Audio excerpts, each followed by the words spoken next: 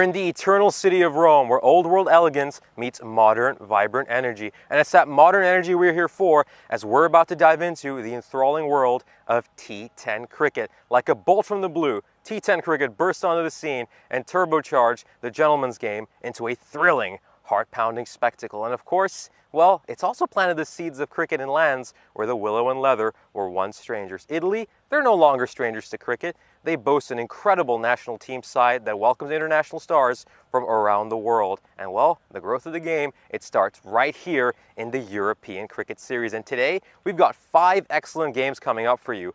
Are we going to witness more iconic moments? Stick around and find out, because live action is up next.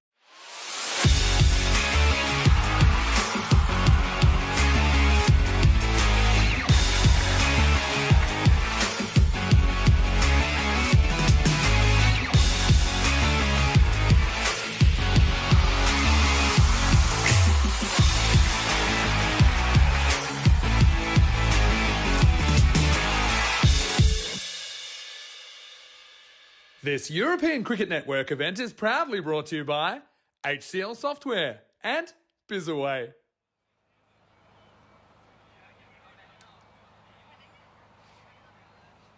Oh, welcome back for day 8 of this terrific series here in Rome. We're in the Eternal City as we get an absolutely gorgeous drone shot of one of the most beautiful grounds on the continent. As of course, let's take a moment to recap some of the terrific matches we had yesterday. Of course, Kent Lanka made their introduction to the tournament yesterday, but unfortunately succumbed to a defeat in their very first match against the Roma Capanelle. We opened the day with an absolute thriller. That match was decided by just 4 runs, so basically 1 shot.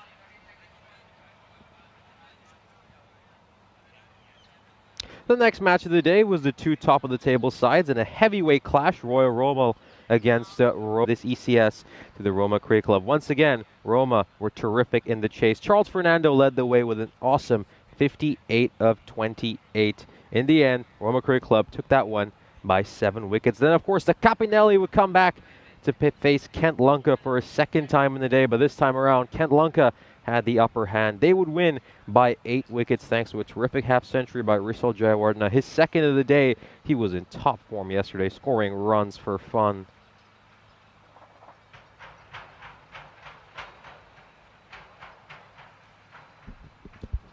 Our 4th match of the day would see the Roma Capanelle take on the Roma Cricket Club, but unfortunately for the Capanelle, they would return to losing ways as they would once again succumb to defeat against the Roma Cricket Club. Once again, Roma just looking incredible in the chase. Dinidu Marage making a terrific undefeated half-century, and he was aptly supported by Kalugamage with a great role as a closer. And then, of course, the Gladiatori will come and play their first game of the day. They would take on Kent Lanka. Of course, the Gladiatori posted one of their highest totals of this tournament. They put aside their batting woes for this game thanks to a terrific hit by Mubarak Hussain. And, of course, Harpreet played awesome at the end. He was terrific, making a 46 of 21.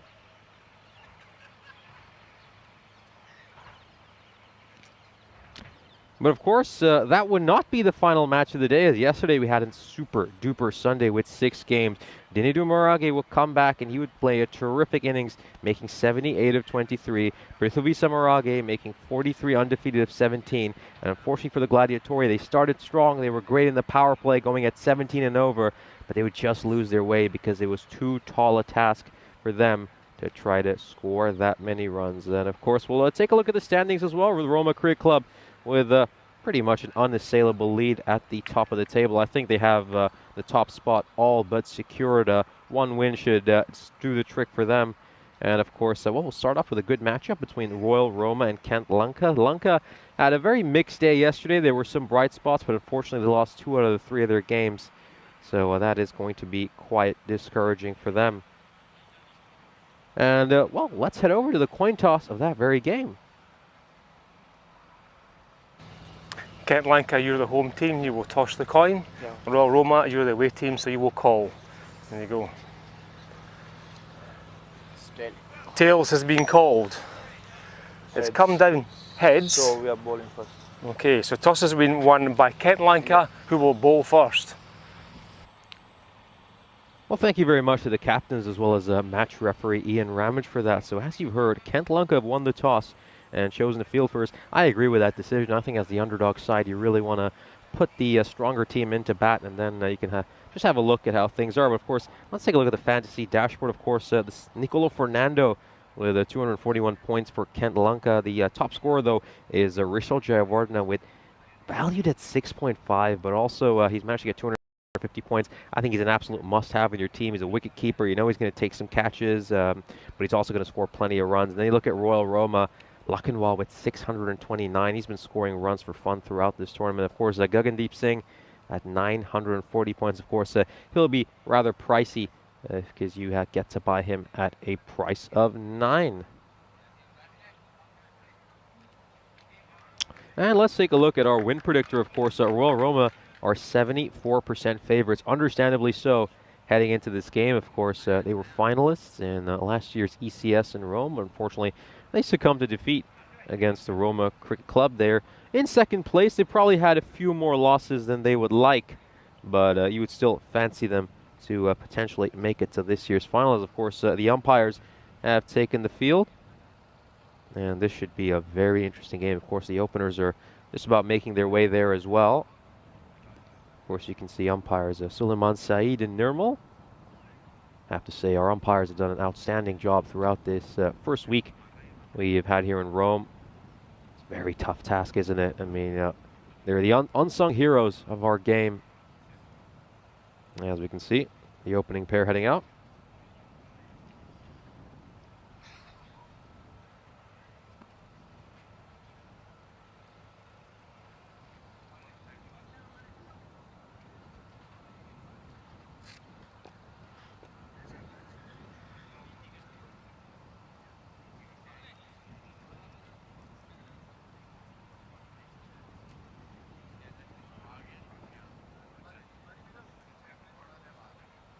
As you can see, it's umpire Suleiman Saeed who's going to be behind the stumps first. And yeah, Royal Roma, beautiful looking kit, isn't it? Nice navy blue with orange. And the color combination, of course. Kent Lanka, actually, they've had a change of kit, beg your pardon. Yesterday they were out in bright orange, and today they're showcasing a different kit. I like this. Different kit, maybe a different result. We'll wait and find out.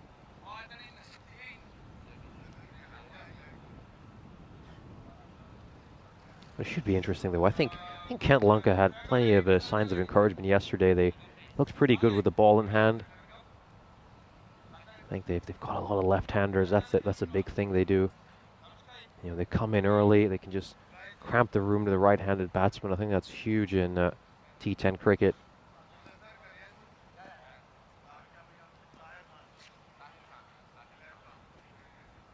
Yeah, let's just see this early field setting. Got a cow corner and a deep mid-wicket. Very interesting, of course. They're protecting that leg side. I think they really fear the slog here, so I think a nice straight line is what's needed. First ball of this Monday. Yeah, that's a good-looking leave, something you very rarely see in T10 cricket. Of course, very good morning to all of you, and to everyone joining us in the chat. Great to have you along. Great to see you here, Rob. Hope you're enjoying your day, as well as Kroom 111. And of course, a big congratulations to Dave for making it first.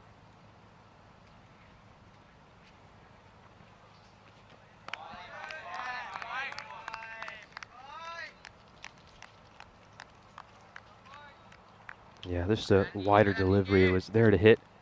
I think you kind of have to be very careful with that delivery, don't you? Especially early with third man inside the ring.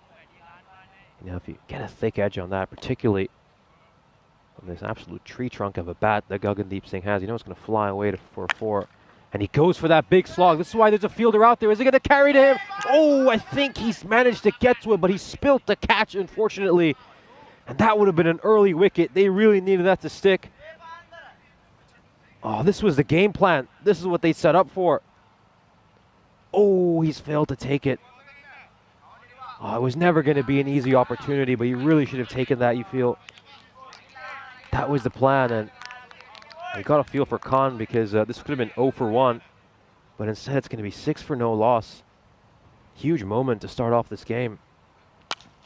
This one's going to go straight down the ground. No fielder there. Had a pretty clear view of that.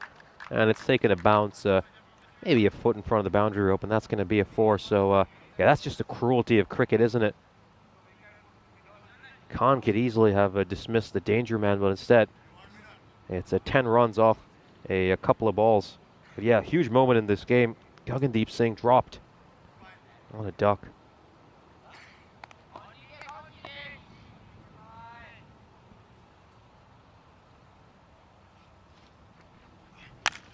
This time again, he drills it down the ground. It's going to be quite a chase, and the ball looks like it's going to win the chase. And he's just absolutely wreaking havoc here after being put down. Again, it's just fine margins that can determine the outcome of cricket matches. And you got to feel for Khan, you really do.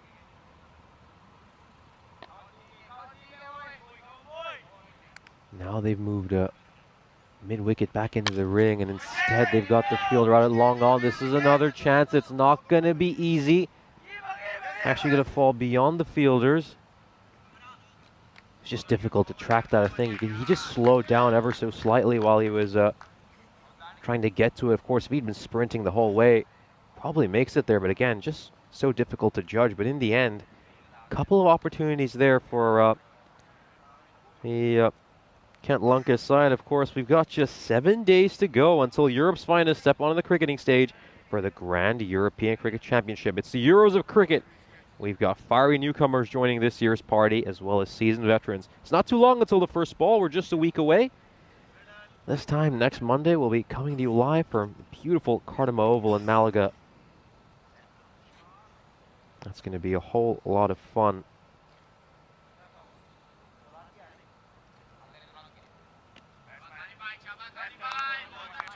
Matthew Hodgson saying shot, absolutely. That was a great shot there. Let's see now, it's Lochinwall, who was had the best seat in the house for that Gagandeep Singh over. Just watching him absolutely belt the bowler. Oh, again, slightly over pitched, and it's one bounce, goes for 4. Great start here for Royal Roma. And yeah, they're being made to pay for letting a couple of opportunities slip by, aren't they?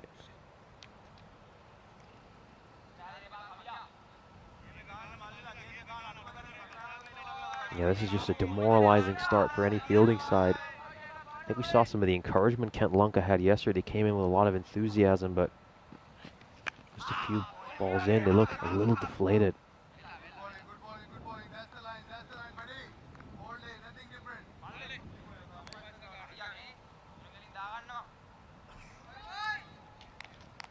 Some shouts of encouragement got Ishan Shaminda currently fielding at long on.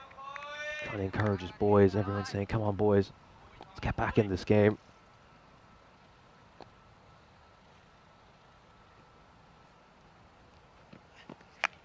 Oh, this one's just played away straight to the fielder. A square leg.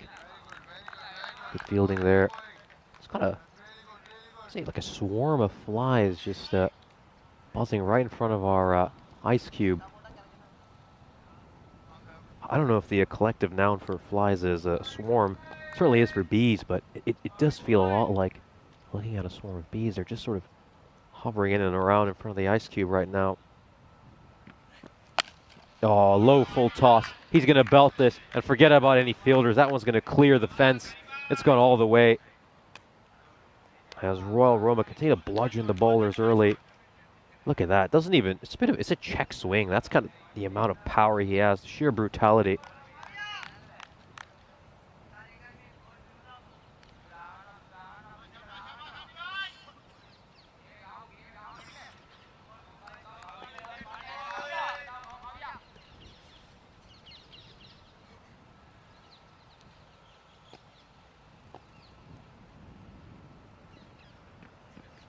Oh, that one is just pitching outside the leg stump, so can't be given LBW. See, the only appeal was from the wicketkeeper, which is rather funny because he probably had the best view of the fact that it was pitching outside the leg stump. Good call there by umpire Nirmal.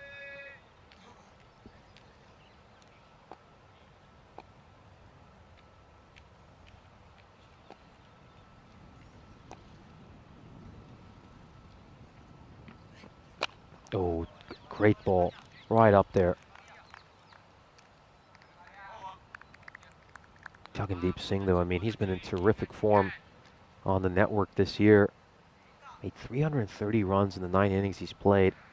Also, one of 2 players who've smashed a ton so far this series. Of course, we take a look at the standings once again. Royal Roma all the way up there with the 6 wins in their 11 games. While Castelina going 1-2 in the first 3 games they've been involved in. Yeah, very good morning to everyone in the chat. Great to have you here, Tim Reedman, Ivan B joining us as well. Hope you're all having a great time wherever in the world you're joining us from. Tyre Khan coming back for a second over. Oh, that is, what a crack of the bat. That was a beautiful sound. Probably heard in Bologna.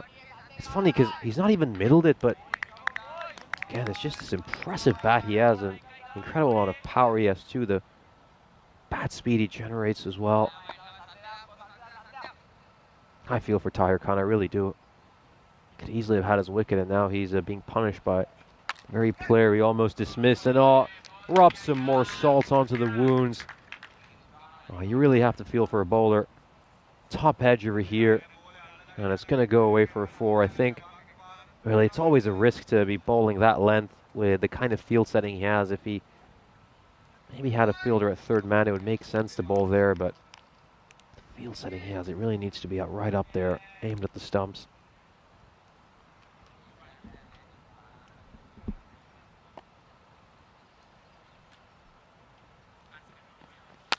Oh, another great hit. It's going to go over the fielder's head.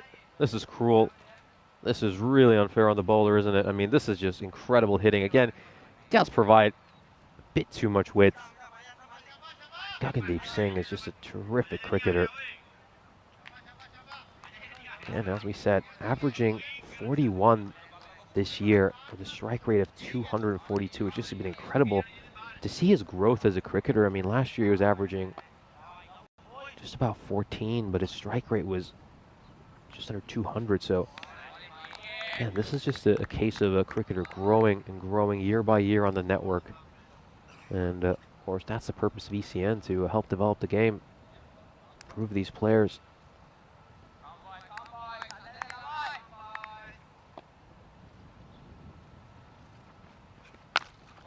That's well blocked. And again, it's incredible. We haven't seen a single bit of running between the wickets. It's just been exclusively boundaries that Royal Roma are dealing in. Man, why would you bother breaking a sweat running when you can just belt the ball wherever you like?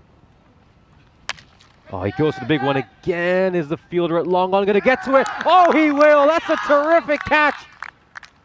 How is he taking that? That is brilliant, of course. That was right in front of the commentary tent. We saw one put down earlier, but Ishan Shaminda taking a blinder of a catch.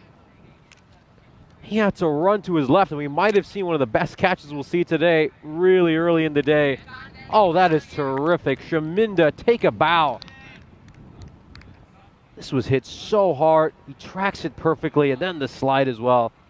Great athletic effort, and really, you needed something like that to get rid of Gagandeep Singh. Brilliant, brilliant bit of work. And a little bit of justice for Tyre Khan.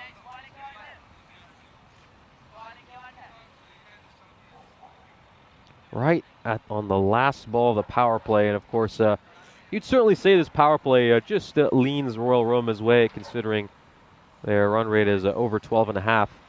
But that wicket right at the end, that moment of magic from Shaminda, just gives this side a bit of hope.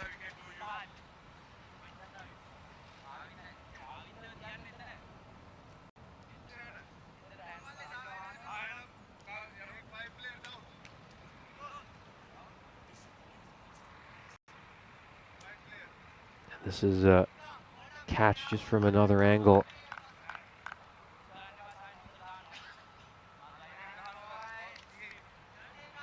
Just great, isn't it? I mean, you can just see what the batsman would have seen right there when he was at that vantage point. He probably thought I'm getting a boundary, and then he has a real heart and mouth moment as Luckenwald goes for the big swing again.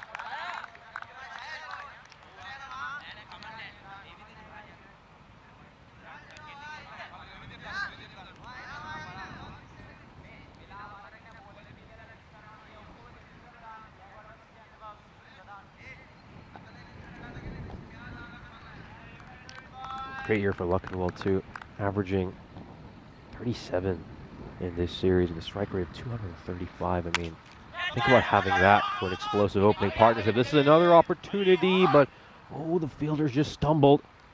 Might be worth taking another look at that. Just seeing how much of an opportunity that was. It's kind of difficult to see that from the ice cube. It's all the way at the other end of the field.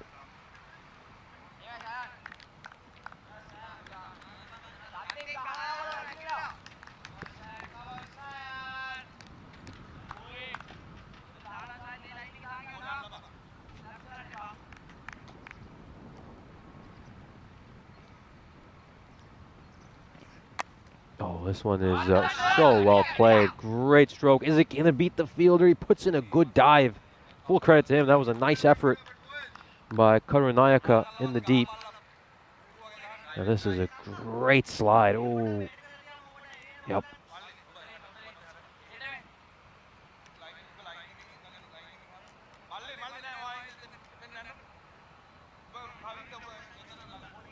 This is, again, Arif just walks right in, hits a boundary off his very first ball, and it just shows you the power this team possesses, the depth of their batting.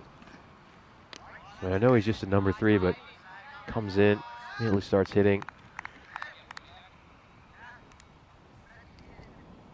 Averaging 15 so far this series with a strike rate of 158.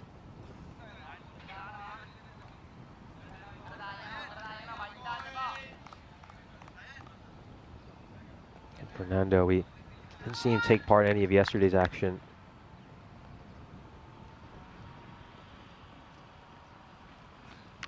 Oh, chops one back on. That's really unlucky for Arif. As Cheyenne Fernando picks up his first wicket of this ECS. He'll take them however they come. That's a little bit unlucky for the batsman. You do feel for him. That's not typically a line or length you're going to get bowled on, but yeah, inside edge, chops it onto his stumps. And a great moment here for young Cheyenne Fernando, who picks up his first ECS wicket. Let's just take a look at this. Great moment. The second wicket falls. Of course, a Fernando, really young man. He's just 16 years old. He celebrated his 16th birthday this May, so always good to see this young man getting his fine moment, of course, on his ECS debut. Again, he's got a very long run up, running from just outside the inner ring.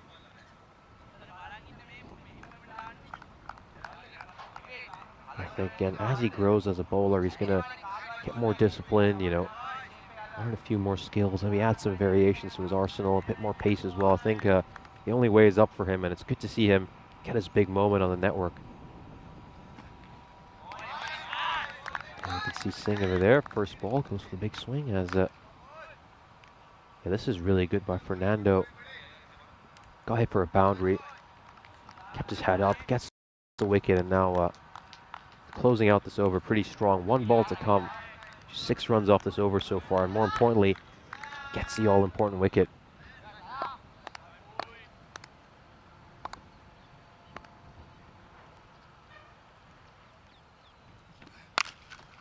And this one is absolutely drilled down the ground, and Shaminda, who we already know is a terrific fielder, puts in a dive to try to get to that. It just slips past him, but it's a good effort nonetheless, and well, slightly spoiled the over, but that's still a pretty decent one for Kent Lunka, considering they get the important wicket of Muhammad Arif.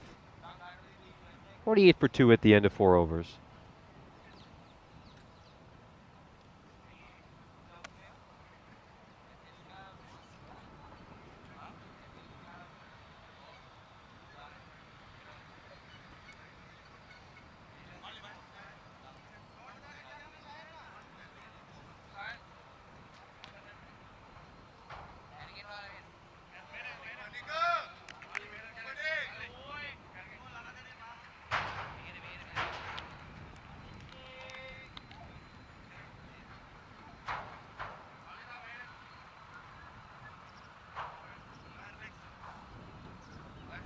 And in comes Fernando. I mean, we saw him open the bowling a couple of times yesterday. It's been funny for him, really. He's always bowled a good first over, but then his second over has been the expensive one. And it's a big shout here. Might want to take another look at that.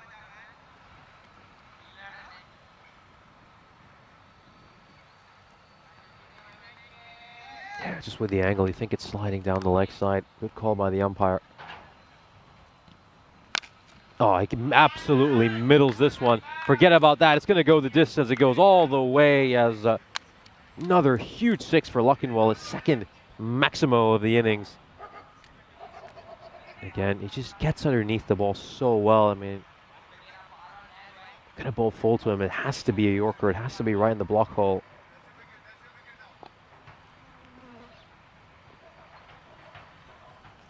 Oh, there's an edge there. And it sneaks past the keeper again. Second time he's been the beneficiary of an edge like that. And yeah, that's about 9 runs to his account through that region. Wonder though, they're just going to move third man 5. They bring someone across from the leg side. And they move him to a short third man position. Just because they're wary of that edge. When he goes up in the air, this is a catching opportunity. Will someone get underneath it? Oh, a little bit of indecision and miscommunication there. As Tahir Khan running at it, as well as Vimukti. Again, we know Vimukti, Mr. Backflip. And yeah, he was just not quite able to get to it, was he? I think at the end he was just that moment of hesitation, thinking that Tahir Khan might go to it, was potentially will cost them, but they get a wicket the very next ball. Anyway, as Fernando clean bowls Singh, he has to depart. Kamaljeet Singh, just the 4 runs for him, as he has a very brief stay at the crease. Hits a boundary, gets out a couple balls later. And full credit to young Cheyenne Fernando. I mean, he's still chasing that ball down after it's hit the stumps, of course, rightfully so. You never know, it might be a no ball. But yeah, cleans him up. As another wicket falls here for Royal Roma. And yeah, full credit to Kent Lunka. Even though this net run rate's fairly high, they've managed to chip away and get wickets at regular intervals.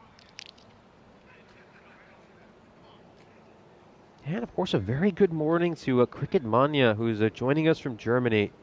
Guten Tag, Cricket Mania. We're in Germany, joining us from, and of course, Sujit Yadav joining us as well, saying best of luck to Nico Fernando. Well, absolutely.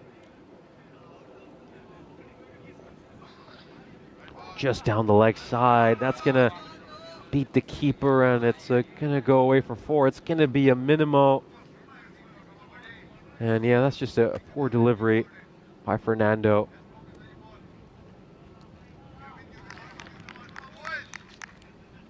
That's now 6 runs of extra so far. Given up by Kent Lunka. Let's take a look at the projected score below. It's 137 right now. And yeah, that was a good variation of pace. I think he just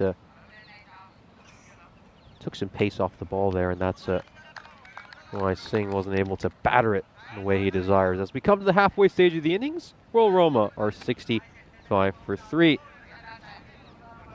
Of course, let's have a look at the groups for the Ultimate European Cricketing Carnival. Europe's finest will battle it out for continental dominance, pride, and a coveted spot in the championship round. Of course, the Netherlands 11 have already secured themselves a place in the championship week by virtue of winning the tournament last year. So, should be a very, very fun series. We've got, of course, Italy themselves are in Group C with Denmark, Sweden, Serbia, and Estonia. That should be a good group. Nice little Nordic rivalry there between Denmark and Sweden. Yeah, just you look at every group there, it's just so tantalizing. And you know, even though it seems like there are some major favorites in this year's ECN, I think we could see a lot of surprises. A lot of these teams have stepped up and improved themselves a lot over the past year. I think we could be in for quite a few upsets in this year's ECC.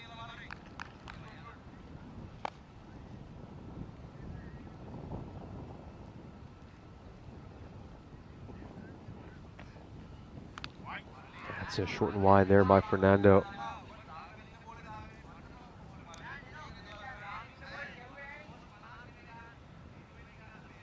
Of course, Cricket Mania joining us from the south of Germany. Hope you're having a good time over there.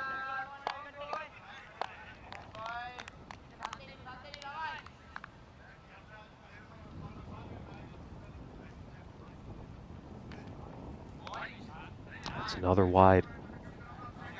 And of course, the Cricket Mania saying his favorite cricket club is KSV, but unfortunately they won't be going to the ECL in Cardamom next year, and they'll have to support Berlin. Well, of course, yeah, it's been a big week really for ECL qualifiers. Of course, our very own Maz Paji is taking part in his own ECL qualifier, and of course we had the big news yesterday that Wimbledon will be representing England at next year's ECL. This one's another huge heave by Singh.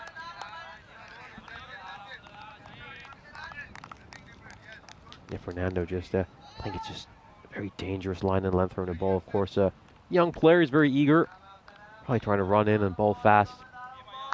You might just get a veteran heading over to talk to him and say, look, focus on your line and length. I just noticed he shortened his run up a little bit. Okay, he's getting good bounce, of course. This wicket is built over some concrete, so it has a terrific bounce and carry through to the keeper. One of the bouncier pitches in the ECS tour around Europe.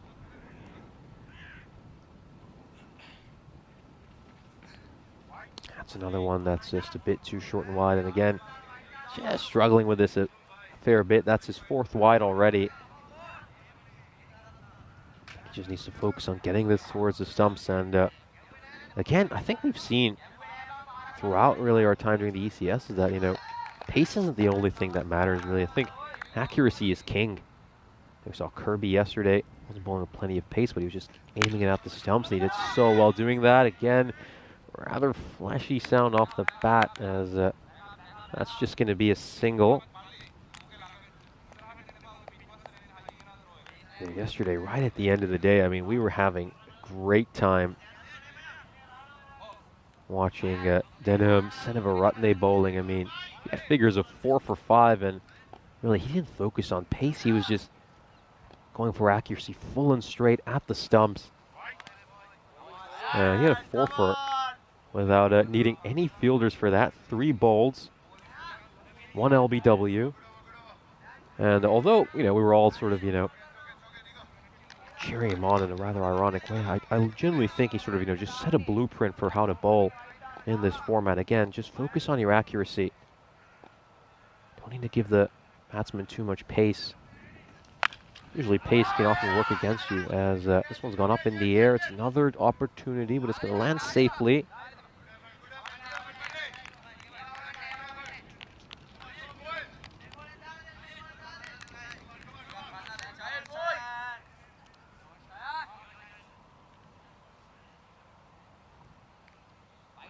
Last ball of the over. Can Fernando finish strong? I think this has been an impressive debut for him so far.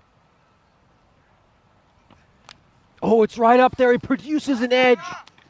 Oh, that is so unlucky for him.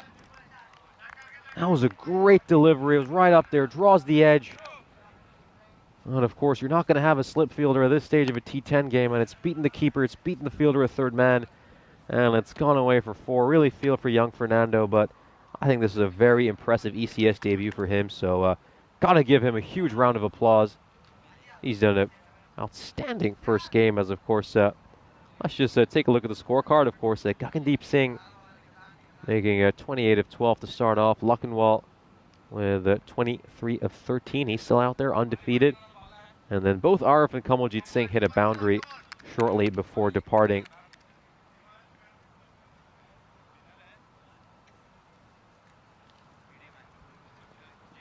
It's going to be Vimukti coming in to bowl.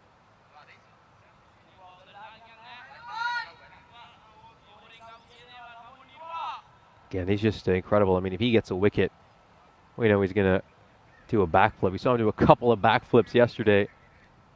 And let's just see how this transpires over here.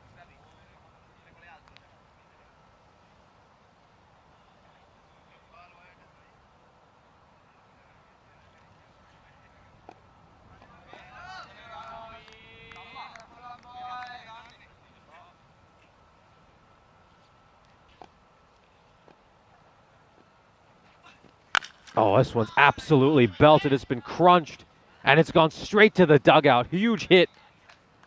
As Luckenwall, as long as he's out there, there are still going to be alarm bells for Kent Lunka. This is a great hit. I mean, a little bit of length offered, and he gets underneath it so well and just belts it.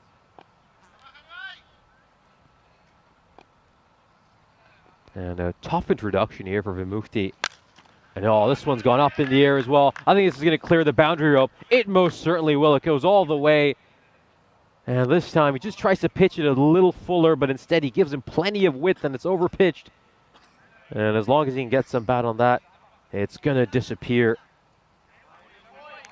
Fantastic hit, and Luckenwall just leading his side's charge. Tough introduction here for Vimukti.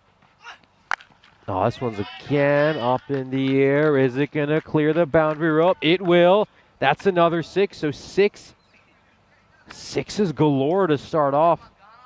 3 6s in a row. I mean, this is a harsh introduction for Erosh Vimukti.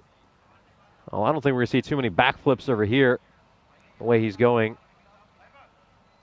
And, of course, yeah, very good morning to Julian Dawson, who was joining us in the chat as well.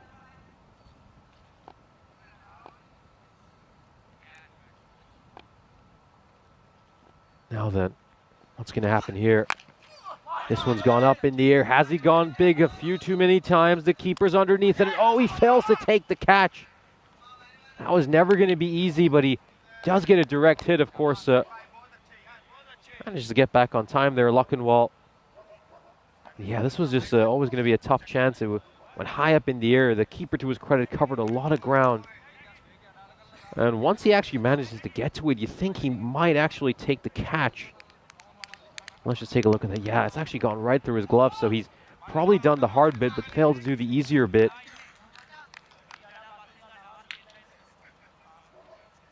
Yeah, he just trips over himself as he's going to get it. Oh, that's most unfortunate. I mean, of course, if Vinny was here, being a former wicketkeeper, I'm sure he'd have a lot of strong opinions on that. But yeah, not the best footwork. Oh, this one's full and wide. It's better delivery by Vimukti. But again, he could easily have had a wicket, and gotta say, Kent Lunka, they've let a few opportunities slip by early. They could have had Gagandeep Singh out for a duck. Luckenwall could have been out 2 runs ago as well. Anyway, 1 ball to come in this over. This time, does he get a hold of it? Oh, he most certainly does. That's gone away for a 6 as well. That's the 4th 6 this over. This over goes magical. 26 runs off it. As Luckenwall is making them pay for that dropped opportunity. As, of course, we'll take a look at some of the upcoming events on our calendar. You know, I had the great pleasure of joining you here in Rome, and, of course, we'll be here for a fortnight.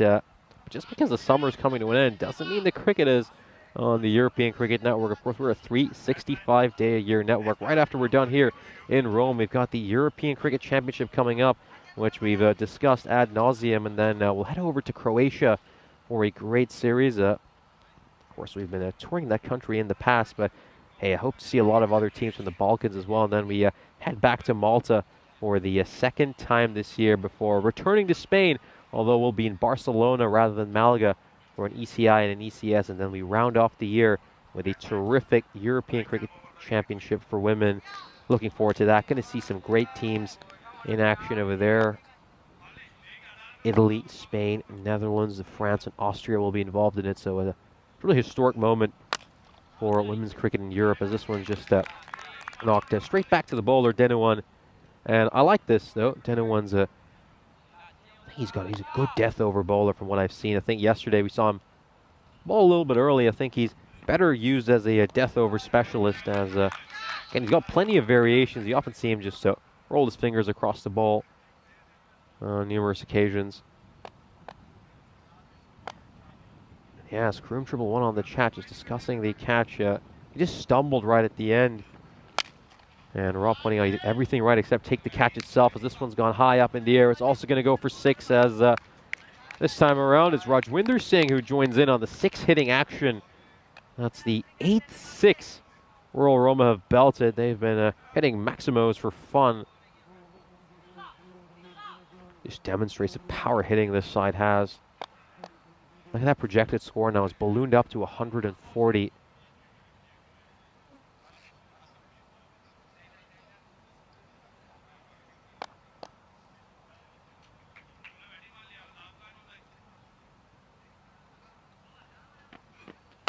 This one's played away as well towards mid-wicket. It's going to be a single, as of course Luckenwald will come on strike. He's just 1 run away from a half century. A quick fire 50 is on the cards for him.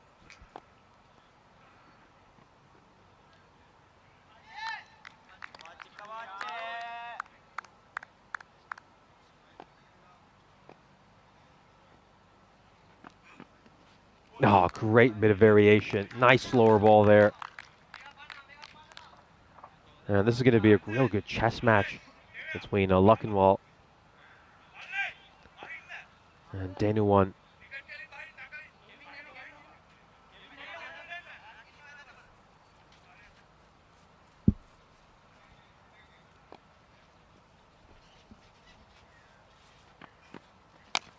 And again, this one's going to be a single.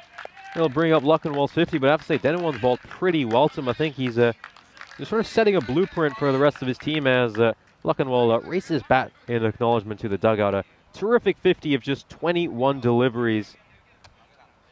This has been a very solid performance by him, as Kent Lunka are 109 for 3 with 2 overs to go.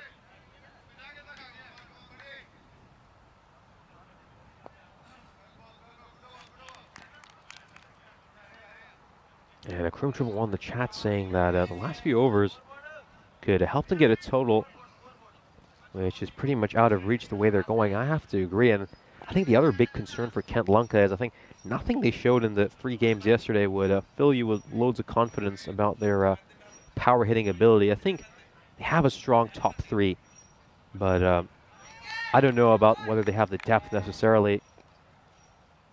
Well, will come down to Jayawardena, of course, who's behind the stumps, and how he bats, I think. And this one goes away for another 6. Luckenwald smashing his 7th maximo of the innings.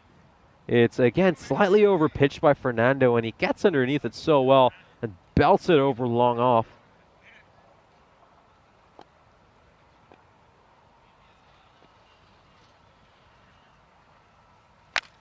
Again, he just advances. Going to be a chip, and good fielding there by Ishan Shaminda. Yeah, this is going to be a tough moment though here for Kent Lunka, because how are they going to negotiate these last 1.4 overs?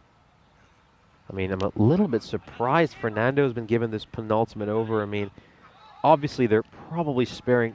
Denuwan's obviously going to bowl the final over, but maybe even going back to Karunayaka wouldn't have been a bad idea, considering he went for 10 in his first over, whereas Nicola Fernando, even though he got the wicket, he was much more expensive. This one's also going to go away for 6. Singh hitting his 2nd 6 of the innings. And that decision to bowl Fernando in his 2nd over hasn't paid dividends, of course.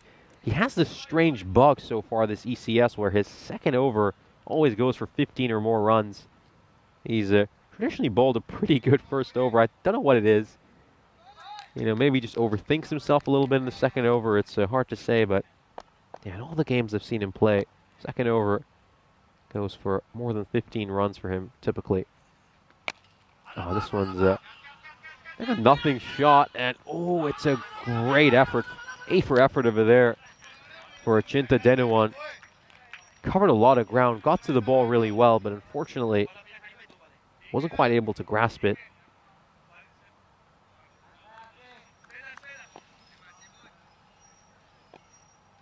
$15 of the over so far. A couple more balls to come. This one's gone big again. Is it going to land short of the fielder? No, it won't. It'll go straight to him, but he just put it down. And oh, why aren't you collecting the ball? Oh, I think he's hurt. And that was really, really abnormal. I mean, after putting the catch down, he just sort of got down on his haunches, but I think he's actually hurt himself here. So we could see some magic spray going out there. But yeah, this looked to be at a nice, comfortable catching height. Just about chest height, and I think it just struck him straight in the chest. We're going to see some medical personnel go and attend to him.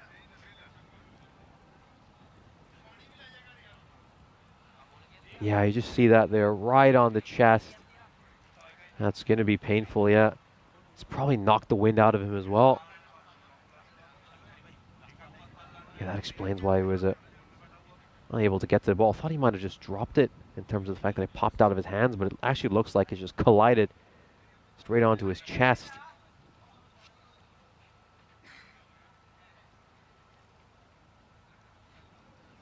Yeah, this is going to be rather painful for him. So yeah, that would have been a big catch if he'd actually taken it. Let's just take another look at that. Yeah, that is painful. Especially coming from the bat of either one of these two, who are both just incredible hitters. I mean, your rib cage is just not designed to take that kind of a blow.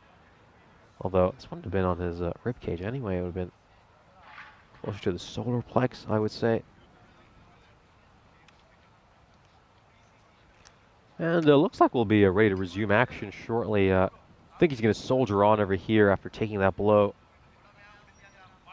Yeah, that was very painful. I'll just give you an update on who that is. I think it's, doesn't look like it's Vimukti.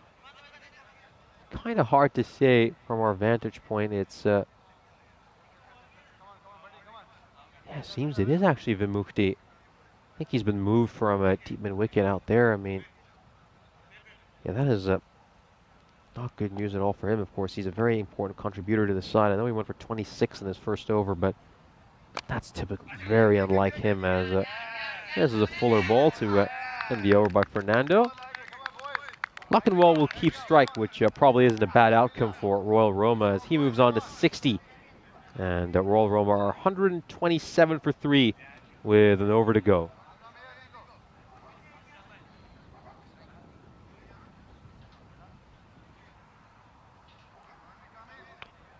And it's going to be Dana one, of course, to bowl this final over, I would assume. But again, I think there might be some discussion about why Karunayaka didn't bowl that penultimate over.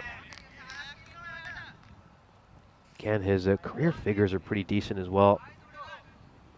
And had a good first over. If you look at him over his career bowling, he has an economy rate of just about 8. Over his T10 career, so I was a little baffled that he wasn't given the penultimate over, as this one's gone high up in the air. And don't worry about that, it's going to clear the boundary rope with ease. It goes for 6.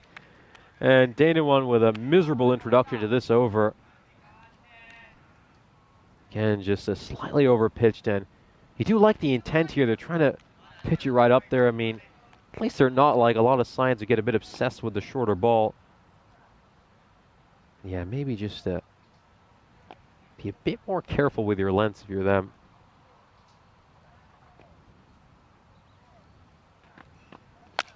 This one's gone high up in the air as well. Is this a catching opportunity? It is, but they've spilt this one as well. That's the 4th catch they've dropped this innings, and yeah, this is really costing them. This is really, really hurting them, because Luckenwall's now been dropped twice in his innings. And Kent Lanka, they're going to really rue these catches as this match progresses. This one is absolutely belted straight to the fielder, and this one is taken. It goes to Ishan Shaminda, who's one of the safest pairs of hands for Kent Lanka. And you have to say, with all the catches put down, I think he's going to feel rather unlucky, Rajwinder Singh, that he's picked out maybe the best fielder in the field. That's the 2nd catch Shaminda has taken. This one a lot simpler than the humdinger he took earlier, right at the end of the power play. But yeah, very muted response here by Kent Lunka. I think they're a little bit disappointed by the amount of runs they've given up. 3 balls to go. Royal Roma are 135 for 4.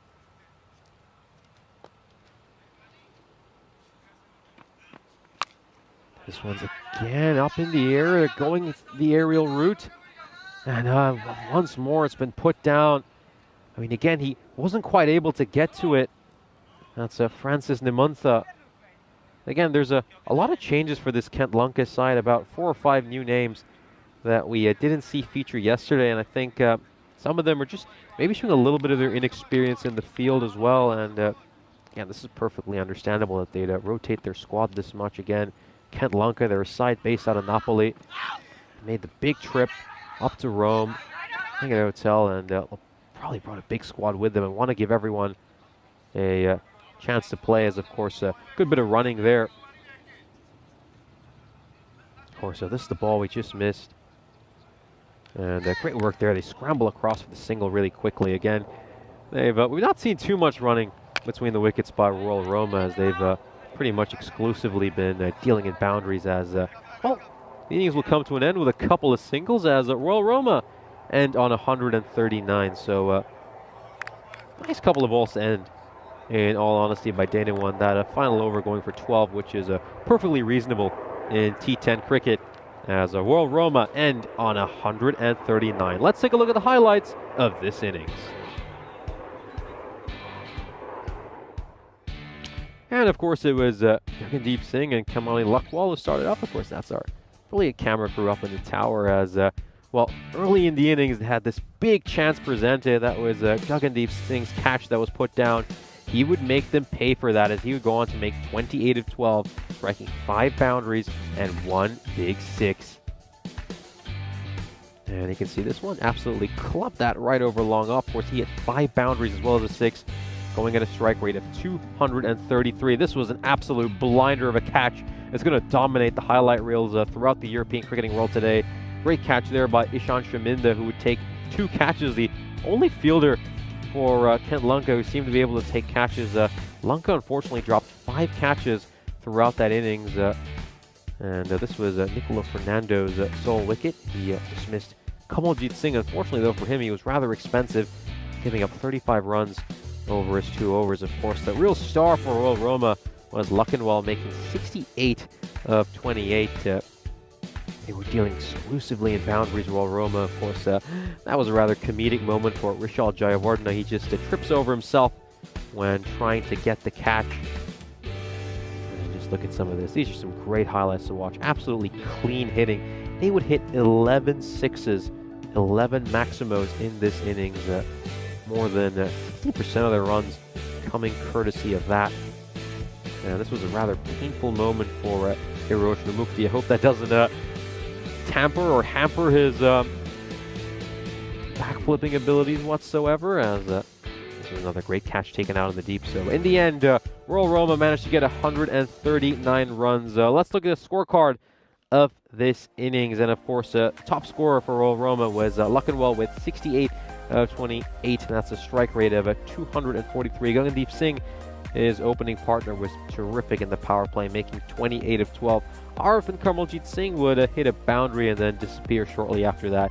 And then the skipper, Rajwinder Singh, helped close out the innings very well with 21 of 13. And then taking a look at Kent Lunka's bowling figures, the pick of the bowler for them was Dana One, with figures of 1 for 19. He just came in that death over specialist role and did a very apt job. And I think he's starting to embrace that role for this side.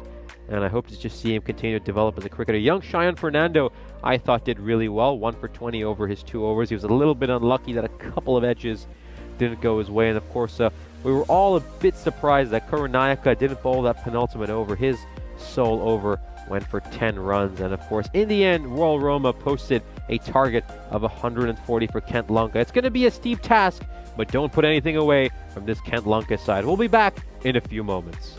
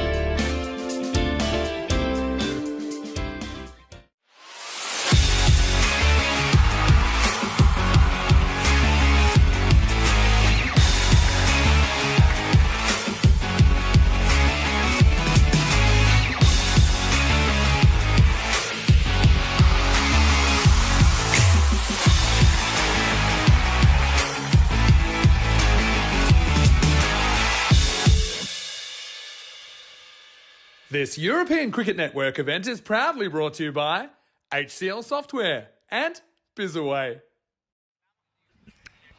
Welcome back to the eternal city of Rome, and of course, we witnessed a great first innings where Royal Roma scored 139 runs. They've set a very healthy target here for Kent Lunka. Of course, Royal Roma, you'd fancy them to get back to winning ways after losing to the Roma Cricket Club yesterday.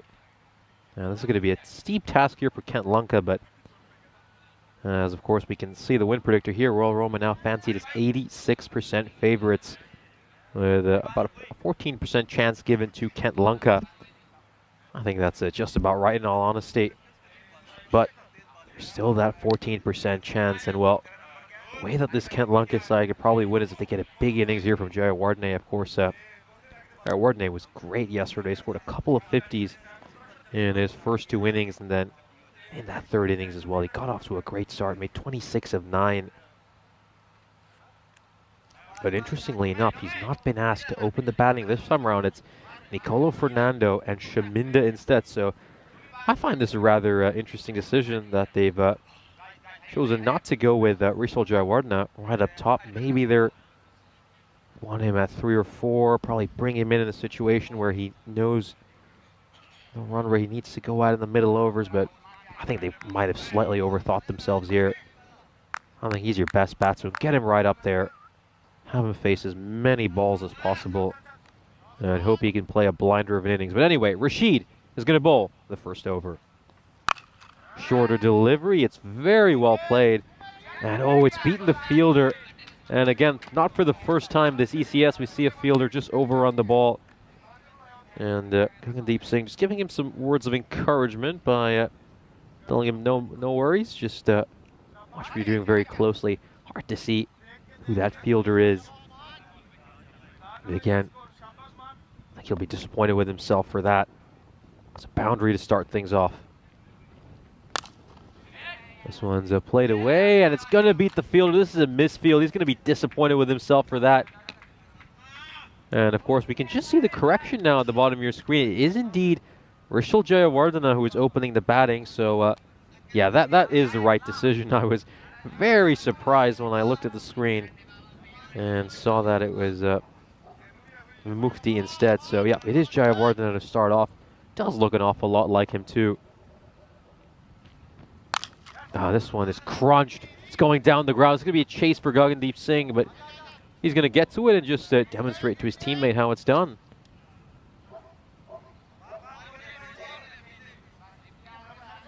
And it's Shaminda. We at the non-strikers end. Interestingly enough, it was Nicolo Fernando who was opening the batting yesterday alongside Jayawardene. Yeah, this Kent Lunka team, I think one big advantage they have is they're just blessed with so many left-handers. That's going to create a lot of headaches for Royal Roma. Two fielders outside the ring are currently at deep mid-wicket and cow corner.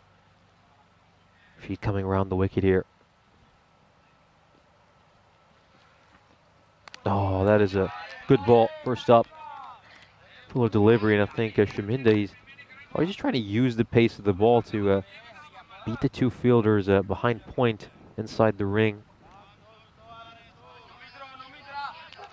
Maybe you could just to describe the field to you. There's a fielder at a very traditional point position, and behind him, got a short third man.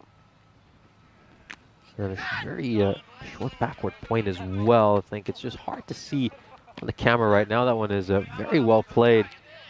As again, he's just straying down the leg side, and he very smartly just uses the pace of the ball to direct it down fine leg. So good start here. A few early boundaries for Kent Lunka. Of course, they need to go at just under 14 and over to win this game. 13.85 right now, they're required. I think another boundary would be great here as, yeah. Quicker ball there by Rashid. He's just beaten Shaminda for pace as Kent Lunka are 13 for no loss at the end of the first over. As, of course, it's been 306 matches since we last had a golden ball on the European Cricket Network, and we're desperately trying to break this streak, and we're hoping Italy is the country that helps us do that. And I think if we get a golden ball in this game, it would be one hell of a game to get one in, considering we probably witnessed a very exciting chase, but I think we're more likely to see it probably in one of these close, low-scoring games. I think already saw one yesterday. We were very close to one when the Capanelle and Castelina played each other. So I think we're getting closer. Get there eventually, as this one's a top edge. It's going to fly away for a 4. He just threw everything at that Jayawardena. Gets a bit of good fortune, and it goes away for a boundary. Sails over the fielder's head. And third man.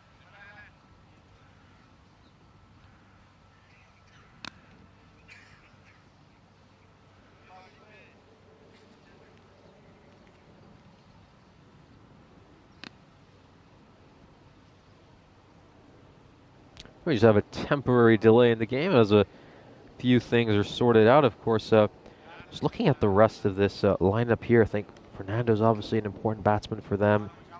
I think someone like Tahir Khan will probably have to come in as well and play an important role as a closer. Just a few words about Tahir Khan after this ball. There's a big heap there. Jayawardena, of course, had a chance to just walk over to the Castelina dugout shortly after the innings ended. And again, I really love the spirit of this Castelina side. Of course, they were very disappointed after giving up 139 runs, but I love the attitude. They were all encouraging each other. They were discussing, doing a lot of introspection, talking about what they could have done better in the field, talking about what they could have done better bowling. And oh, that's a Jaffer. That's a great ball. This is a terrific delivery. I mean, take a look at this. Pitching just outside the off stump, squares him up. He's just beaten the outside edge of the bat. And of course, it was Tahir Khan leading that meeting. He was going up there, having a word with each of the youngsters, talking to every one of them. There's the big shot there, Jayawardena. And again, I just love the spirit of this Castelina team. I mean, even seeing them coming in yesterday, the positivity they played with, despite taking a few losses. And he also had a chance to congratulate young Cheyenne Fernando on his performance. Great debut for him. I think he had a very good introduction to European cricket.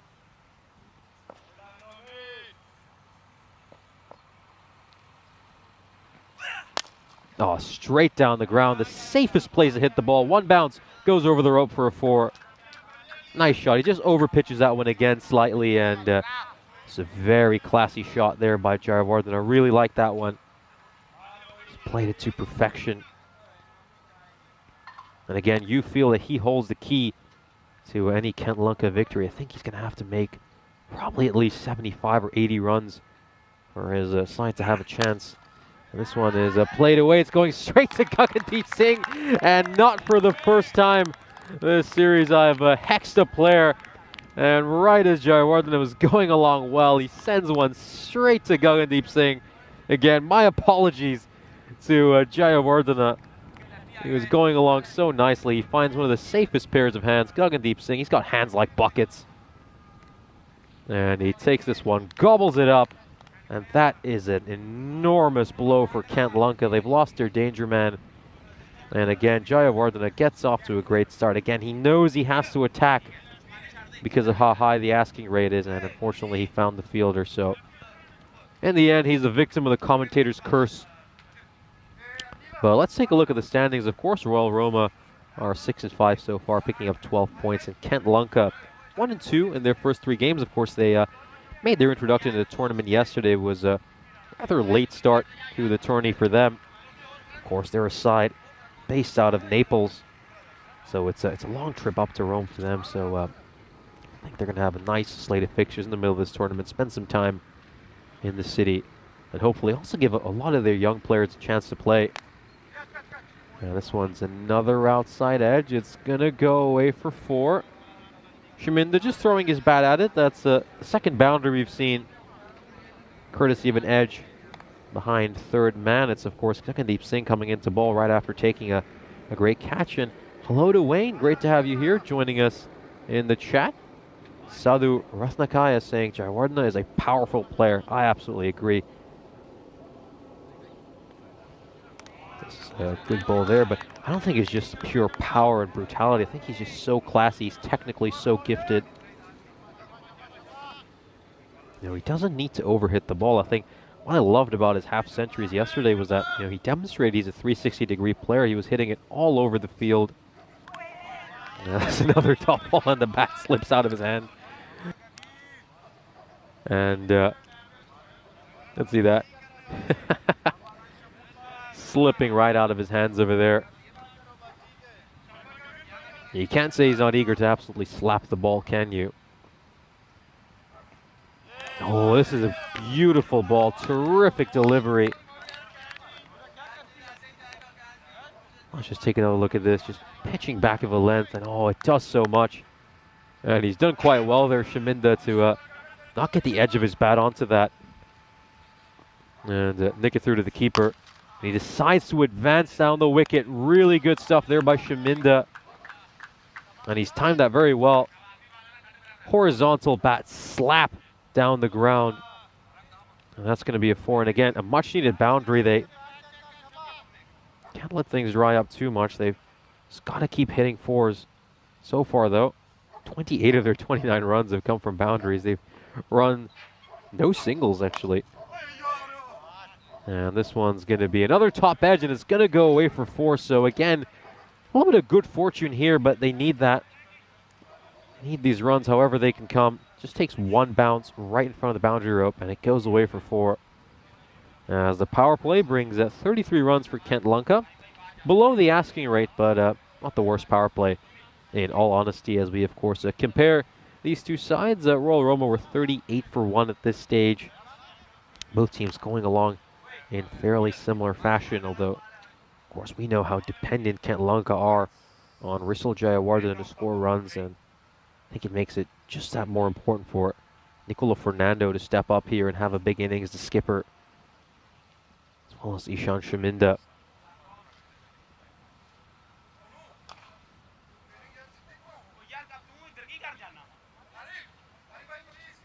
Of course, Fernando with a career average of 13. He's unfortunately had a little bit of a dip in his figure since 2021. Just his average has been ticking downwards ever so slightly since then, as well as his strike rate. So hoping to turn things around. And again, it's a big series for him.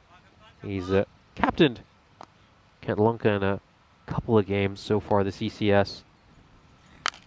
And this one is absolutely belted. Well, don't worry about any concerns about strike rate when he's hitting it that way. This is just a terrific hit. Right out of the screws. Goes away for a 6. And that's how you say good morning to Rajwinder Singh. So skipper v skipper battle over here. And Fernando has the upper hand for now. Straight to its cover. It's going to be a quick single. And it's not the cleanest collection by Nurman Khalil. He just juggled it while he was taking it, and that meant that Kent Lunka could scramble across safely.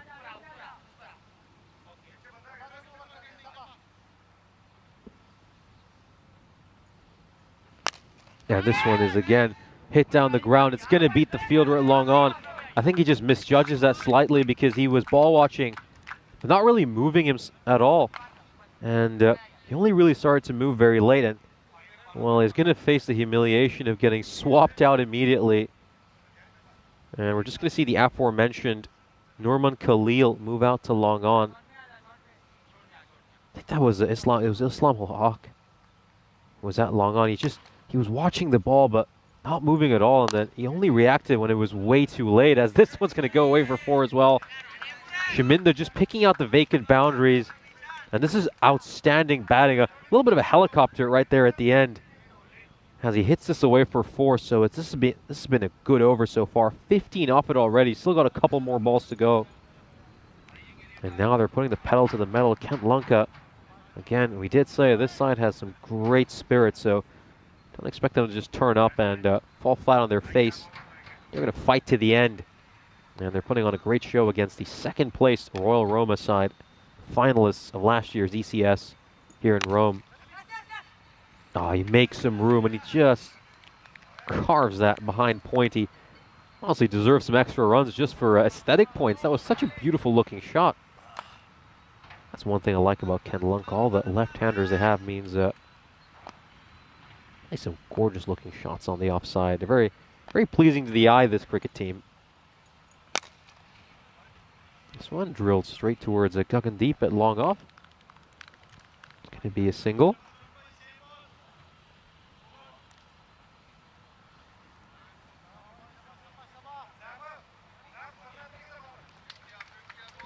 And 50 up for Kent Lunka as they get a polite smattering of applause from their dugout. As 17 runs come from that over, of course. Well, Kent Lunka is still just below that required rate, but at least that worm is trending in the right direction. And again, these two need to stick there for probably another 4 overs, you would say, to give them some hope to maybe set up for a big, big chase.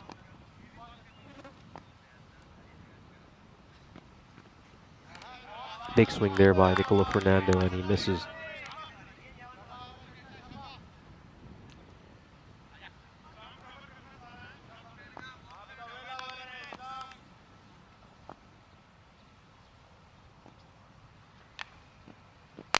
And this one is just drilled by Fernando out to the field right long on. Oh, that's a misfield. Oh, we won't want to see that again. That's an error on his part. He's just let it slip through, and the irony here is he was just swapped out for another fielder earlier. We saw Islam Ul Haq removed from that position. Of course, he's bowling right now, and they specifically placed Numan Khalil there, and he lets one slip by him through. So identical errors, back-to-back overs, but Fernando chops one right onto his stumps the very next ball, and this is a good response here by Islam Ul Haq after getting hit for a boundary. Inside edge, straight onto the stump. Second time we've seen that so far today. That brings this very short cameo by Nicola Fernando to an end. It's really disappointing because, in all honesty, he needed to hang around there for quite a bit. As he departs having made just 12 of 6, so yeah, this will put them in a spot of bother Kent Lunka. I think I'm just looking down the sheet for them. Wonder who's going to come out next. I think Tiriak Dura made some good runs yesterday, making 37 in the last match Kent Lunka were involved in, but I think his strike rate, though, for his career, though, was about 125, and he batted at roughly that strike rate yesterday as well, but he's going to be coming out right now, so I like this decision. He's been given a promotion up the order, but I think he's just going to have to bat that little bit faster because of the situation at hand.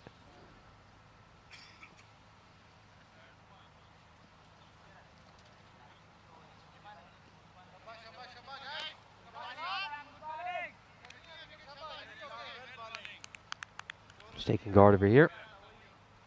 Takes middle stump guard.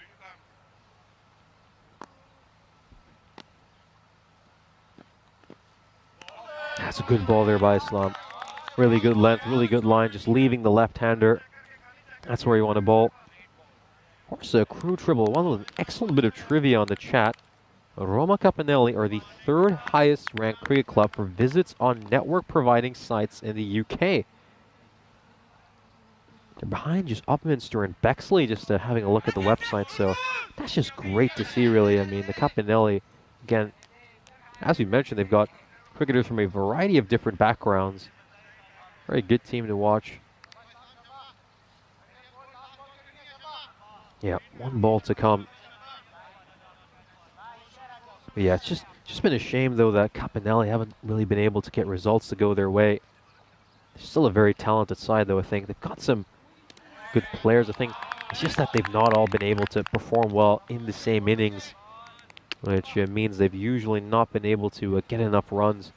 But they always put in a good fight. That's something you don't ever see them put in a lack of effort. As, of course, we just take a look at the 2023 calendar, of course. We're here in Rome right now, and then we've still got 3 more ECSs in Croatia, return to Malta, and then, of course, our final ECS of the year will be in Spain, in Barcelona, so it should be really fun. Of course, we started all the way back on the 30th of January in Malta, so it's been a great journey this year. We've gone to so many different countries, and it's been a whole lot of fun watching all this on the network, being a part of some of them as well.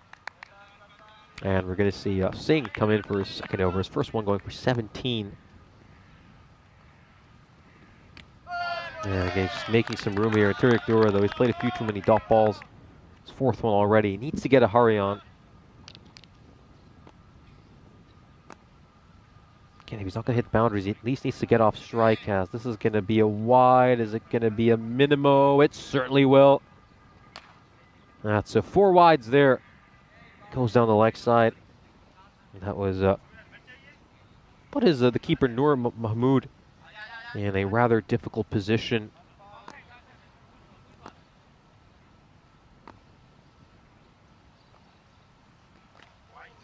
That's another wide over there by Singh. And again, these are just easing some pressure off Tiriak Dura, who is struggling mightily. 6 runs coming off this over now, of just 2 balls.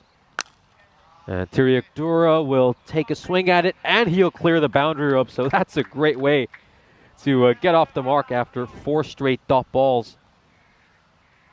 Beautiful looking shot, just smashes it over the boundary at cow corner, clearing the fence with ease. And the way he hit it, it just looked so effortless. It was like a Roger Federer forehand, if you're going to use a tennis reference. Gorgeous looking shot.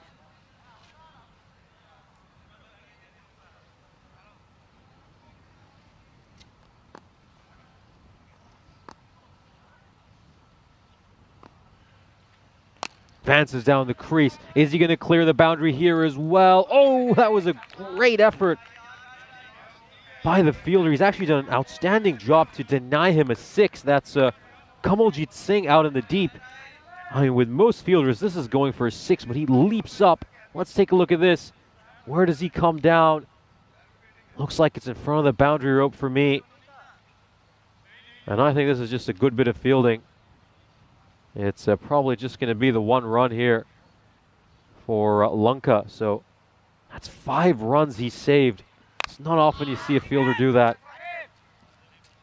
And it's going to be a single. And again, if this match is decided in the final over, then those 5 runs could be enormous in determining this game.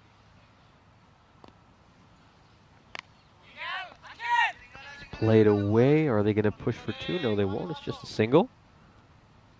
As the over comes to an end, it's a productive over for Kent Lanka. 15 off it, as they're 70 for 2 with 4 overs to go. Of course, they need 70 runs now from the last 4 overs. They need to go at above 17 and over. It's a steep task, but again, a couple of magical overs here, and that could change things as we, of course, take a look at the scorecard. Risal Jayawardena was made 17 of 9 until, unfortunately, I hexed him. And Isan Shaminda, to his credit, has done a pretty good job, making 26 of 14. Nicola Fernando, the skipper, made 12 of 6, and now Tiriak Dura currently is unbeaten on 8 of 7. Just opens the face of the bat very nicely there and gets a single. Tiriak Dura and Shaminda now, again, being the set batsman, being the one who's struck 6 boundaries so far. I think the pressure's going to be on him to try to make this over magical. Of course, Islam bowled the 5th over. That one went for 5 runs, and of course he got the all-important wicket of Fernando after he chopped one onto his stumps. Oh, this one's absolutely belted. It's going to take 1 bounce and go for 4. It's his 7th boundary, and Shaminda leading Kent Lanka's charge. Is there still hope for them? I feel there is, as long as Shaminda is still out there. And again, this has been a very different innings. You compare this to Roma, who were mostly just belting 6s over cow corner. I think what I've liked about Kent Lanka is they're playing good cricketing shots and just picking out the vacant boundary. This one's gone up in the air. Is this going to be out as well? Yes, it will. And this is another important wicket. And is this the first nail in the coffin? This is an enormous, enormous wicket, of course. He was going along so well there, Shaminda. And this one pops right up. Tracked really, really well by Nur Mahmoud. And he takes that catch. Huge blow here. And again, as I said, the previous ball, you felt like Kent Lanka still had some hope while Shaminda was out there. But with him having departed, it's going to be very tough to see how they win. Tahir Khan now comes out to the middle. It's a wide delivery to start off to Tahir Khan.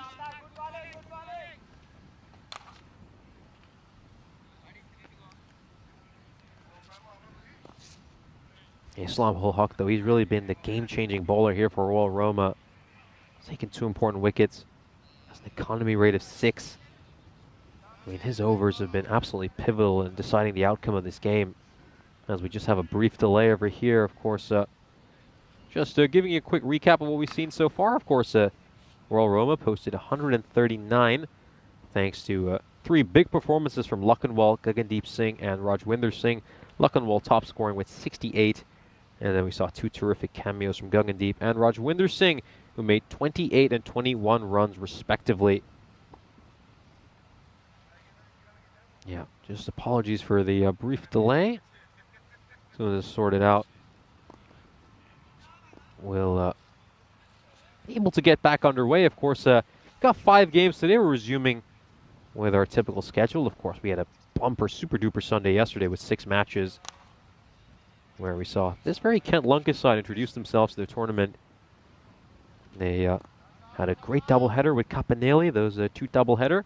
Kent Lunka taking the second one. Capanelle taking the first. This one is going to be caught and bowled leading edge by Tyre Khan, who's going to be greeted by a golden Derrick very shortly.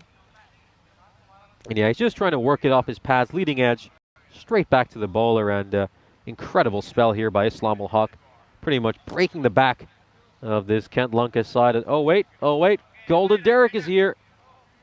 He's quite active so far this series in Rome, and Tyre Khan, unfortunately, has the great misfortune of being greeted by a golden Derrick.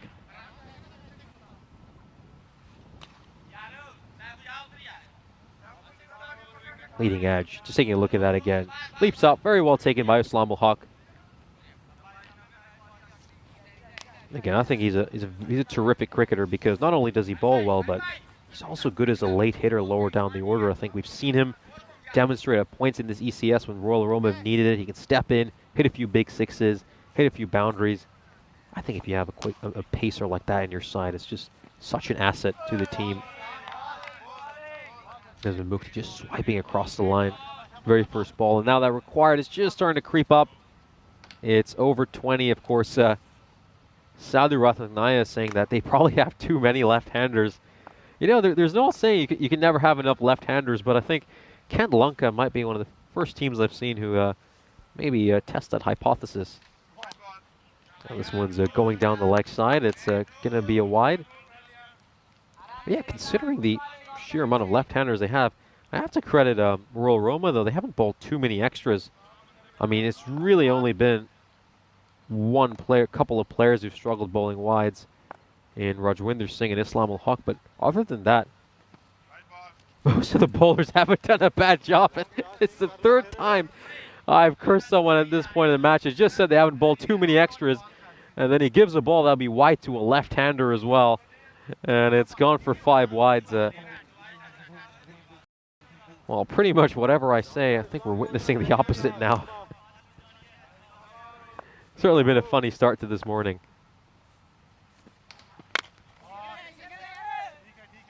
And that's going to be a single there from Mukti, who gets off the mark. 57 runs needed of the last 3 overs. It's a pretty tall task for Kent Lunka, but not impossible if they can get a couple of magical overs.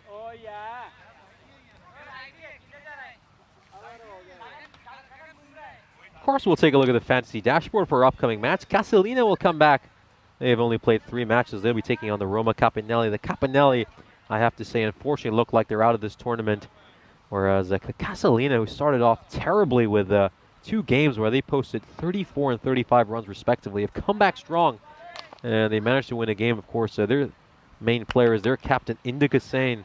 And I think it's going to be a very exciting match. I think we can be in for a good low-scoring thriller, maybe even a golden ball contender between those 2 teams. I think they're both desperate for wins. And of course, the Capanelle will be playing their last match of the series. I don't expect them to go down without a fight, so I think that's going to be a great tug of war in that game. As see a couple of runs to start off this over.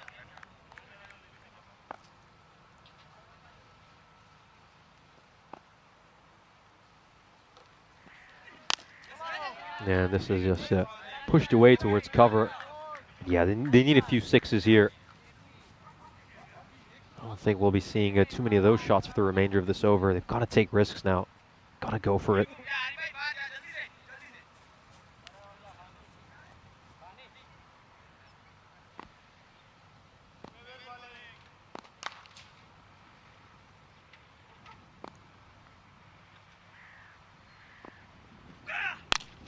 This one is kind of pushed away towards cover, and it's just a single, so a very quiet over so far by Khalil. Of course, another story that we'll be watching alongside who can grab the final 4 spots is, of course, who's going to be the highest run getter for this tournament.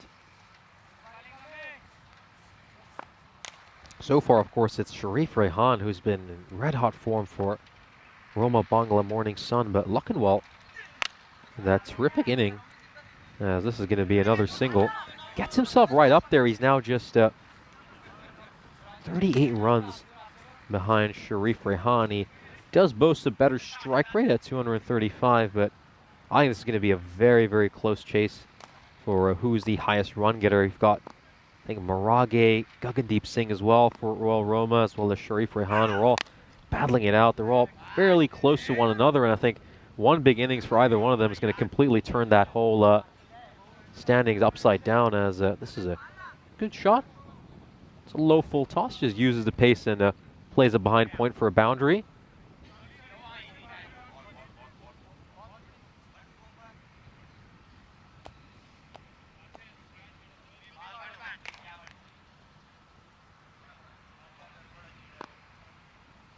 One ball to come in this over. 48, needed a 13. This needs to go for a boundary. And it's going to be a dot ball, and he's looking for the wide. He's not going to get it. And well, let's just take another look at that. No, I think it's like a decent-ish call. Of course, we'll just leave that to our viewers to decide. Again, I think it's just one of those where Kent Lunka need every single one of these decisions they can get coming down the stretch. Of course, a 48 needed after the last couple of overs. So 2 magical overs needed now for Kent Lunka to pull off what would be a very unlikely victory. Well, it's going to be interesting to see who bowls these last couple of overs. It's probably going to be Usman Rashid and Gagandeep Singh. Let's see who's given the task of bowling the penultimate. It's often 9th over is often the hardest one to bowl. And I think it's going to be Rashid who's going to be charged with this. And again, a good over here will pretty much ice the game for Royal Roma. And then they can cruise in the final over.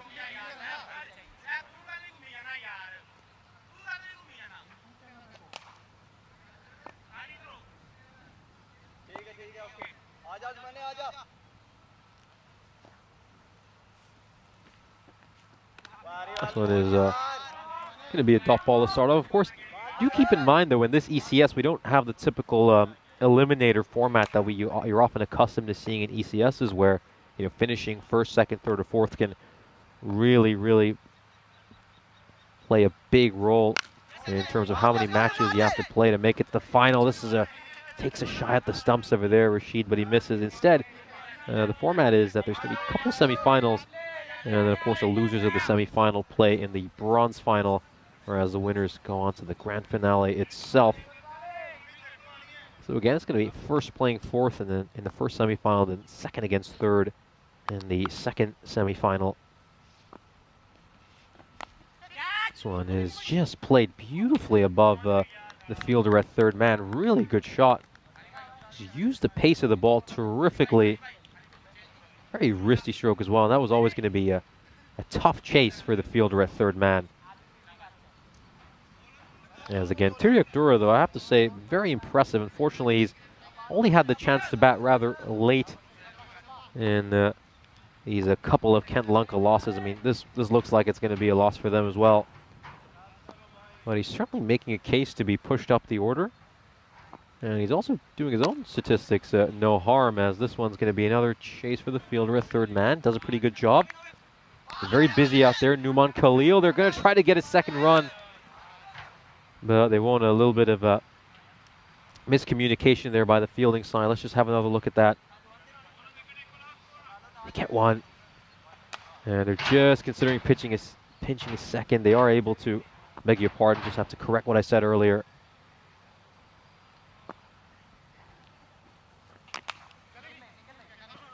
Goes straight to the fielder, a third man. Just chops it onto the pitch.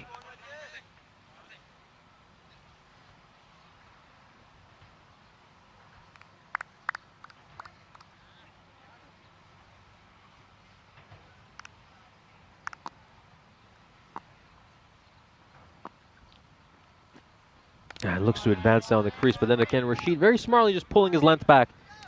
As of course, the final over is where Kent Lunka will need 41 runs. Pretty much all Roma have to do from here is bowl 6 legal deliveries, and they'll have secured themselves yet another victory. As of course, we take a look at their bowling figures. Of course, for me, Islam ul Haq, obviously the pick of the bowlers, going with 3 for 17. It's also the fact that the 3 wickets he took were very, very important wickets, getting Nicola Fernando, Tahir Khan, and of course Ishan Shaminda, who was going along so well. I think those wickets, once he took them, it pretty much meant this game was done and dusted. Yeah, it's going to be Mohammad Arshad bowling this final over. So with the outcome of this game pretty much settled, Royal Roma decide to give another bowler the chance to roll his arm. Of course, this does give us a chance to discuss the games left today. Of course, right after this match, we'll see Roma Capanelle taking on Castelina. Of course, Kent Lunka and Royal Roma will play the second match of their doubleheader later today at 1:15 local time. And this is going straight to Gagandeep Singh. It's a very simple catch. He didn't have to move an inch for that. It came straight at him. And again, with his safe pair of hands, that was never going to be dropped.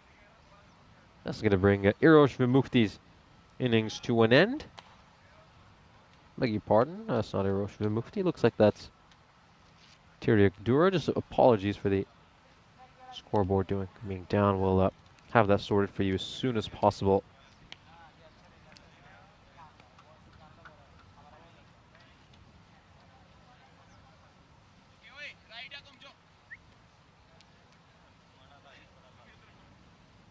As you can see, straight up there, and really well taken by Gagandeep Singh. But yeah, we can certainly continue our discussion about the remaining games. Of course, Castelina at one stage, I mean, we were discussing if they're even going to win any games at all at any point this series, but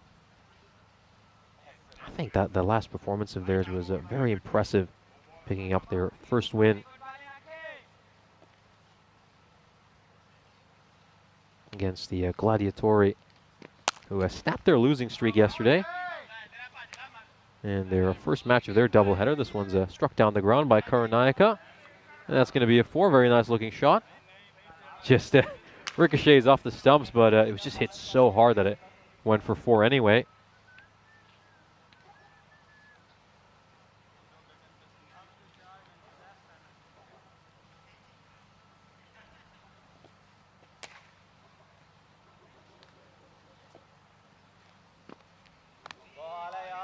Going to be a dot ball here, as just a couple of balls left until Kent Lunka put out of their misery. As of course, I think the one encouraging thing for them though is they do seem to have a huge talent pool of bowlers, and a number of teams have been struggling though.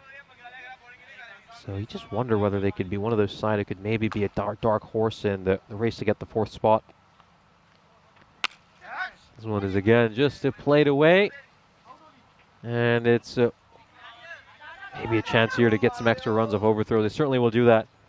Royal Roma, though, just being slightly careless now that this game is pretty much in the bag for them. Of course, it's a good idea to continue to play well, of course, and just keep your focus and maintain good habits. But last ball of the match coming up. It's Karanayaka facing it. And it's just straying down the left side. He'll help it along. It's going to be a big chase for the keeper. And Karanayaka is only going to add 1 run to his total, as of course Kent Lunka will succumb to defeat here against Royal Roma, their 3rd loss of this ECS, as Royal Roma take this one by 32 runs. Let's take a look at the highlights of this second innings.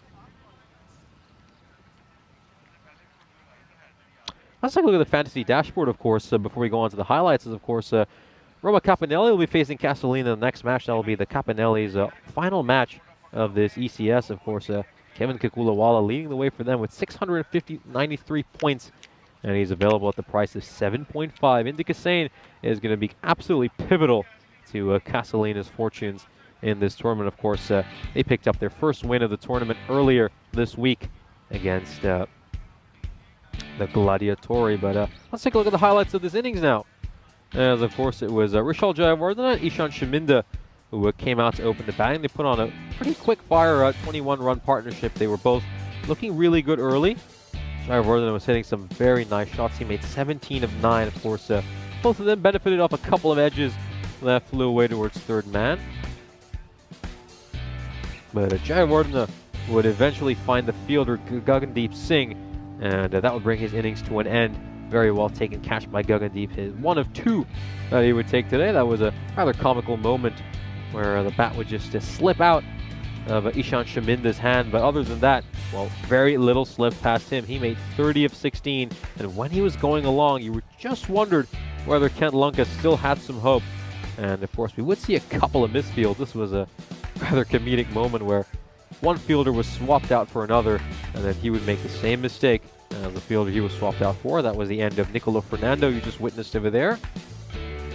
He would only make 12 of 6, and then Turiak Dura played pretty handy innings lower down the order, making 20 of 16, and that right there was really the first nail in the coffin for Kent Lanka when Ishan Shaminda was dismissed on 30. And after that, well, they just kind of stumbled. Wickets kept tumbling.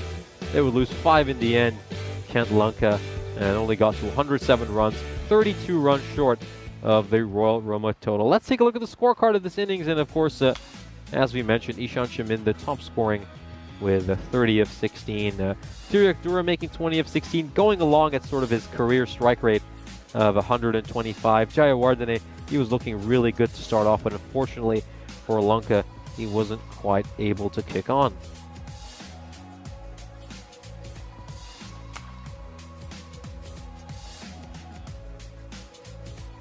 And then we'll take a look at the bowling figures for Royal Roma. Of course, the pick of the bowlers has to be Islam Ul-Haq. 3 for 17 for him, and of course 2 of those 3 wickets he picked up were absolutely crucial in determining the outcome of this game. Those were the wickets of Shaminda and Nicolo Fernando. It was a fairly good all-round performance by Royal Roma. I think they'll be pleased that they managed to restrict Kent Lanka to just 107, although extras might be a slight concern for them, as they had a couple of bowlers who struggled bowling a few too many wides in Rajwinder Singh and Islam Ul-Haq. Of course, in the end, Kent Lanka fall 32 runs short of Royal Roma, and Roma pick up another victory and are looking set to probably have a firm grip on the second spot. Join us again in a few moments, as of course we'll be bringing you the next game of today between Castelina and Roma Capanelle. We'll see you all in a bit.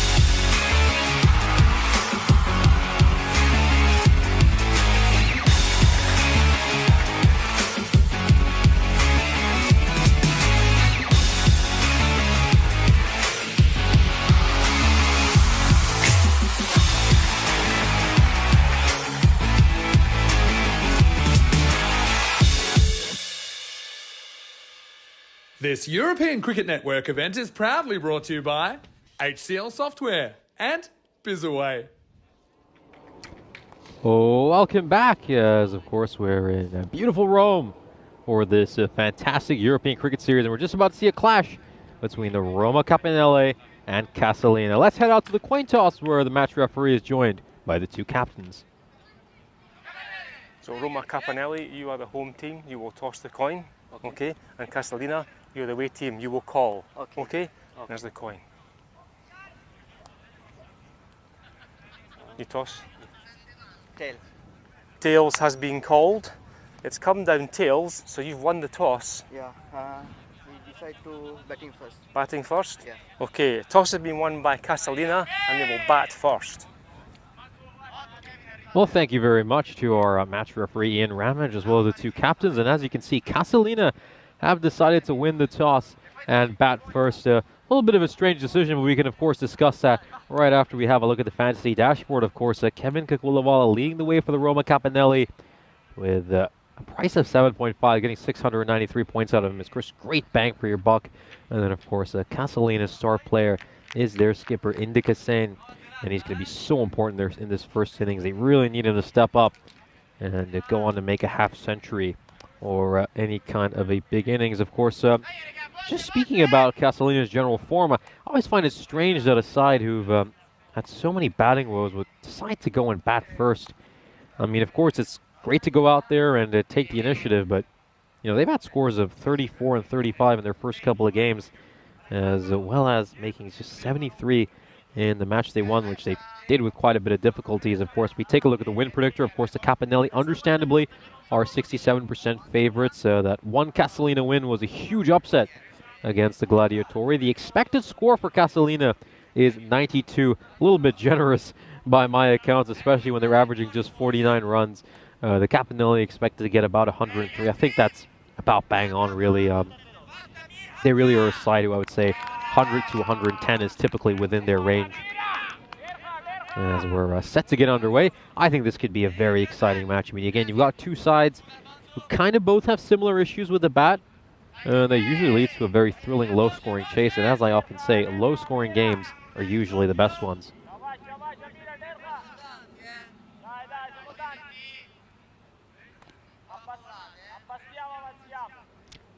Moments away from the first ball, it's Hamza running in. And just straying down the leg side. Sane's going to help it along. Is he going to trickle over to the boundary rope? No, it won't. Good chase over here. And that's a good bit of work by Alex Sabelli, who we didn't see feature in any of yesterday's action.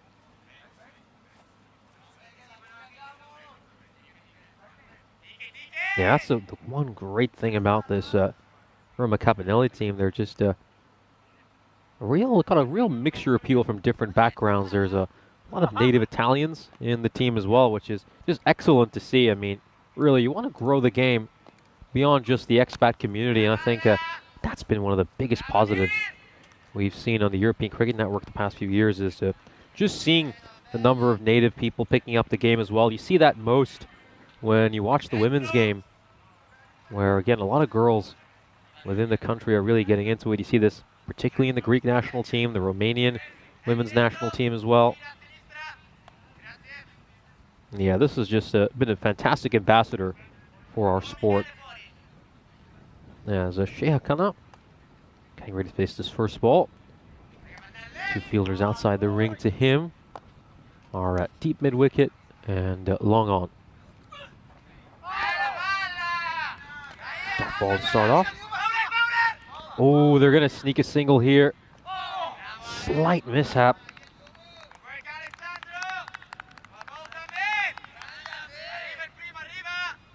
Yeah, he just decides to hit the stumps, but oh, that was really unnecessary there by Sabelli. Of course, he's playing after a while. He might be a little eager. It's the last match of the ECS as well, so obviously he'll want to make an impact for his side.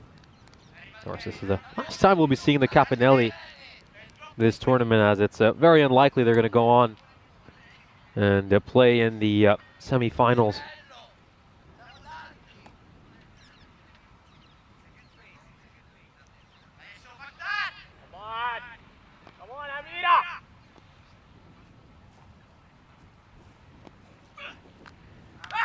Oh, was there an edge there? Might just have been the sound of the bat hitting the ground. There's definitely a noise.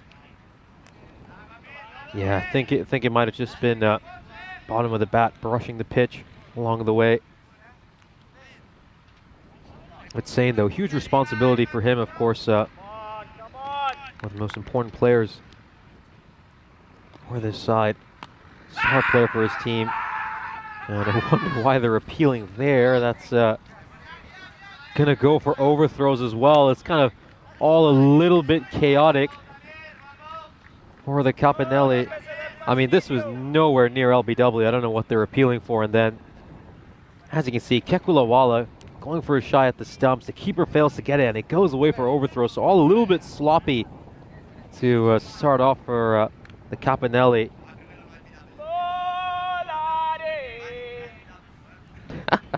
I don't know if any of you heard that. A little bit of singing in the background by one of the players, but it certainly was very amusing.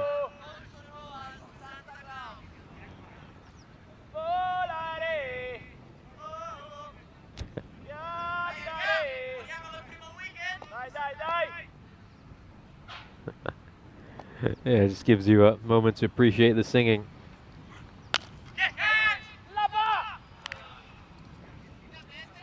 As this one goes away for a boundary, just beats the fielder at mid-off. And good start here for Castelina. 13 off the first over. Of course, they were helped by some sloppy fielding by the Capanelle. So productive first over for them.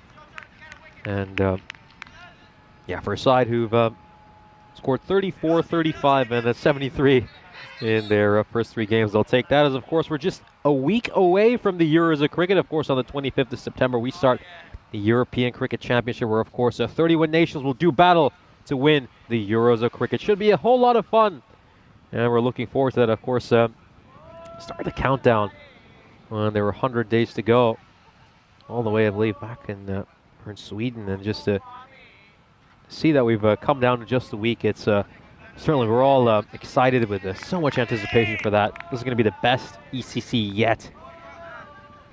And he's still singing and enjoying himself. I love that.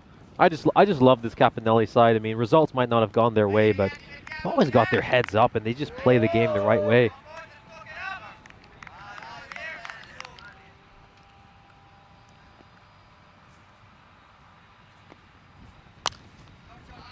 This one's played away. Is it going to split the fielders? Yes, it will. Trickle over the boundary rope as Indica Sane strikes his first boundary. And yeah, just smart power play batting. Fielders inside the ring. Back it towards a vacant boundary, and you'll be pretty safe. As, of course, Julian Dawson saying he's very tuneful. I mean, yeah, might find himself in an opera house soon. I mean, of course, we are in one of the most culturally refined nations in the world.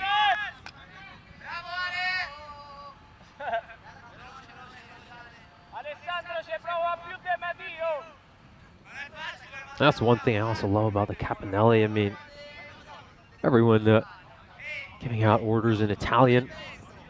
And again, it's just lovely to see. Of course, my Italian ranges from like buongiorno to andiamo. That's probably the only 2 words I know, but I think it's great to see that they're even coming up with a lot of cricket lexicon in their own language. And really, that's the way you want the sport to grow in the country.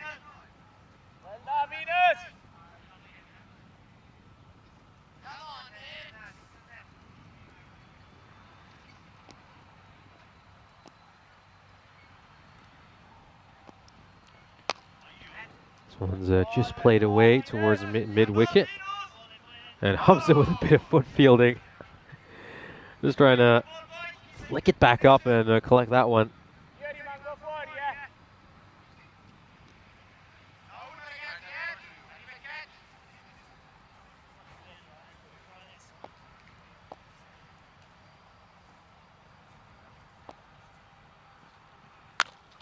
And it goes for that fuller ball. It's going to be a little bit of a chase here, and a good bit of fielding there by Leonardo Jayaraja. Capanelle, though, they field exceptionally well. You don't see them make too many errors in the field. It's a really professional and excellent way to slide down, collect that ball.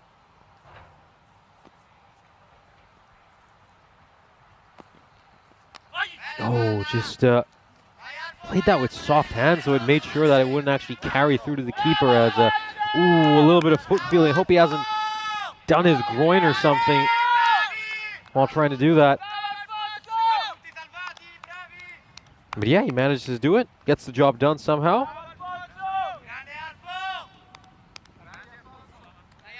That's, of course, Alfonso Jayaraja, who's prevented that boundary. And, of course, looks like we've come to the end of the over, so good start here for the Capanelle. They're 20 for no loss at the end of the first 2 overs, as, of course, we look at the standings over here. Capanelle, of course, their tournament is pretty much coming to an end. It's hard to see them get a 4th spot. Of course, it's mathematically impossible, as this will be their final game. Well, the Castelina, who started off with 2 very rough losses, came back with a strong performance against the Gladiatori in a huge upset win. As well, I just wonder if there was some bat on that. Yeah, it might be worth taking another look at that. Was there a bat? No, there wasn't, according to the umpire. He just signals like bye, so that was not a chance that was put down.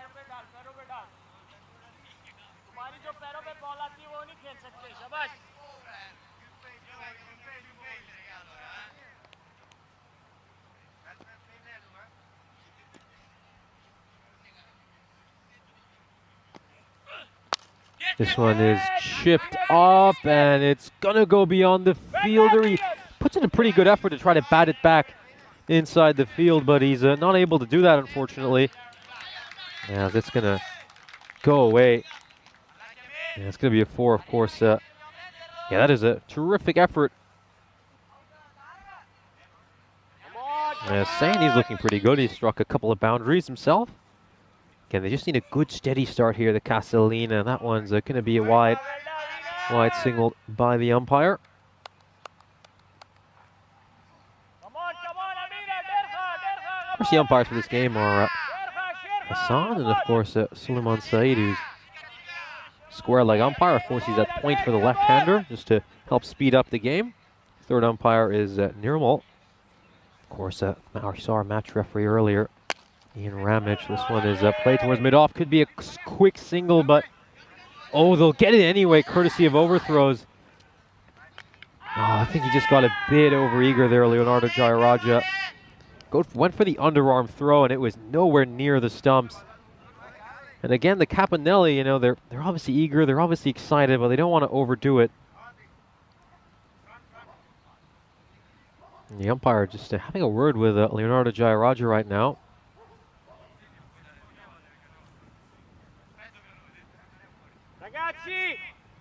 But yeah, they've given up about 6 runs here, basically, the Castelina, because of some very unnecessary overthrows. And again, that's a 6. That's like a huge hit you've just given up for free within the first 2.5 overs.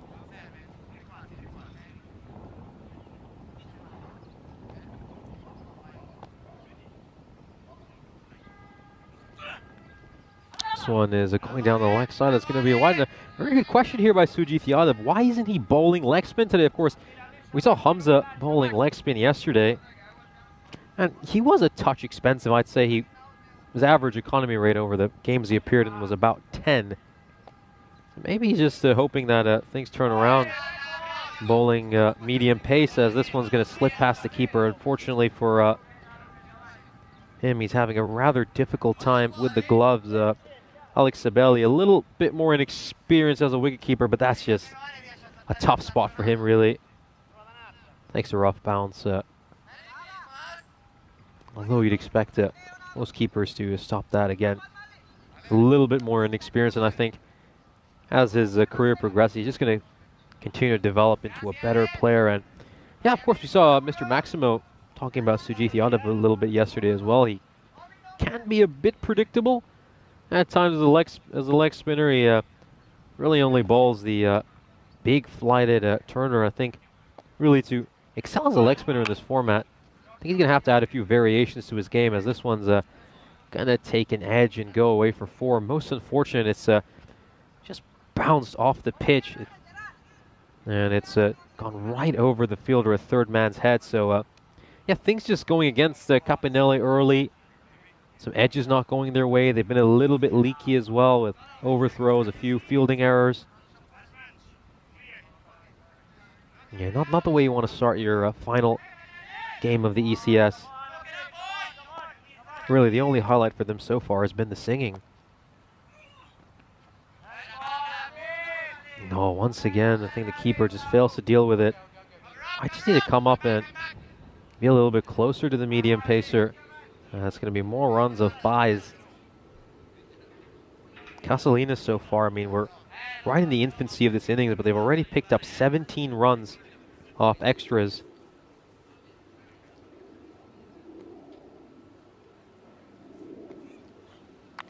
Oh, it takes an edge. Oh, it was always going to be a tough chance. But that would have redeemed some of his Sabelli's errors. And it just sails over his head.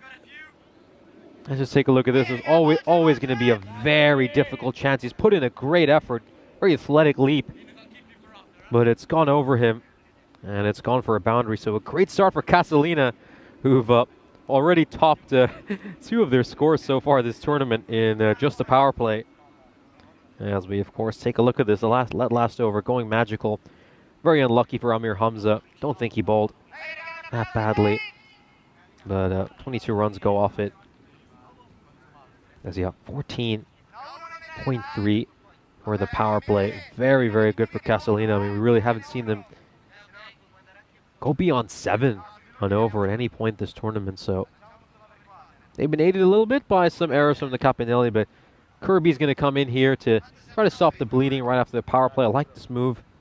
Bowled very economically yesterday. I don't think they used him enough, in all honesty.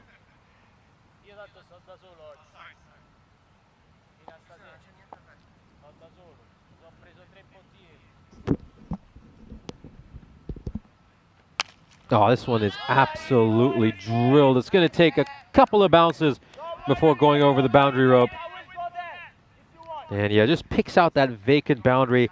Yesterday, I thought Kirby did a very good job. He was just bowling a stump-to-stump line. Didn't give too much pace either to work with. And he was able to strike boundaries. Oh, this one is straight down the ground, and this is going to be a tough chance for Hamza, but he does really well. Well taken catch. Went for a few runs in his previous over, but made no mistake over there. Again, getting a big high five from his teammate for that. Well deserved. That's Venus Silva going over to greet him. This was never an easy chance. I mean, it's gone high up in the air, and he's tracked that very well. He's actually done the fundamentals perfectly. I mean, you often see fielders just coming in a bit too much, but he stuck to the boundary rope, went across, took that catch, nice and high up. And yeah, perfectly done. Textbook example of how to do that.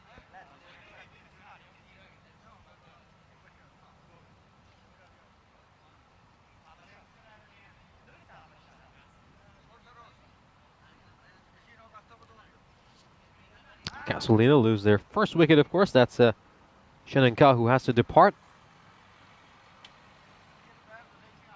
And we're going to see Ravidu Umayanga come on for Castelina.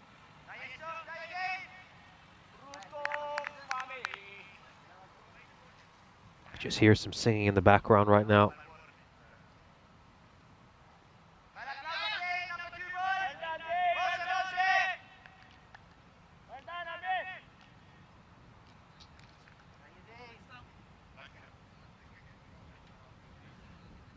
Mayunga just working his guard.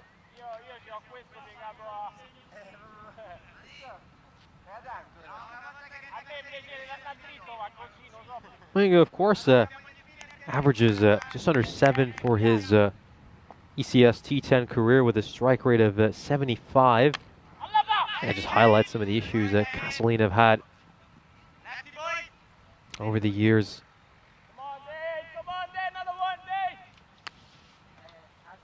top score of 14, which was in that upset win which Castelina had against the Gladiatori. Of course, Castelina were not part of the ECS that was in Rome last year.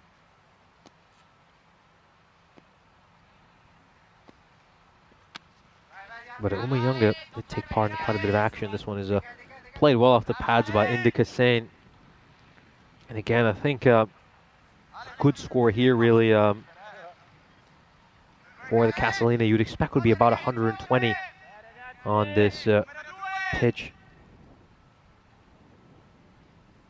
Especially against the opposition they're playing against, who generally, again, 100 to 110 has been within their range as a thickish outside edge. Somewhat intentional there by Umayunga. Just runs that down towards third man. He picks out the gap very well. That'll trickle over the boundary rope. And we got one ball to come in this over. That boundary just kind of spoiling what was a very decent over by Dane Kirby. Again, usually a very economic bowler. And a very big hello to you, Helix. Great to have you joining our chat. And yeah, very gentle pace here by Kirby. This one's also going to slip past the keeper, unfortunately. Just having a few issues with buys. He's going to take a shy at the stump. That's unfortunately the 18th run already, given up off extras. As the Castelina are going to be 54 for 1 at the end of 4 overs.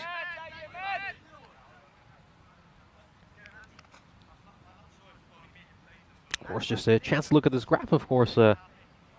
Castelina going along at 13.5. Their 4 overs so far have gone for 13-8. And then, of course, that magical third over, which went for 22. And the last one going for 11. And we see the skipper himself come into bowl here. It's going to be Jayaraja.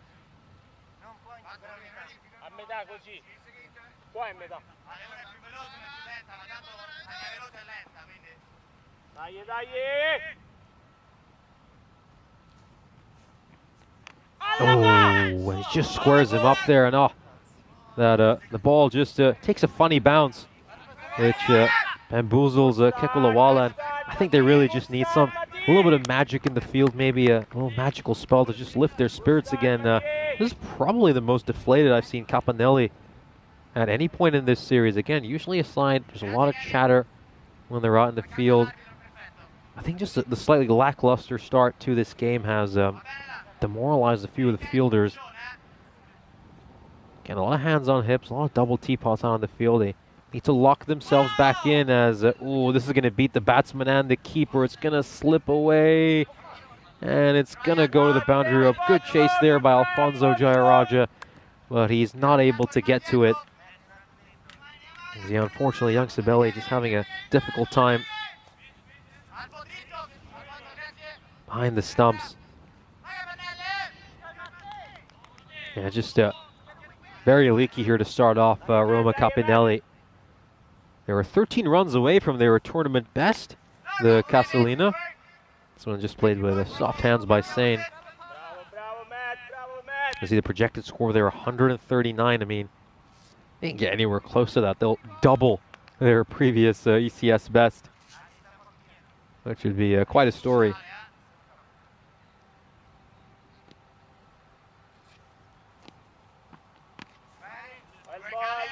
Hereby, I think Jayaraja could have just left that one alone maybe and let it go down the leg side for a wide.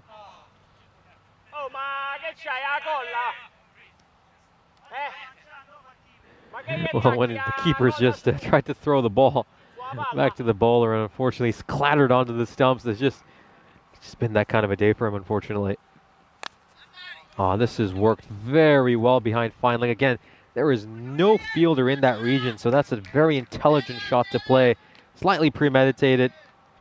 And again, no one in the ring, no boundary rider, and he works it away for 4. So very smart stuff here by Sane. I've liked this innings by him. He's not looking to overhit the ball. He's just keeping things simple.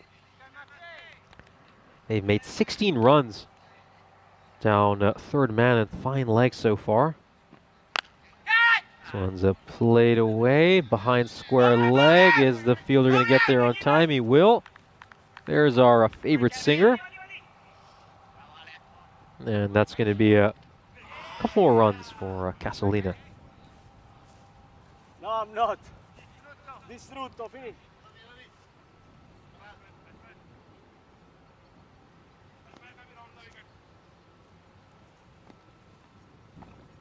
Yeah, this one's just played away by Umayunga. And it's going to be a dot ball to end the over as, of course, we come to the halfway stage of the innings. And, of course, a chance to welcome all of you into our Ice Cube. And it's been a really good start here for Castelina. They're on to 65 for 1 halfway through the innings. Of course, we've highlighted some of the issues they've had batting, making 34 and 35 in their first couple of games. Had a very difficult time, even in their upset win against the Gladiatori, trying to chase down a target of 74. But so far, they've looked really good with a bat in hand. They've been aided by some errors by the Capanelle, who've been rather leaky, giving up too many runs of extras, a few overthrows as well. But again, very encouraging stuff here for Castelina, as well, maybe they're a potential dark horse to get that fourth spot now that it looks like the Roma Capanelle have all but been knocked out of that race. Is this an edge or is this a bye? We're just waiting for the umpire's decision. Once the ball has been collected. Yeah, it has been signaled a bye. Lawala here.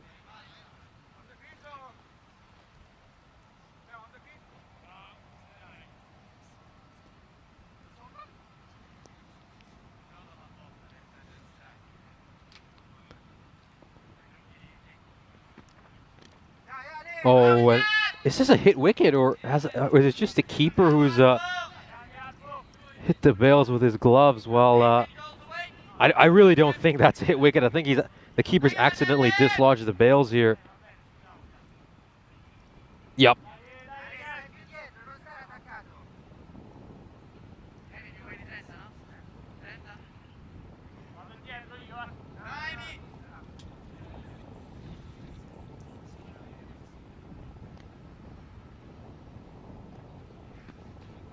And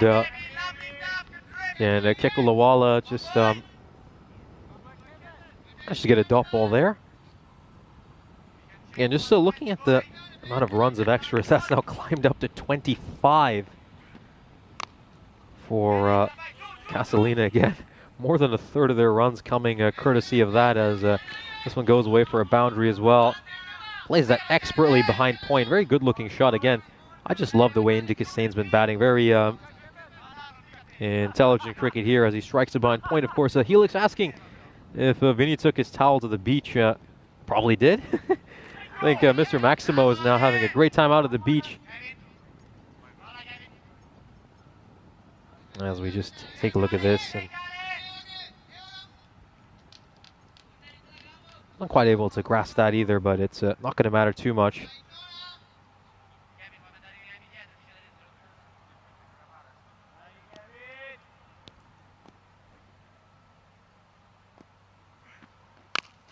This one's, again, is struck very firmly. It's going to be difficult for Moratini, but he does a really good job. Excellent bit of fielding by him to prevent what looked like a certain boundary. That's 3 runs he's just saved for his side. And again, we did say that it would just take a little moment to try to maybe lift the spirits of this Capanelle side. Either a good bit of fielding, a special spell by a bowler, and is this just what they needed? And he's going to go for the reverse sweep there. And good work by the keeper, though. I know he's had a few struggles to just watch the ball there and keep a hold of it as the batsman was attempting a reverse sweep, as Castelina going along at just over 12 and over.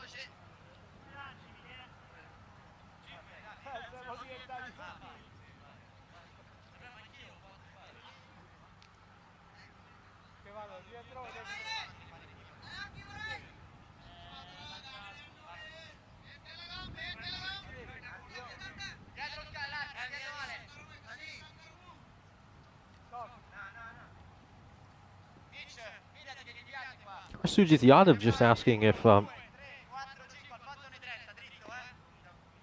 the regular keeper is for his Capanelle team. And of course, keep in mind the Capanelle, they are playing their last match of this tournament, so just experimenting a little bit, trying out a few different players. Chance for them to give some chances to others as well. Really, I think it's just a chance for them to rotate and maybe give a few other people a chance to play that. Now that they're out of the race, and again, might be having a difficult time right now, but again, I wouldn't be too harsh on him. You know, we've seen some very rapid growth for a lot of these players, and I'm sure in future European cricket series he will take a part in. We'll see a much better performance of him there, as of course that is Jayaraja, Alfonso Jayaraja, trying to leap up and take that catch. Always going to be a difficult opportunity, and then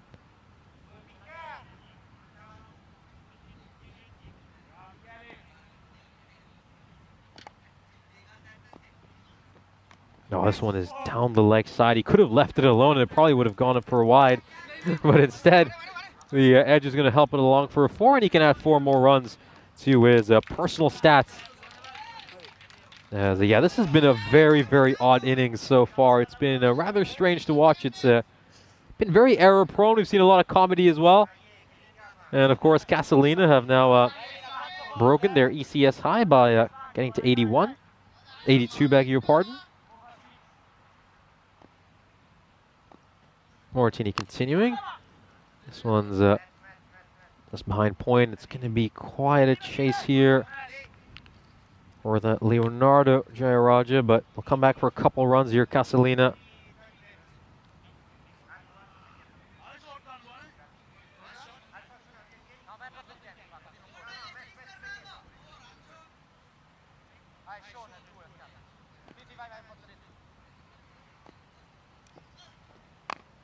This one is just played towards point, and it's going to be a single.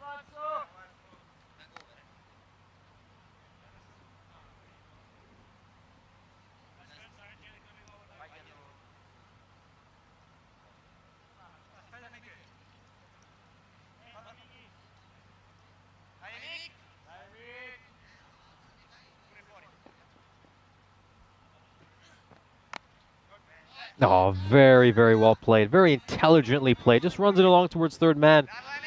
It's going to need a bit of foot fielding by Amir Ghulam, our favorite singer.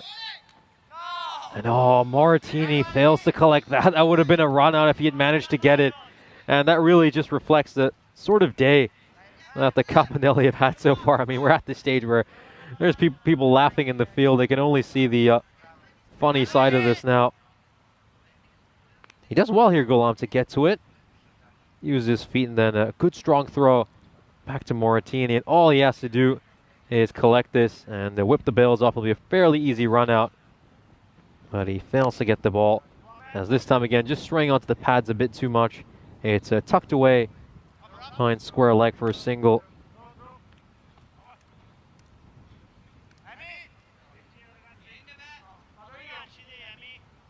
Yeah, just an interesting inning so far, really. Hard to describe it, hard to put it to words, as of course, well, we've got our upcoming events here on the network. We're here in Italy for a fortnight. I mean, once our ECS concludes on Friday, we then got a great ECI where we've got Italy involved, Finland, as well as a number of talented sides. And then, of course, the European Cricket Championship starts a week from today. That's going to be our biggest and best edition of it ever. We head over to Croatia from the 23rd of October before heading over to Malta for the second time this year. And then we jet back to Spain. This time, though, we'll be in Barcelona rather than Malaga. And then we round out the year with the first ever ECCW, which is going to be a hell of a lot of fun. As, of course, Ghulam, who we've been talking a fair bit about, starts off with a full toss, which is whacked away by Umayanga. And it's going to go away for 4. And loopy full toss. We just take a look at this side on. I think he maybe is just okay. And just having a look at the umpires over here. What's the final verdict going to be? Looks like they agree.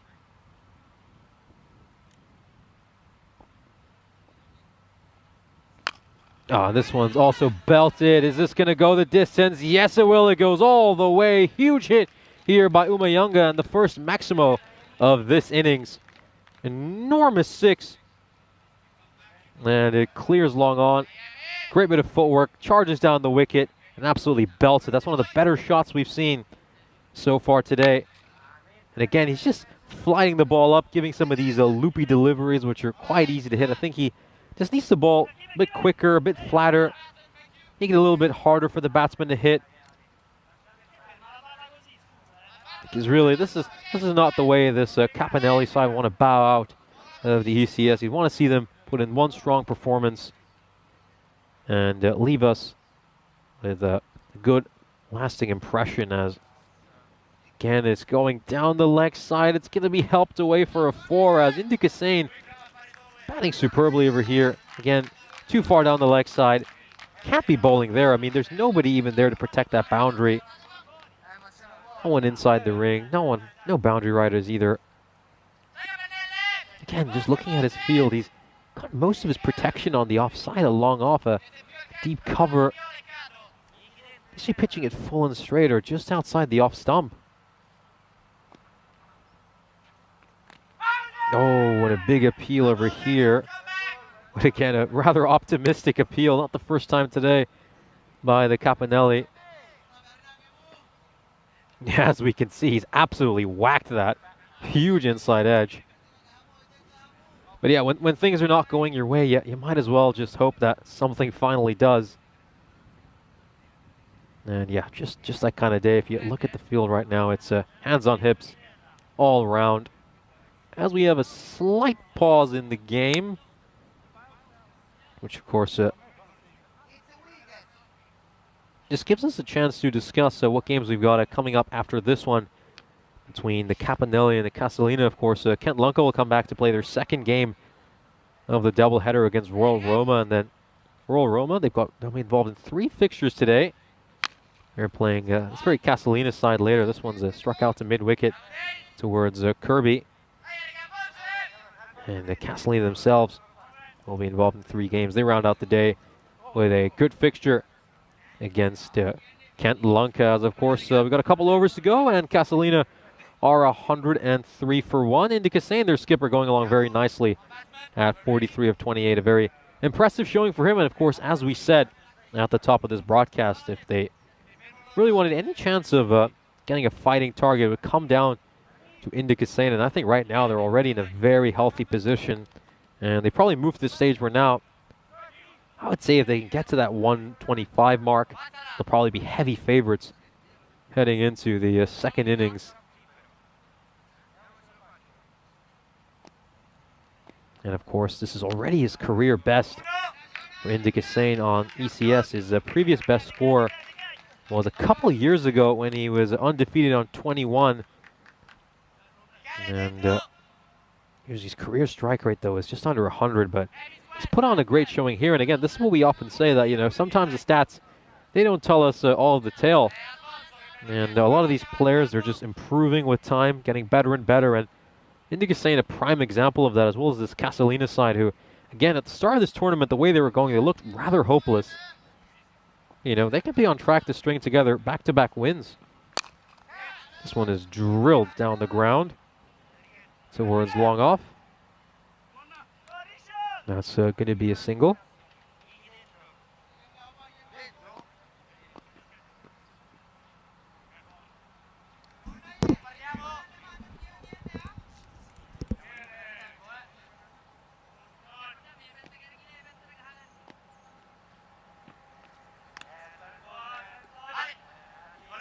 This time the keeper just taking a shot at the stumps, and again, he's had a rather difficult day. That was very unnecessary.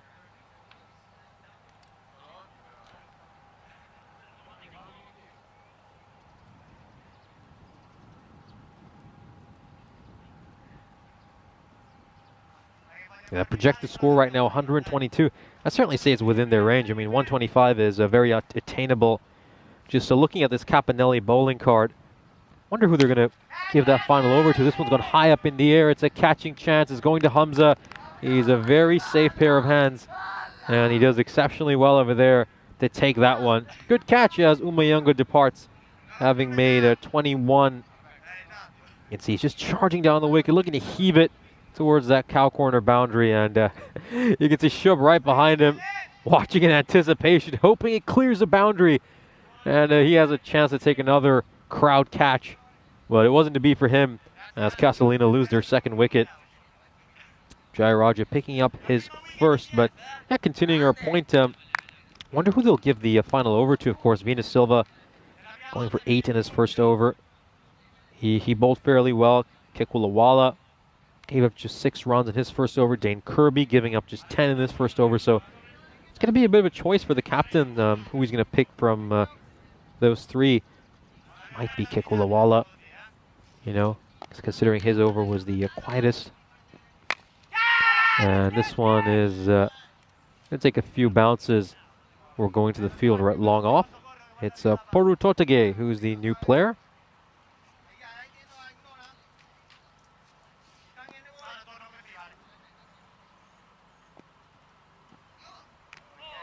Oh, this one's also beaten the keeper. And the runs piling up off extras make that the 29th run of extras we have already seen so far this game. Yeah, Capanelle, they'll be very disappointed. This is a very off-color performance for them, I think. I know results haven't always gone their way, but you can never fault them for effort or sloppiness. But I think this performance has been rather unlike them, and I hope they can turn it around in the second innings and give us a nail-biting finish as we're coming to the final over of this innings. Castelina currently sitting at 108 for 2. Saying the captain just 6 runs away from his first ever ECS 50. Would be a momentous occasion for him if he's able to get that. And this is interesting. So again, I think Roma Capanelle really using this final match as a chance to give as many players as possible opportunity. And of course, it's the legendary Alfonso Jayaraja bowling this last over. And I'm sure a lot of our ECS diehards will love to see this. This is going to be a great run and a good throw to the keeper.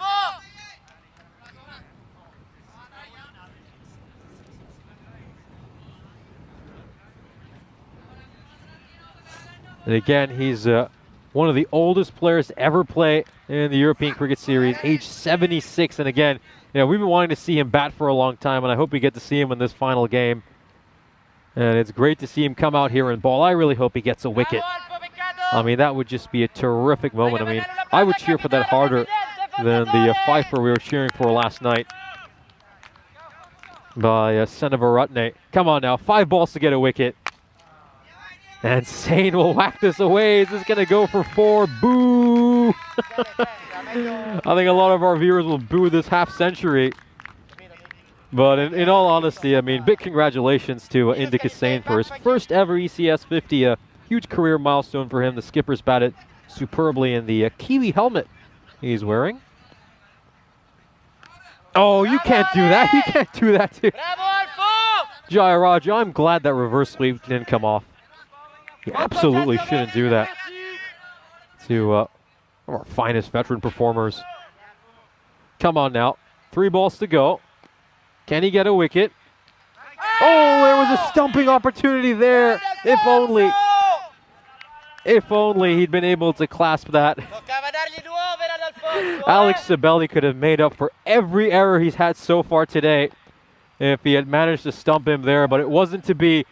This one's going to fly over Kekulawala's head. It's going to be a chase for him. And it's a couple of runs over there. And 1 ball to go. 1 ball to get a wicket. Come on now. A nick to Sabelli, and he takes the catch. That would be the perfect moment to cap off this innings. It would all be worth it. Here we go. Alfonso Jayaraja.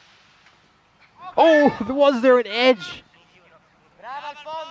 Just waiting for the umpire's call. It certainly seemed like we heard a sound, but no, it's going to be byes. I think it might. Yeah, there was no sound there. Wonder where that little click in my headset came from. But nonetheless, it comes to an end, and you know, full credit to one of our champion campaigners, Jayaraja, for bowling very well in that 9th, in that final over. He could easily have had a wicket as a Castelina end on 118 for 2. A heartwarming moment to end that innings as they march off the Castelina with a very solid performance. Of course, their skipper Indika Sane led the way, making 52 of 37. That was one of the most optimistic appeals, but the overthrow after that pretty much set the tone for this innings. Unfortunately, they were a bit too leaky. The Capanelle, they would make an awful lot of mistakes, and that would aid this Castelina side mightily, who made their highest ever ECS score. Castelina, of course, the captain, as I said, leading the way with 52 of 37. He struck 9 really nice boundaries. Tinusha Shenika making 13 of 9. His opening partner did pretty well. And then, of course, Revudu Umayanga making 21 of 14. This was a great stop by Michelle Moratini. And, yeah, Alfonso Jayaraja, great effort over there trying to get to that. Of course, one of the oldest players to play on the network. And, of course, he would get a chance to bowl that final over. A really heartwarming moment. And we see this one is just clubbed away. A little bit of foot fielding attempted there. Didn't quite work out. Just taking a look at some of these nice shots. This would be the only 6 of this innings. That was Umayanga coming down the wicket and looking to smack one. He tried to do that a second time, but it wasn't to be for him, as he would be taken by Amir Hamza. And of course, this was probably the most booed for across the European Cricket Network, as Castelina would hit Alfonso Jayaraja for a 4. You know, I know Sabelli had a difficult time with the gloves, but if only he had managed to make that stumping, I think we would all have forgiven him for any past errors. As we, of course, take a look at the scorecard for this innings. Castelina top scoring with 52 of 37. His opening partner, Shenika, making 13 of 9. Umayanga with 21 of 14. And, of course, Purutarage only got to play 1 ball, and he managed to get a run from that. A very good batting performance by the Castelina. They, of course, improved their previous best of 73 on the European Cricket Network by quite a bit. Well, let's move on to the bowling figures. And, of course, the Capanelle, they were playing their last game, so they decided to use a wide variety of bowlers, give a number of players a chance to bowl. Biggest concern for them, though, was the sheer number of extras. They gave 31 runs of extras. I don't think they'll like looking at that set again. The pick of the bowlers, Venus Silva, did pretty well. Just 8 runs of his over. Leonardo Jayaraja, 1 for 14. He did pretty well. But then again, the moment of the game, right at the end, when Alfonso Jayaraja came on, gave up just 9 runs in that final over he bowled, and was ever so close to getting a wicket. We'll be back with you in a very short amount of time, as, of course, the Capanelle looked to chase down a target of 119.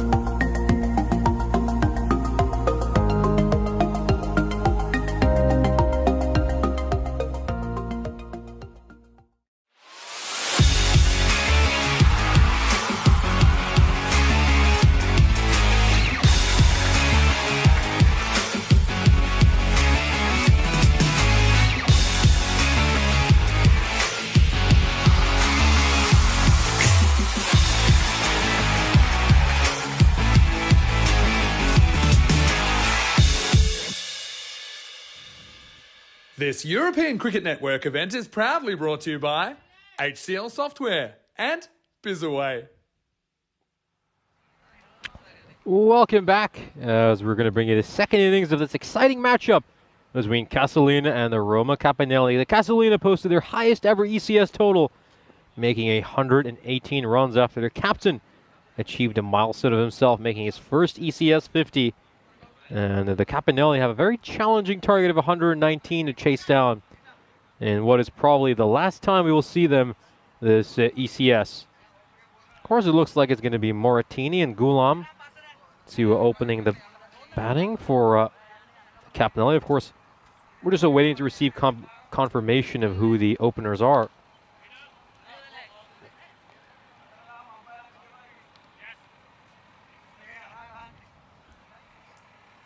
Again, the Capanelle, they've had a few issues with the bat, haven't they? I mean, particularly when it comes to accelerating. I mean, at times you feel like the T10 format doesn't quite suit them. They're more of a longer format team. But again, I think it's their last showing, so they're probably not going to go out without a bang. We're just going to see Castelina now.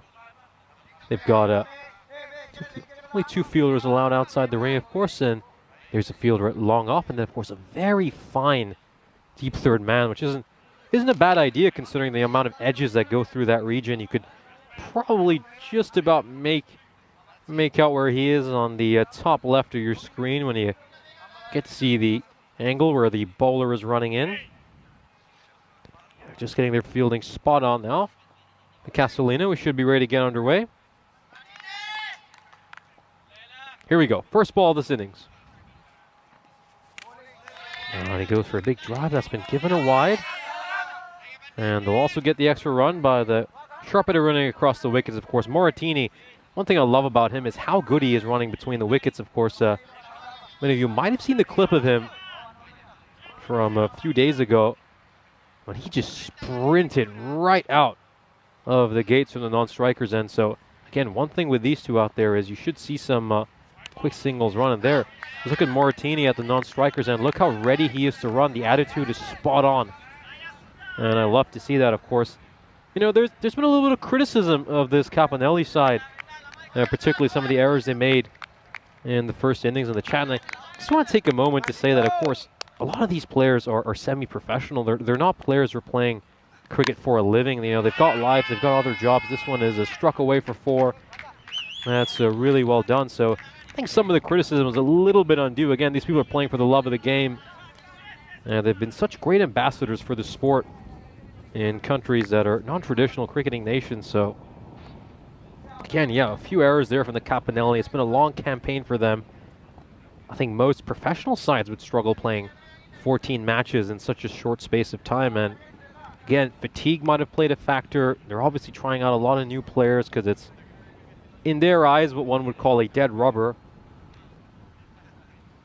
So, yeah, I think it's important to take all those things into perspective when talking about these sides.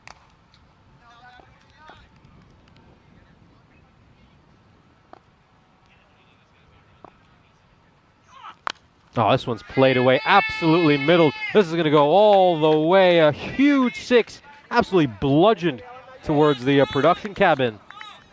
As there's the dog as well, Lila. I have to say, she's one of the nicer dogs. There's a couple of dogs over here. One of them keeps barking at all of us, particularly me, but Lila is really, really cute, I think. Nice to see Lila trying to get that ball, of course. Lila is so friendly, just turning up in the morning, asking us all to pet her.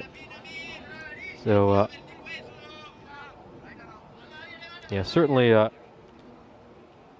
great to see Lila every morning when we come into the ground. But yeah, excellent start here from the Capanelle, just what we needed. And again, as I said, we're not going to go out without a bang, expecting to fight hard in this final innings for their ECS. And shouts out. Was that just the sound of the bat hitting the pitch?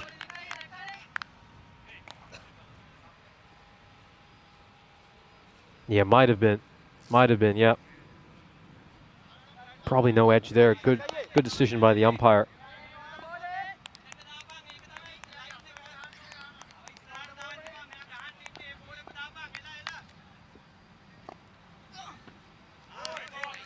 this is going to be another wide, so struggling with extras here, Shanunka, and so far the change of angle, deciding to go around the wicket, hasn't served him that well either. Again, typically you don't like to see a player go around the wicket this early in the innings. Just a bit too negative, but again, maybe you can understand that with him, considering all the issues he's had with extras.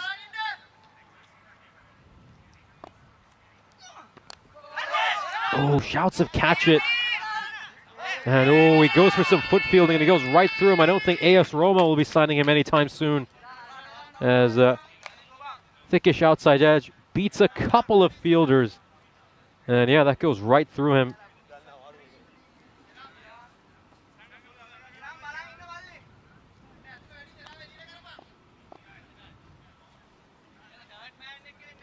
Yeah, very difficult start here for Shanunka, and Capanelle putting the pressure on early. Oh, a little bit short. This is absolutely bludgeoned. Is this going to clear the boundary rope? Oh, yes, it will. Great hit here by Hamza. And he's come to play. And he's saying, we're not going down lying down. And just take a look at this. Gets underneath it really well, as of course we just take another look at Layla. I think Layla's going to be very busy collecting cricket balls today. It's not often that you have a dog that plays with a cricket ball. Well, Layla's becoming quite a cricket aficionado, spending her time around the Roma Cricket Ground. Hey, I wonder if Layla knows how to wicket keep. I've heard there's a team in Rome that's interested. They're looking for wicket keepers. This one's going to be a swipe across the line, and well, it's going to be a dot ball to end the over. Big over to start off. 24 runs off it. As Capanelle get off to the perfect start. Of course, it's been 307 matches since we last had a golden ball on the European Cricket Network. And again, is this the match where we finally break it? We've been saying that for so long, and I hope for the 308th time we're actually right. As of course, I think we've got two very evenly matched teams here. The Capanelle getting off to a good start as well. Could just be a golden ball contender this game. Capanelle came pretty close to giving us a golden ball yesterday in their game against Kent Lunka. Good ball there, just moves away ever so slightly as Moratini is just looking to play a drive at it. Probably just doesn't get his front foot out enough if you're what are you talking about? Playing the textbook cover drive.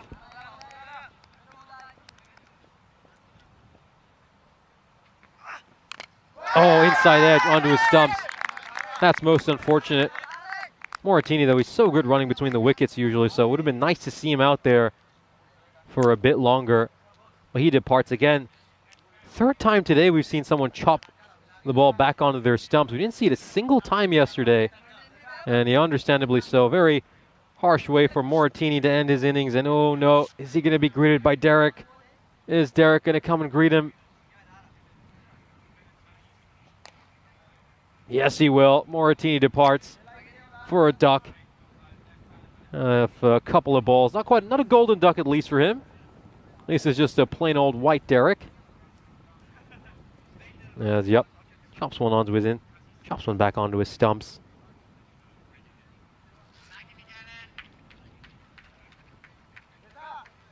And we're going to see Kekulawala, who typically opens the batting for the Capanelle. He's going to come in at number 3. And Helix asking if dog slobber on the ball is legal. I don't know about that. I mean, obviously, back when the ICC banned using saliva during COVID, they made it clear that you can't use human saliva. They never said you can't use dog saliva. So that's an interesting little loophole you found there. I think that's exactly the sort of thing that Corey would come up with, wouldn't he? He'd just find that little loophole in the rule somewhere and look to exploit it. Of course, talking about ECN's very own Corey Rutgers, head coach of the Spain national team.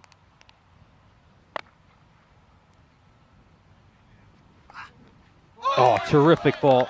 Absolute beauty. Yeah, this is exactly how you need to bowl with a new ball. Full length. Force the batsman onto the front foot and just gets it to move away ever so slightly. And unfortunately for him, doesn't get that thin edge through to the keeper.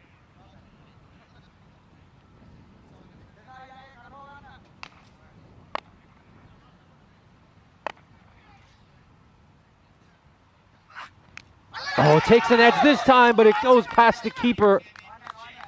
Oh, most unfortunate for Portolage, who's bowled really well to start off. Genuine edge, and oh, it's a good effort by the keeper. That was never going to be an easy chance. The top stuff, I love the way Portage is bowling. This is going to be a huge battle here because Hamza started off really well. If Portage gets the better of him here, Capanelle could be in a spot of bother very early. Oh, he's once again a big appeal there. Umpire shakes his head. But I just love this by Portage. He's creating so many opportunities for his side. Just bowling exceptionally. I just wonder if there was a second sound over there. Again, questions about the impact as well. Yeah, this is the way to bowl. This is one of the better opening spells I've seen in the short time I've been covering the ECS here in Rome. Played down by Kekulawala, who will keep the strike to end the over. 27 for 1 at the end of 2. Elix saying, yes, Corey would collect it from local stray dogs to put on the ball. Of course, this is referring to our human saliva versus dog saliva conversation earlier. As we, of course, just take a look at the standings over here. The Capanelle, 4 for 9. They're pretty much out of this tournament now. And, of course, only the top 4 will advance to the semifinals. The Castelina, of course, started off with 2 rather miserable performances, but then they came back with a strong performance against the Gladiatore and then put on a good showing in the first innings over here as well. As we head into the last over of the power play.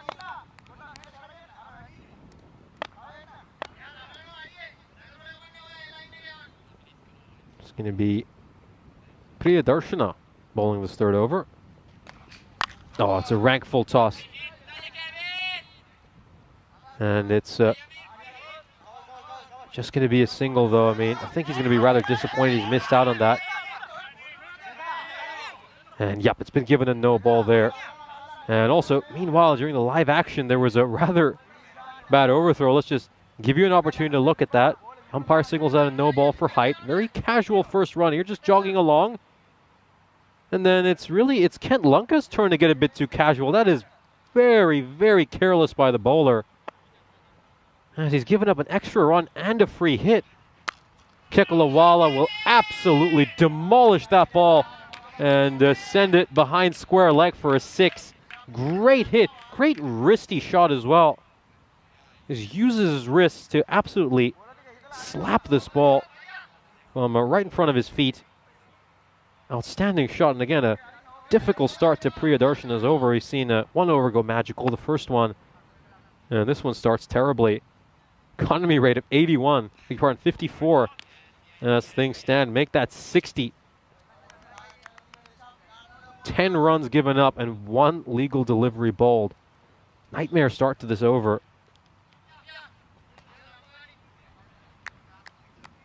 Yeah, it's been 2 mammoth overs either side of what was a very miserly one by Portage. 1 for 3. It's like having a bit of diamond just surrounded by, well, you could think of an analogy of something that isn't at all valuable.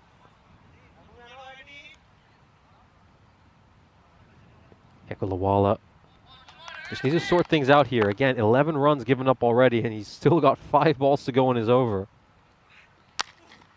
Drill down the ground, but he hits it straight at the stumps.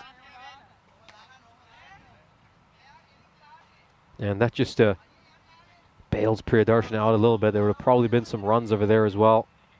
Just hits it a bit too straight.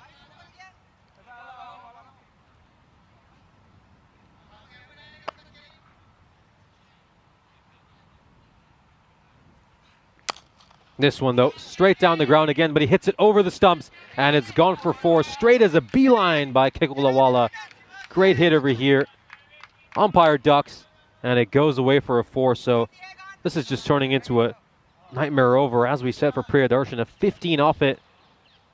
Only 3 balls delivered so far. Again, they're just getting their lengths wrong here. The Castelina, they need to keep things simple. Just stick to what has worked for them.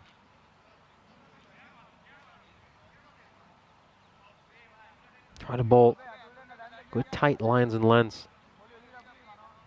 I think again, we just saw Portarge just put on a clinic on how you should bowl during the power play.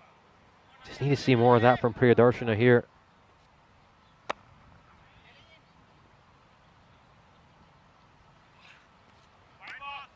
This is going to be another wide as the wides continue to rack up. 3rd wide already, plus a no ball this over.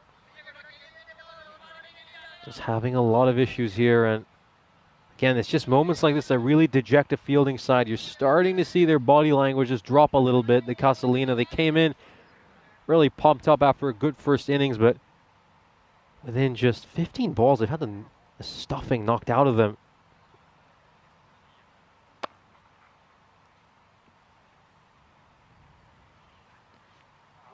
There's a big swing and a miss here. And just for a second, Kekulawala is contemplating whether there's a chance to steal a single, and Hamza, rightfully so, just tells him to stay where he is.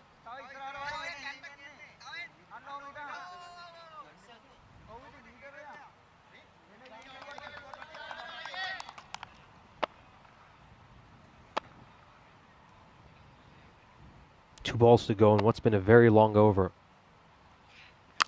Oh, this one's hit away again. Is this going to clear the fielder at cow corner? It certainly will. Very comfortably. He'll clear the fence. That goes for 6 as well. And the 4th Maximo of this innings. Enormous hit. It goes all the way.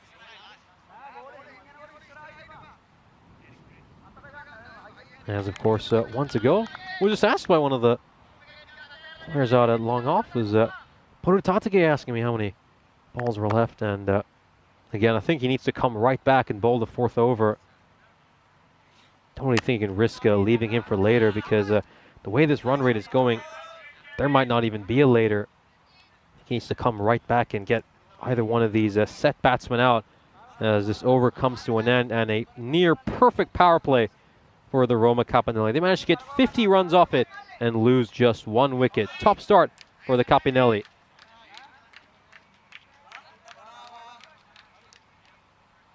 And of course, it's just a chance to compare both sides' graph. Of course, the Capanelle are 7 runs better off than what the Castelina were at this stage. Of course, both these sides, full credit to them, really cashed in on the power play, playing the right kinds of shots, taking the right risks. And as things stand, they're well ahead of the rate right now. Capanelle, you just expect things to slow down a little bit as we get into the middle overs. They're currently going along at 16.7.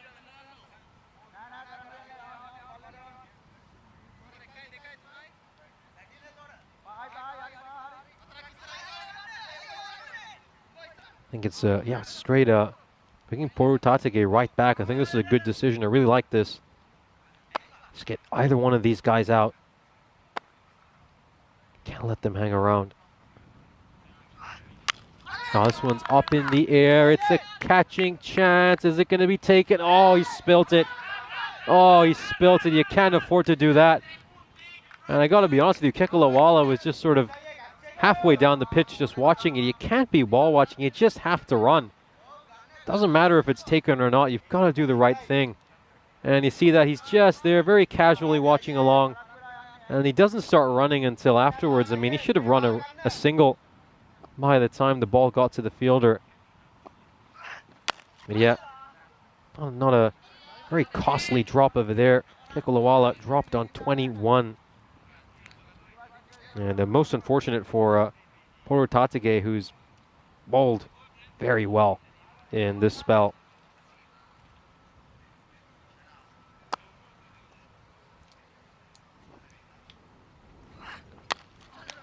Played away. And it's going to be a bit of foot fielding here. That's good work by the fielder at mid-wicket. Priyadarshana, who himself had a very expensive 3rd over. That one going for 23 when we just witnessed.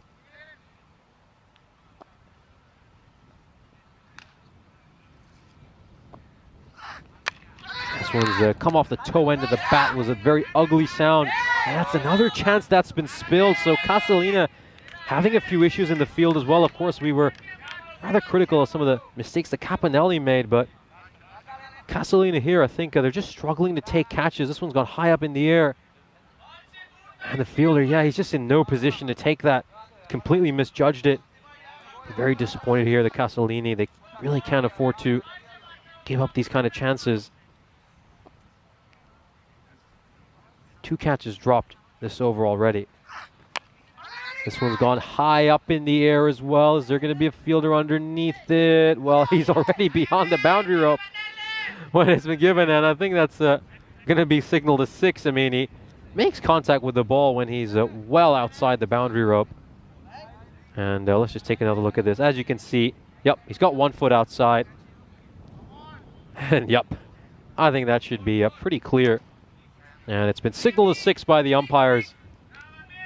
And yeah, chances of plenty being created here by Porutatige, but none of them are being taken. I mean, as we said, it was a good decision to bring him back by the captain, but if you're not taking the catches, there's really not much the skipper can do. And that's a good ball to end the over, and got to say Porutatige rather unlucky, only gets 1 wicket because he could easily have had 3 or 4 on another day, as Capanelle are 63 for 1 at the end of 4 overs.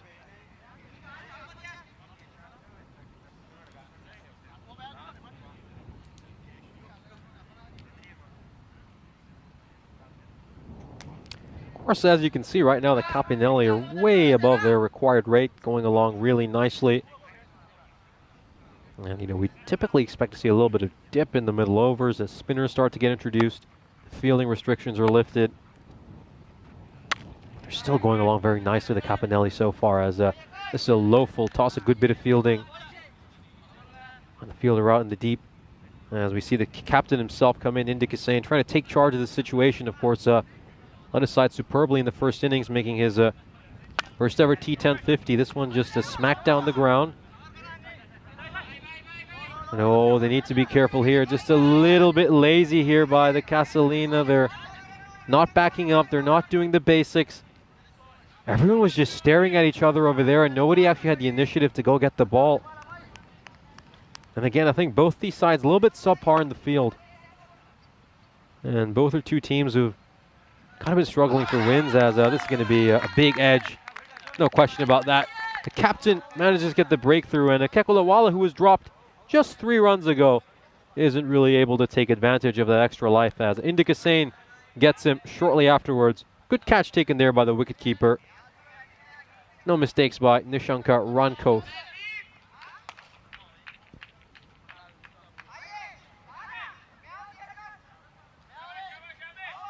And there he is, Sabelli, the wicketkeeper for the Capanelle. And of course, he copped a lot of criticism in the first innings for some of his wicketkeeping, some which I thought was undeserved. And here's a chance for him to redeem himself. Here's a big chance for him to go out there and play a terrific innings and really silence some of the critics. I'm really rooting for this guy, and I hope he does very well this innings. Big score to guide his team. Real comeback performance. This one is played away towards square leg.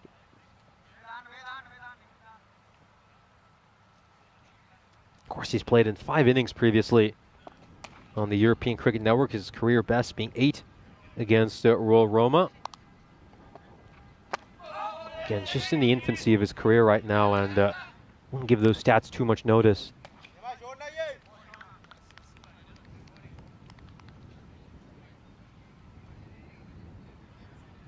Now then, Indicasane, he's bowled a terrific over so far. 1 ball to go. This one's gone up in the air. Is this going to be a catching chance? Oh, he's dropped it. Sabelli deserves that, but there's a bit of a mix-up here. As what are they doing? This is just a comedy of errors. I mean, that was an absolute dolly that was put down. We just need to take a look at that whole sequence again. Let's have a look at this. This should be a pretty regulation catch. I mean, I'm rather glad that Sabelli got another life. I know you shouldn't be rooting for any players, but you just feel he deserves the rub of the green. He hasn't had that. And then the keeper, he's got to do a pretty regulation bit of keeping, and doesn't do that in the end. And, well, I don't know why he's blaming his teammates. I think he's got to look at himself over there. As, of course, hey, history unfolds this December on the European Cricket Network. We're proud to introduce the inaugural Women's European Cricket Championship that will take place from the 17th to the 22nd of December. Europe's premier female talent from Italy, Spain, Netherlands, France, and Austria will battle it out in an incredible showcase of skill, passion, and determination. Join us in a celebration of cricket and women's sports right here live on the European Cricket Network in what should be a great way to cap off one of our finest ever years. This one is struck down the ground by Sabelli. And yeah, I have to say one thing though. I think both sides have sort of evened out in terms of errors. I think Capanelle, I think that's the 4 catches they put down already. You had some of their overthrows as well. I think fielding has just been a big issue for both these teams in so far today. This one's worked away by Ghulam. There's a good bit of fielding. I'm glad we got to see a bit of it.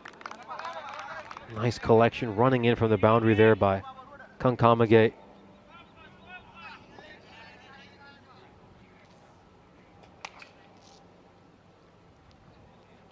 Oh, this one's up in the air. Is it going to clear the fielder? Sort of will. It's actually been helped over the boundary rope by the fielder. But Sabelli completely deserves that as he gets to his highest ever score on the European Cricket Series, topping his previous best of 8. And yeah, it didn't quite have enough to probably clear the boundary rope. I'm going to be generous to Sabelli and say that would have hit the top of the rope perfectly. But he does clear it in the end, and all that matters is he gets a 6. Great one for him now. Required now at 9.5 as the errors continue to rack up here for Castelina. And oh, this one's going to be some buys, I think, here. The keeper makes an error, and that's only fitting when Sabelli is on strike.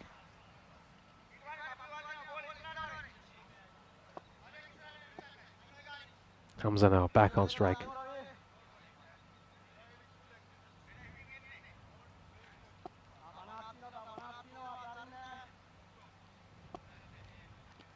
This one's not quite middle. It's going to take a bounce before it goes to the fielder.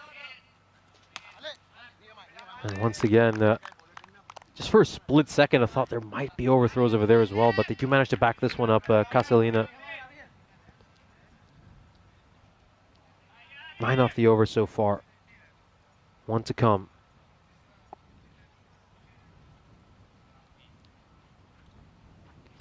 Oh, this is absolutely middled. Great shot. Fantastic hit by Sabellini. He gets a boundary. Doesn't need any help over there. This is a great hit. And, well, it's just taking a bounce. So let's just take another look at this. Where does that land? Ooh, just an inch maybe in front of the boundary rope. Yeah, just an inch. And just a great hit for him. Should feel good for him after that previous little bit of disappointment he had in the first inning. So again, I just love seeing this redemption arc for Sabelli. As the Capanelle now are firmly ahead, needing just 37 off the last 4 overs to win, and would be a great way to finish their campaign. And loud appeals, but I think it says a lot that the only appeals are coming from the boundary. That one clearly sliding all the way down the leg side.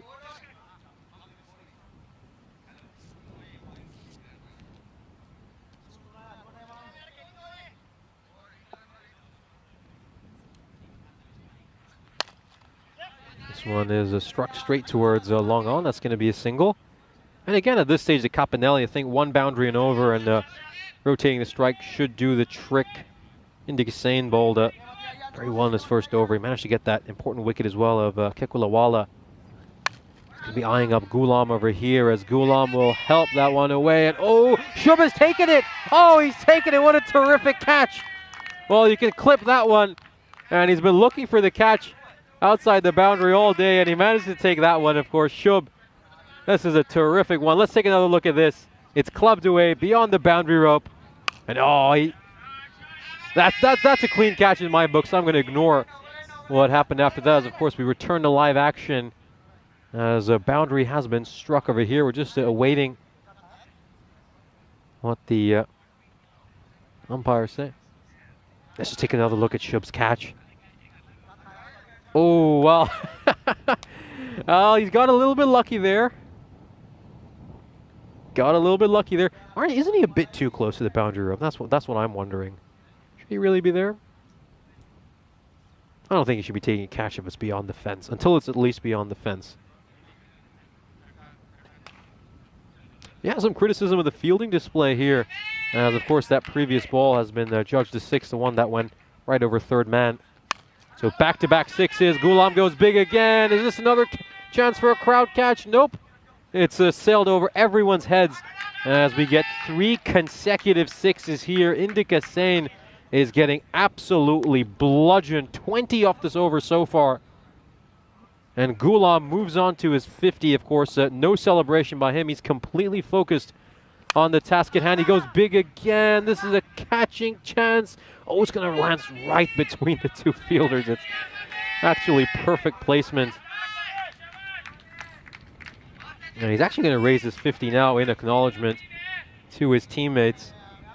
As we come to the end of the 7th over, the Capanelle just 16 runs away from securing a victory in their final match of this ECS. Would be a nice story, a well-deserved win for them as well, considering the spirit and heart they've played with for much of this ECS. Of course, very next match will be the second game of Kent Lunka and Royal Roma's doubleheader. They'll come back and face each other again once more after Royal Roma picked up the victory earlier today against Kent Lunka. This one's played away again by Gulam. Is this going to go all the way? Oh, yes, it will. It's another huge hit by Gulam. He just helps it behind square leg. Brilliant hit. He is battering, absolutely battering this Castelina attack. His 7th 6 of the innings already. And what a way for Hamza to go out.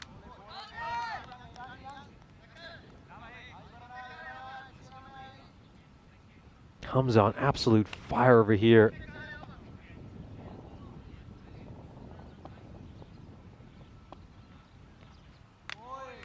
And looking for the wide over there, Hamza. Won't get it.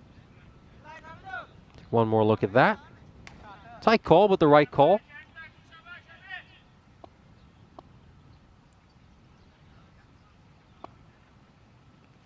Oh, he's going big again. Is this going to clear the fielder? It will. And it goes just to the left of the ice cube as Hamza, well, he's dealing exclusively in 6s right now. Clearing the boundary on every occasion. 8th 6 of the innings for him. This is just a terrific innings by him. And now he's just one shot away from putting the Castelina to bed. As the Capanelle are going to bow out of this tournament in style.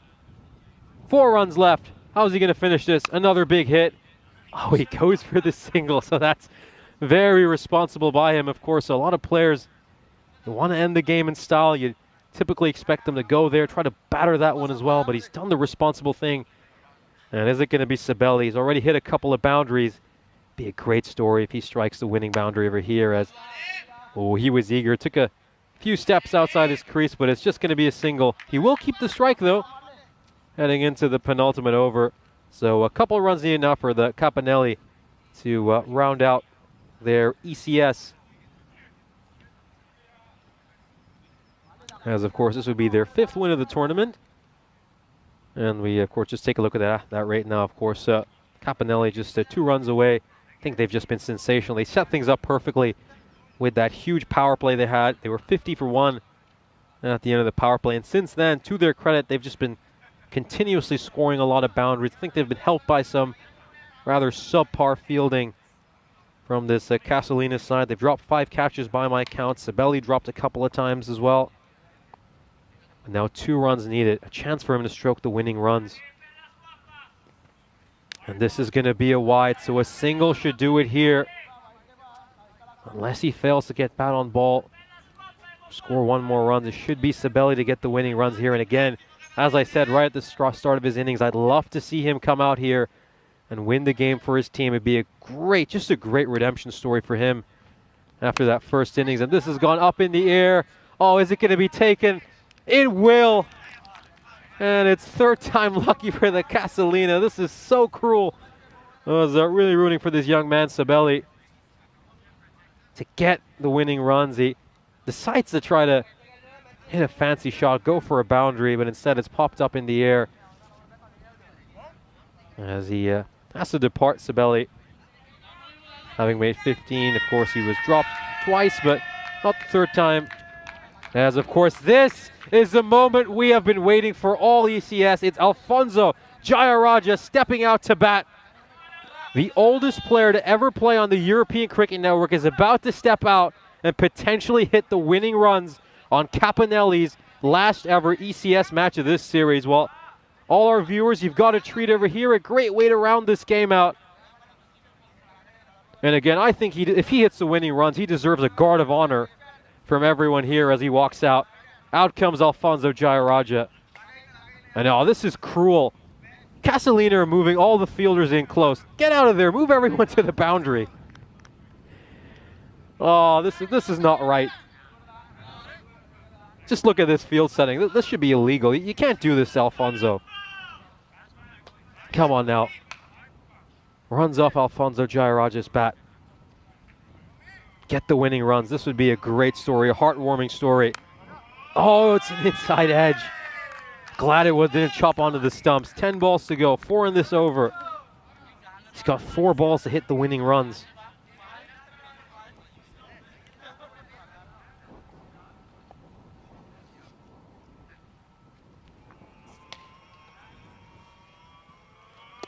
Oh, and don't give it out. Don't give it out. He's giving it out.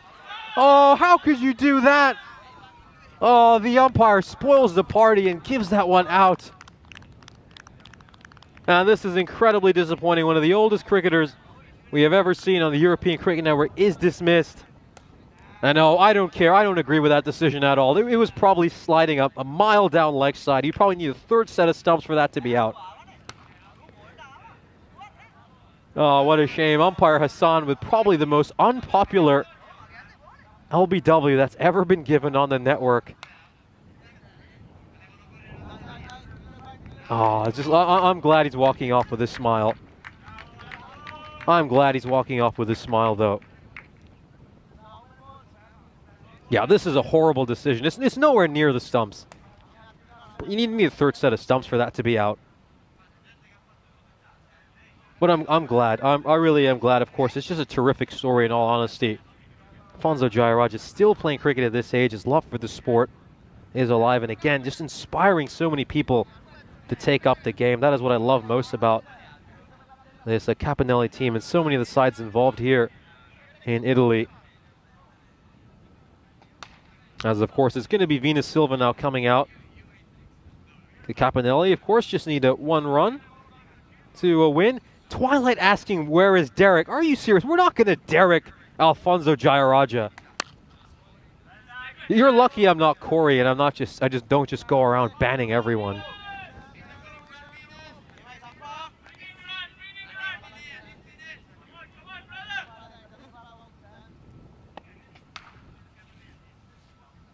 Two balls to come in this over.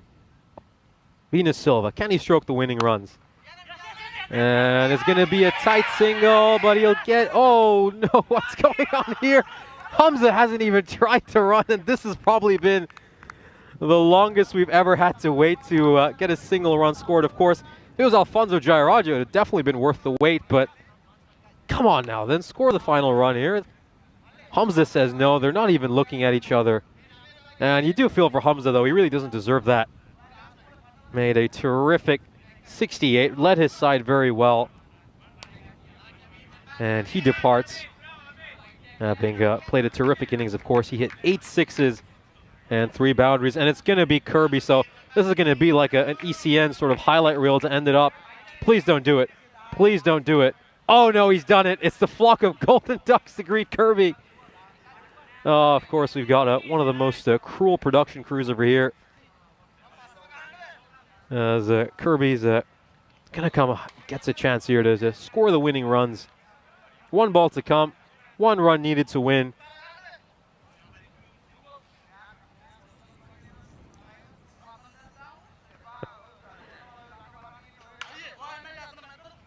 Well, this is this reminds me of a game we had earlier on the network back in August between Malta and Romania, where it took 2 overs for Romania to score 2 runs. And they did also lose about 3 wickets, I believe, to get those 2 runs. Let's go then. Here's Kirby now. 1 run needed. Will the Capanelle score it? Oh, this one's going to strike the pad. Very optimistic appeal. I think that's exactly the same ball that Alfonso got, but for some reason that was given out.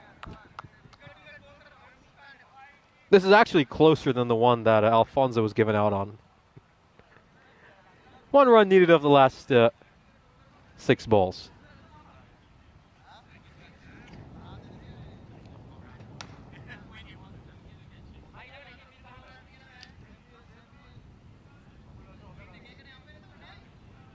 I think we have a slight error with our scorecard at the moment. We would like to apologize. It indicates that Amir Hamza is still out there. That's actually it's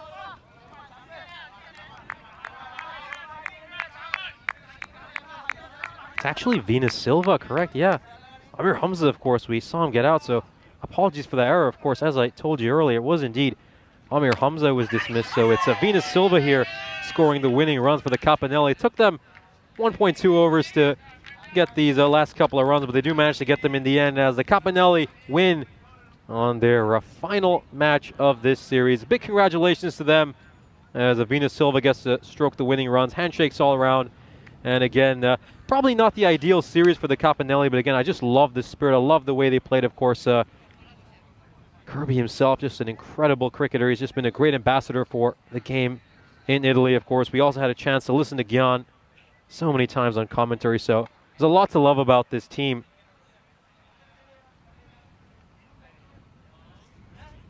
And of course, just a chance, we see them, handshakes all around. Again, I just love to see the spirit from this team. And as we said at the top of this broadcast, just because they didn't do well in the first innings, they're probably going to come out fighting hard in the second, and that they certainly did. Led mainly by Amir Hamza, who did really well.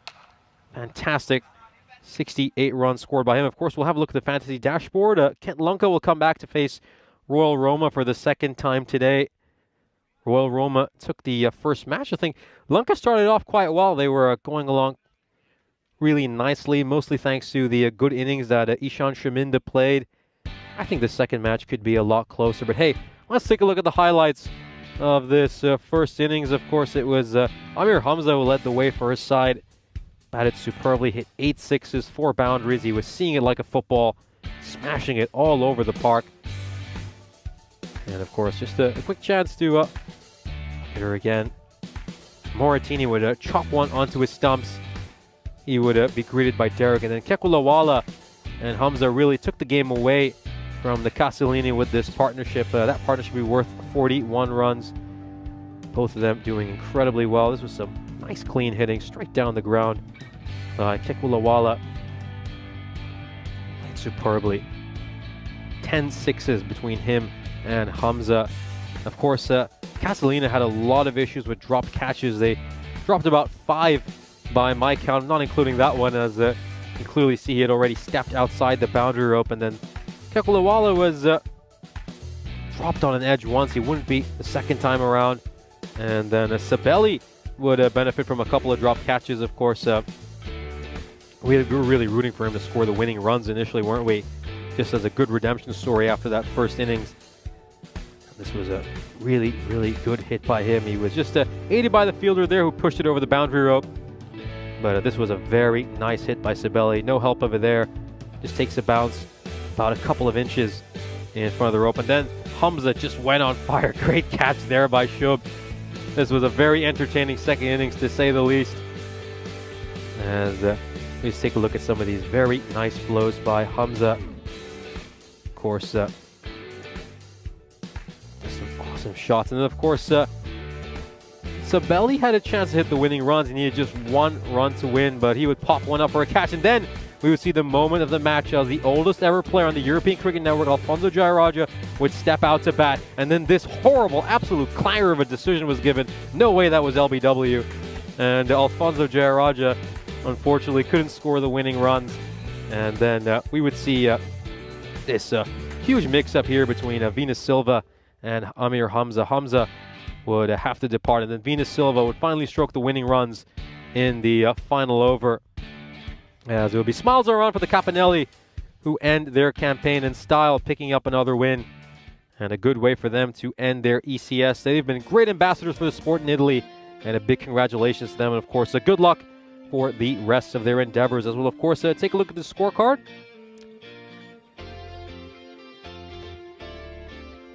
It was, of course, Michel Moratini opening the batting alongside Amir Hamza. Just apologies that you can't see the scorecard at the moment. There's just a few issues with the scorecard right now. We'll correct them as soon as possible. Of course, Amir Hamza, we just need to remind you, if you're still seeing that he was not out, of course he was out. It was Venus Silva who hit the winning runs, not Hamza. So Moratini, of course, opened the batting alongside Hamza. Moratini, unfortunately, was out for a duck. Hamza made 72 of 27. Kekulawala making 24 of 14. Sabelli was dropped a couple of times, making 15 of 9. We, of course, got a chance to see Alfonso Jayaraja out in the middle. And, of course, in all honesty, unfortunately, he was out plumb LBW, but was sadly not able to score the winning runs, which is what Venus Silva would do instead. He would score a couple of runs to win it at the end. And then just a quick discussion about the bowling figures for Castelina. Shanaka bowled, was the most expensive, beg your pardon, of the bowlers, giving up 28 runs in his very short spell. Indika Sain would pick up a wicket, going 1 for 25. Kankamagne, who bowled that penultimate over, would get a couple of wickets. They kind of spoiled the party. But in the end, Castelina, who had their best ever ECS batting performance, were not able to replicate that in the second innings with the ball in hand, as they struggled with the ball in hand and the field, as the Roma Capanelle would take it in their final game by 5 wickets. We'll join you again in a few moments as we'll bring you our next match of the day. Make sure to hang around with us, as we've still got 3 more games to come.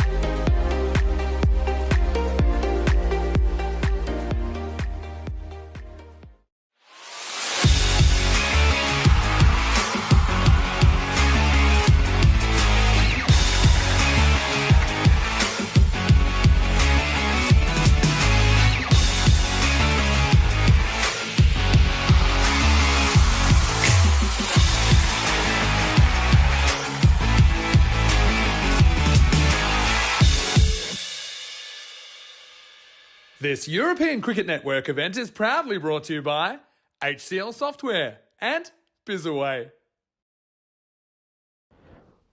Buongiorno, cricket enthusiasts. We're back here as it's a deja vu. Kent Lunka are facing off against Royal Roma. Once again, of course, earlier today, Royal Roma stamped their dominance with a commendable 32-run victory against Kent Lunka. So Kent Lunka will be seeking some redemption. Let's send this over to the coin toss where the match referee is joined by both the captains. Kent Lunka, you are the home team, you will toss the coin, okay? Royal Roma, you're the away team, so you will call. Okay. There's the coin. Head.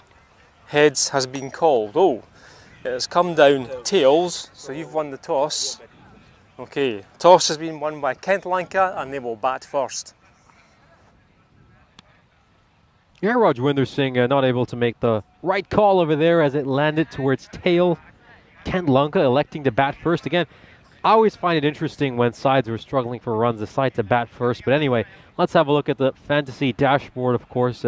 Nicola Fernando leading the way for Kent Lunka with 293 points. Rishal Jayawardene, of course, an absolute bargain at 6.5, giving you 279. He's a wicketkeeper as well, so he's always likely to get some catches. Royal Roma, of course, have Lakanwal, who is hot, really, in the race for the top run getter. Just behind Sharif Rehan right now. He scored 372 runs. One of two players who scored 100 so far this series, and he's doing that at a strike rate of 235. Absolutely mind-boggling statistics. But yeah, just it is rather interesting that Kent Lunka, who really have sort of been averaging 100 to 110 runs so far this series, will decide to bat first. Again, I think when you're a side who kind of struggle for runs, you should look to try to restrict your opposition to a low total in the first innings, and then maybe pace yourselves and go at the pace you're capable of in the second innings. But again, Kent Lunka decides to bat first, and let's see how this goes. First ball of the innings is going to be a wide by Rashid.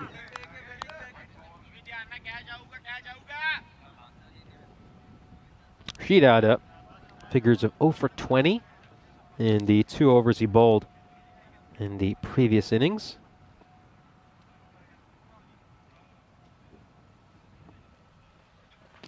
Again, just straying down the leg side. Very optimistic appeal.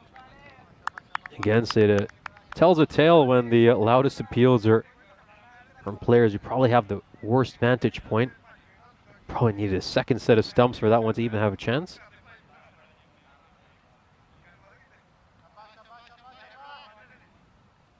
Shaminda did so well in that previous match these two teams were involved in, made 30 of 16. He's opening the batting once again alongside Jayawardene. We saw Nico Fernando do that yesterday. And of course, let's have a look at the win predictor. Of course, Royal Roma, I'd say rightfully so, fancied as 77% favorites here against Kent Lunka, who had a rough start to the tournament, unfortunately for them. 1-3 in the 4 games they've played so far. Whereas Royal Roma, the finalists from last year's ECS, are sitting pretty in second place. Been to the last couple of finals here in Rome, as this is going to take a few bounces and trickle over the boundary rope. And Shaminda opens his account with a nice looking 4. Straight down the ground. That's a boundary.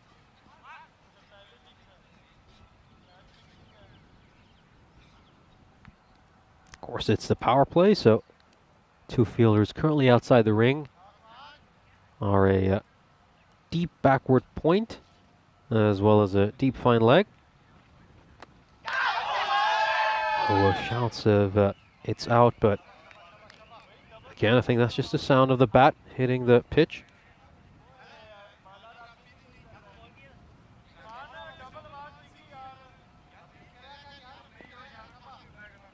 Again, this Kent Lunka side, they're a very top-heavy team, really. They get the bulk of their runs from their top 3. I think they kind of lack the depth lower down the order.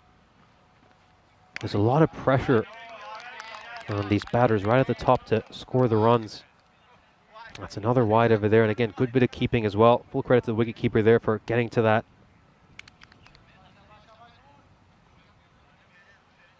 Nur Mahmood is the wicketkeeper for Royal Roma.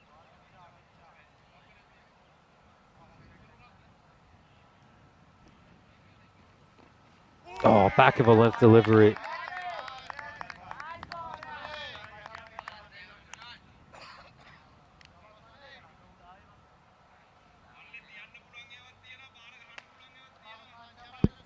And again,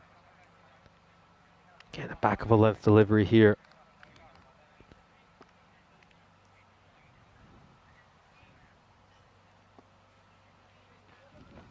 Oh, fuller delivery. Good one. That's missed the stumps by a whisker. Let's just take another look at this. Yeah, that is so close to the stumps. Could easily have bowled him. Again, that's right up there. Good ball, great length, and of course, a chance to remind you that we've got just a week to go until, of course, we'll step out on the pitch in Malaga with Europe's cricketing elite taking part. Should be a whole lot of fun, of course. 31 nations taking part in that, all vying to be the European champions. Of course, Netherlands 11 are the defending champions. They've already secured their spot in the championship weekend. Should be a fun tournament. Of course, you got a lot of newcomers. A lot of veteran sides are continuing to grow and get better. Should be a hell of a lot of fun. Of course, as Cardama beckons Europe's best.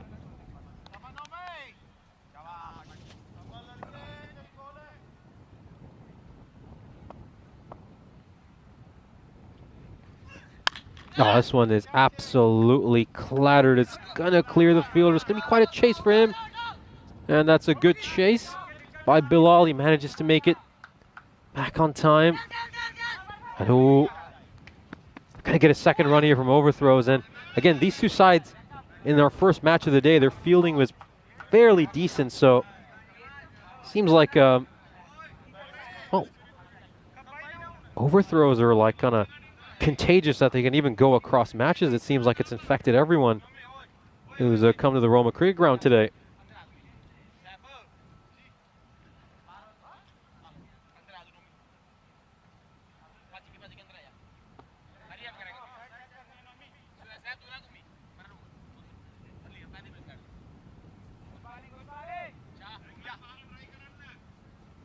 Here's Khalil now.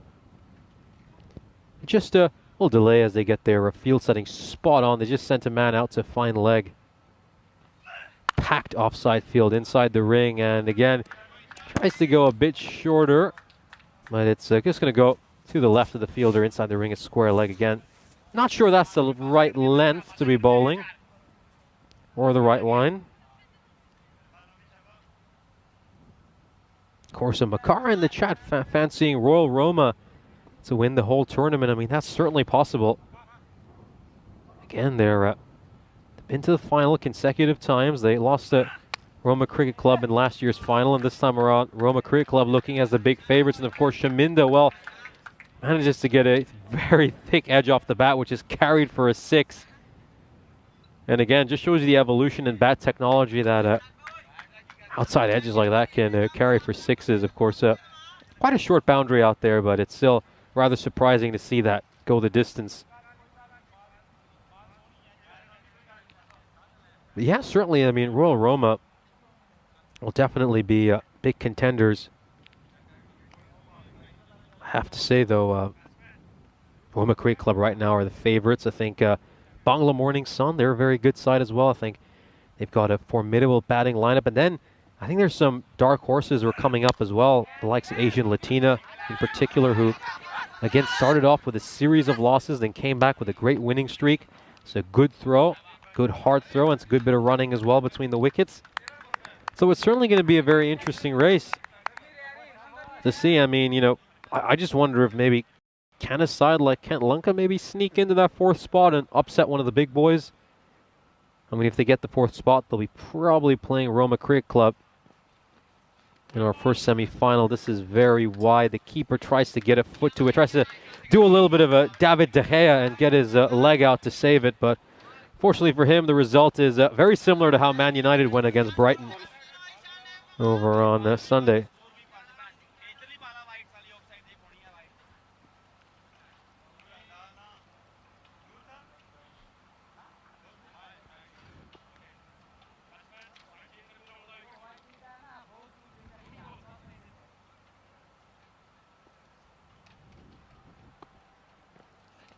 Ah, this one's hit straight down the ground. There's a fielder running at it. It's going to be a tough catch if he takes it. And that's a really, really well taken catch. Terrific effort. I mean, he covered ground in a flash. That's Mohamed Mohsin. Outstanding bit of work. Let's take another look at this. It's gone high up in the air, and he's out of the block so quickly. He watches the ball so closely, puts in the slide, and somehow he manages to take it. That is incredible, and honestly, he deserves a bit more appreciation from his teammates for that. It's a rather muted reaction after taking that catch, almost as if they just expect him to always take those. Well, let's have another look at it. Running forward, and yeah, great effort. Really, really good. Top bit of work there by Mohsin. As the first wicket falls, and it is, of course, the dangerous Ishan Shaminda coming off his great innings of 30-odd.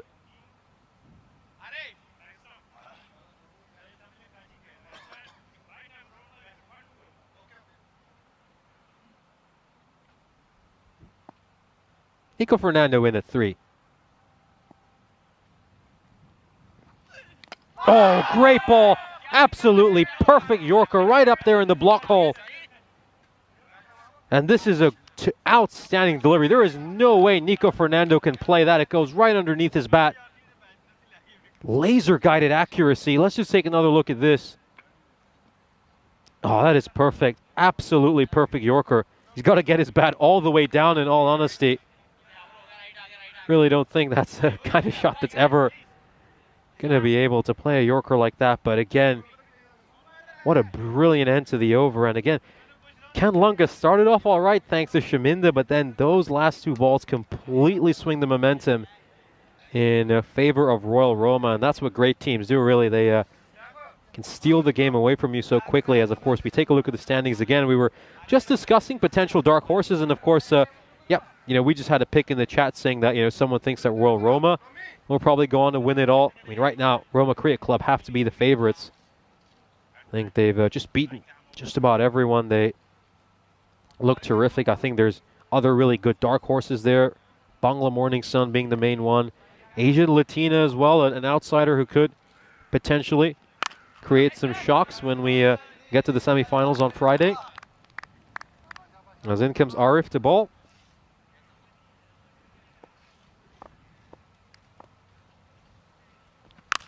Oh, this is beautifully struck. Very good looking shot. Look at this pose after hitting that. Oh, it's beautiful. Take a look at this. Oh, that's gorgeous. That's a beautiful looking play. He's just hit that so well. And again, that's what I like about Jayawardena. He's a terrific cricketer. He really plays just beautiful looking traditional cricketing shots in this format. Again, Royal Roma, they're a side full of bludgeoners, but then you've got Jayawardena for Kent Lanka, who plays cricket in a very classy way, as that looks like it's going to go the distance. That goes all the way. A huge 6 here for Jayawardena. Gagandeep just going a bit too short. And look at that beautiful horizontal bat shot. That's what I love about Jayawardena. And again, just can hear a little bit of chatter on the Royal Roma side saying, pitch on a good length, which I absolutely agree with. As this goes to the man who took an incredible catch, Mohamed Mohsin. Deep, only bowled 1 over in the last match against Kent Lanka. That over went for 12.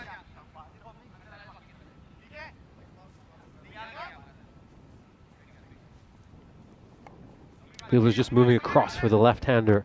Again, packed field inside the ring on the offside. They're just trying to get it spot on. They want everyone on the right blade of grass. Great ball. And it's Tiriak Duro who comes in. Tiriak Duro has had a couple of decent scores lately,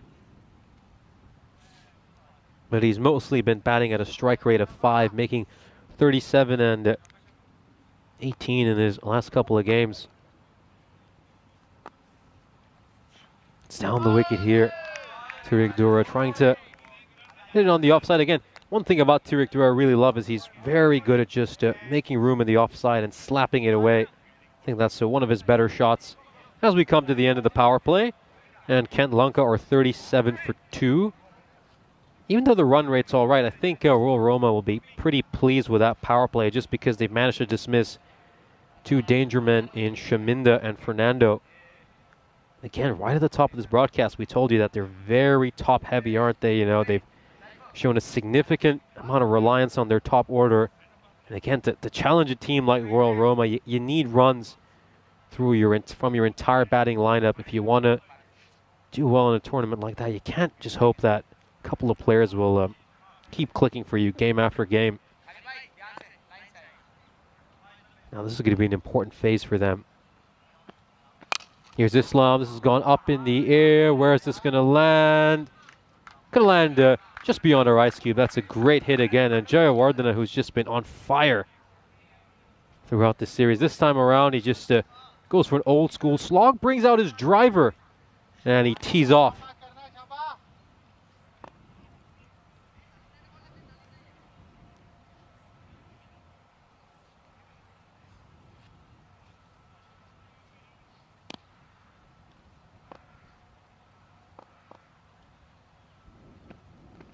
Oh, this one is a good ball there. Maybe he'll be a little bit disappointed, Jayawardena. I think he could have done better, particularly with no real protection on the fine leg in hindsight. Probably would have hit a boundary there most occasions.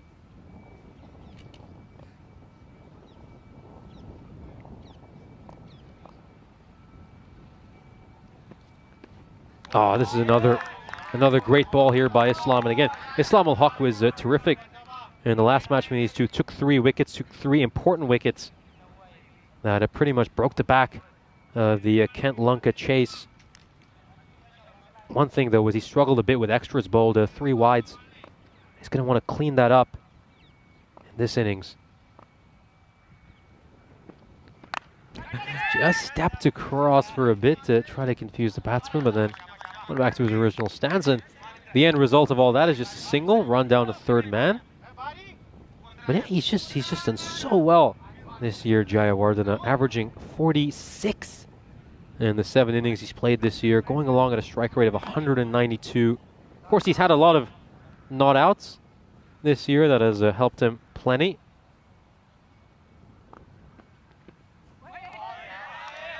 And he's looking for the wide. Take another look at this. I don't think he has a case there. I think the umpires made the right decision.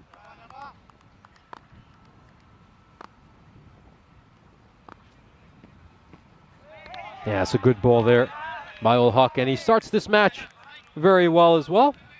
Islam Al-Haq having a good day with the ball so far. As Kent Lunka are 44 for 2 at the end of 4 overs, so managed to peg them back quite well here after that magical second over of Noman Khalil. I think Royal Roma just plugging away, taking the wickets. They've just kind of exposed the slight soft underbelly of this Kent Lunka team. And it's going to be Mohsin bowling this 5th over. Again, we saw how well Mohsin was earlier when he took that incredible catch to dismiss Ishman Shaminda.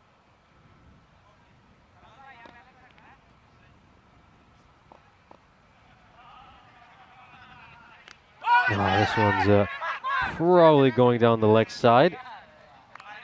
As Jayawardena gets to another end, given leg buys. And also look how far he's batting outside his crease too. There's not much going for that one.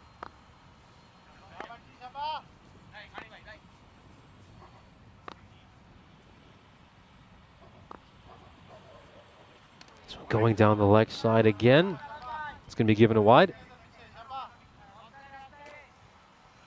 4th wide they've bowled already, Royal Roma. I think they do have a slight issue with extras. I think that's something they definitely will look to correct, especially, again, considering their standard is trying to challenge Roma Cricket Club for the ECS crown. They're going to have to clean things up, because Royal Roma are just such an incredible unit. They field perfectly. They hardly make an error. And again, I think Royal Roma really need to take these games as an opportunity to put some good habits in place for when they face off against their opposition in the semifinals.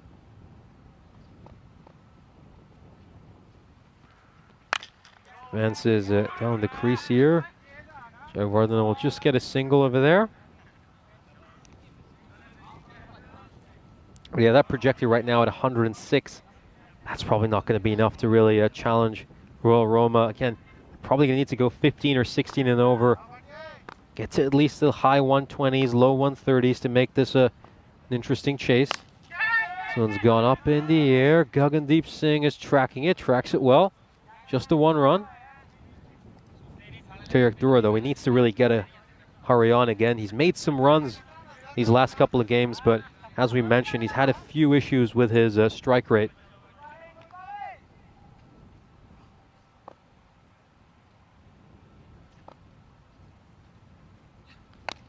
Oh, this is a very interesting way to play it. Oh, has he put it down? He has. That was always going to be a really tough opportunity for Francis Nimantha.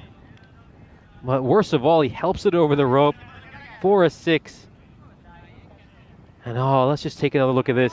Yeah, just pops right through the hands, goes for the reverse cup, and it goes over for a 6. So, well, it's good to see that some of the fielders for Royal Roma see the lighthearted side of it. But that could be a costly drop if Jayawardene goes on to make a big score, as this one's played away, and it goes for a boundary.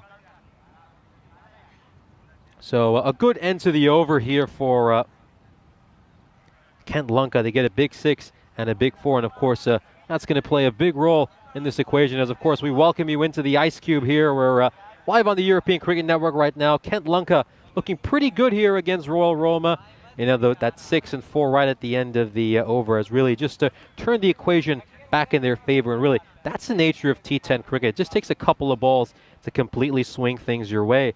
Kent Lunka, interestingly enough, won the toss. They decided to bat first. We were debating whether that was the right decision or not. We thought maybe a side who had the batting woes they've had would be better off trying to chase.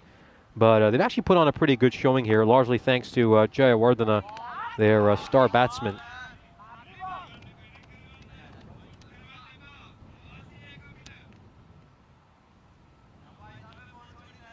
And there's Laika once again.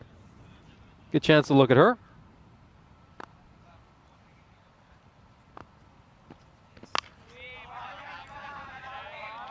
And this is blocked out again as Islam Ul Haq. Again, he's just been really good all day today. Of course, we talked about the 3 wickets he took earlier. Maybe they're just paying him that little bit of extra respect. Kent Lunka, considering he already demolished them in that previous one, but this one's a bit too short and it's going to be given wide by the umpire, I think. One thing with Islam Ul Haq is he's at least cleaned up the wides in this innings. I think previous match he played, he bowled a few too many wides. That's probably the one thing I guess you could have nitpicked him for in the previous performance, but no issues with that so far here. Played away. It's going to beat the fielders, and it's going to go away for 4. So Tarik Dura, again, a little bit slow out of the blocks. That's often the case for him. But he managed to pierce the gap there, get it away for a boundary.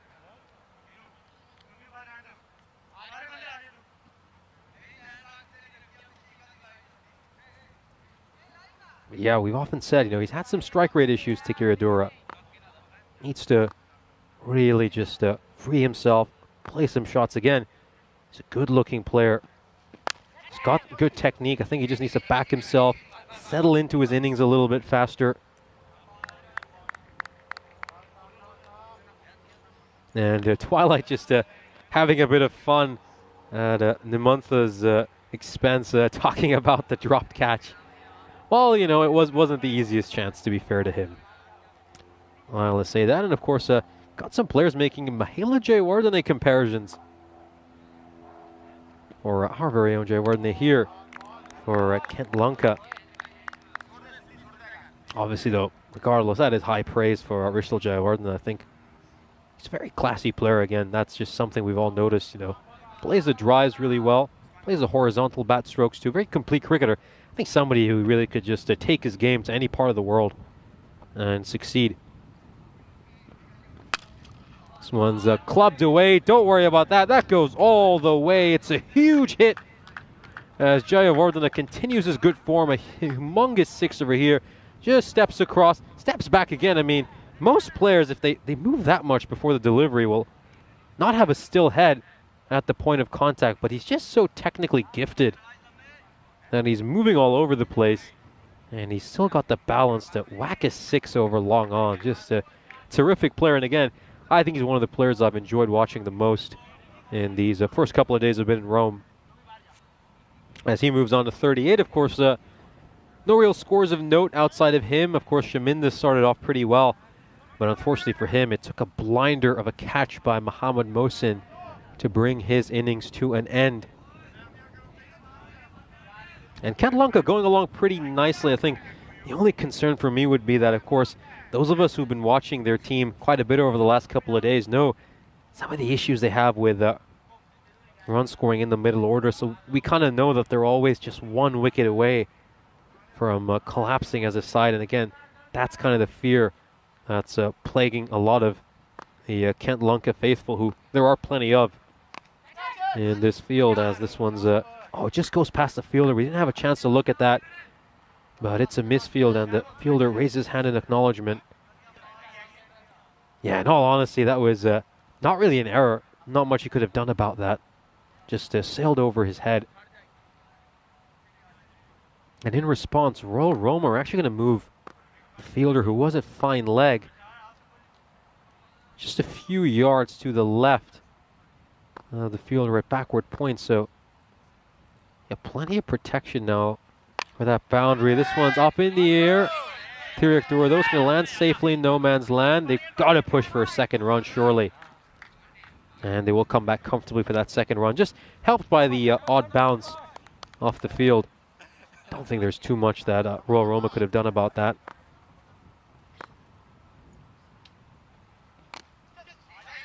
This one just a hit into the pitch. It's going to be a single again. You know, middle overs momentum is going to be very important for Castelina. You know, they often start off very strong in the power play because of the strength they have in their top order, but they just kind of lose their way through the middle again because of those lack of depth issues. You know, they need to keep rotating the strike over here and just pick out the gaps. You know, they have good players in their team.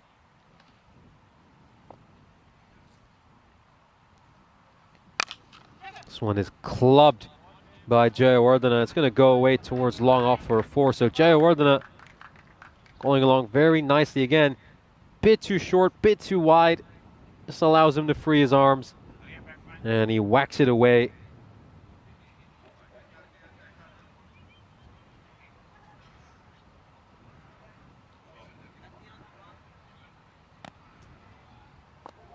Two balls to come in this over. This one's hit away again. This is going to clear the fielder. It's going to go all the way. Another huge hit for Jayawardene. It's over-pitch delivery. And again, he's just got brilliant wrists. He generates that bat speed, gets underneath the ball, and whacks it away for his 5th Maximo. And now 2 runs away from a half-century and his 3rd half-century of this ECS. On a plate again. Are they going to push for a second? He's run the first one hard. I don't think that's going to be on. It's a good decision in the end. Good call by Tirikadura to tell him to settle for a second, as of course Gagandeep Singh was on that in a flash, of course. So let's have a look at the groups for the ultimate European cricketing carnival. Of course, Europe's finest will battle it out for continental dominance, pride, and a coveted spot in the championship round. Of course, we'll find out who joins Netherlands 11 in the championship week over the initial weeks, and it's going to be absolutely great. I mean, we're going to write some unforgettable chapters in the European cricket history. I mean, all starts off with Group A on Monday next week. Spain, the Isle of Man, France, Czechia, and Greece. Of course, Corey, who was commentating the first week over here, has headed off to Spain to help his boys get prepared. Of course, the best of luck to them. And it's going to be a whole lot of fun. Really looking forward to that.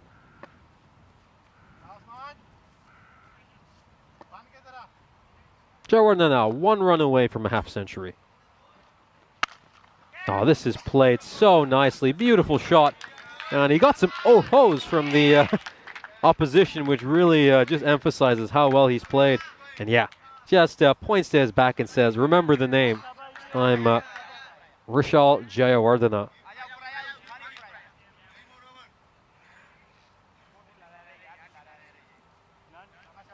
Beautiful shot. Right through the gap. Goes away for 4. Oh, played expertly again. But there's a fielder out in the deep to cut it off. Ulhak.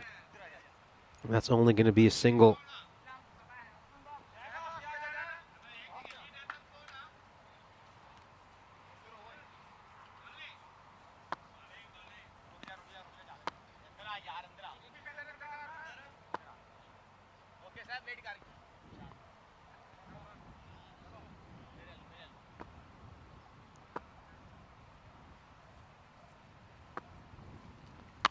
Oh, this is played nicely away by Tiki Radura, but it's a good fielding on a deep backward point. And again, I think sides have seen him make runs in that region a few too many times, and now they've just started protecting that boundary. Again, it's good to see that teams are noticing the tendencies of their opponents and responding to them.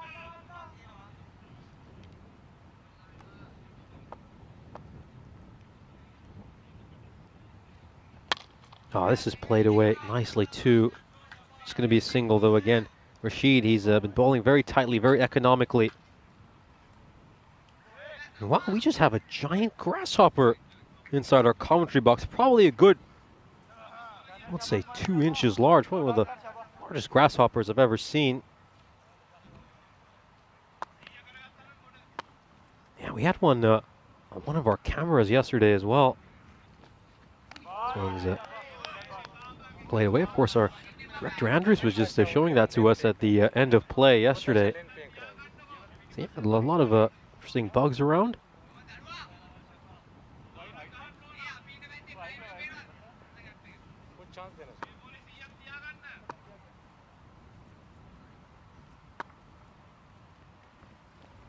Oh, this is going to go over the fielder's head. Is it going to beat the fielder? Well, again, we said that Tirikadura loves that region.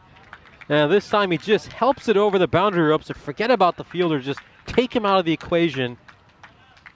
And he plays his favorite shot to perfection over there. That goes away for 6. As the Kent Lanka are 102 for 2. And they're, again, going along really nicely. And what did we say? They needed to try to get to that high 120s, low 130s to make this a competitive chase. And I have to say, hey, they've proven me wrong. I mean, I said that they should have bowled first. They've actually done a really good job so far batting first. And if they can close out these last couple of overs strongly, then certainly their decision will prove to be the right one.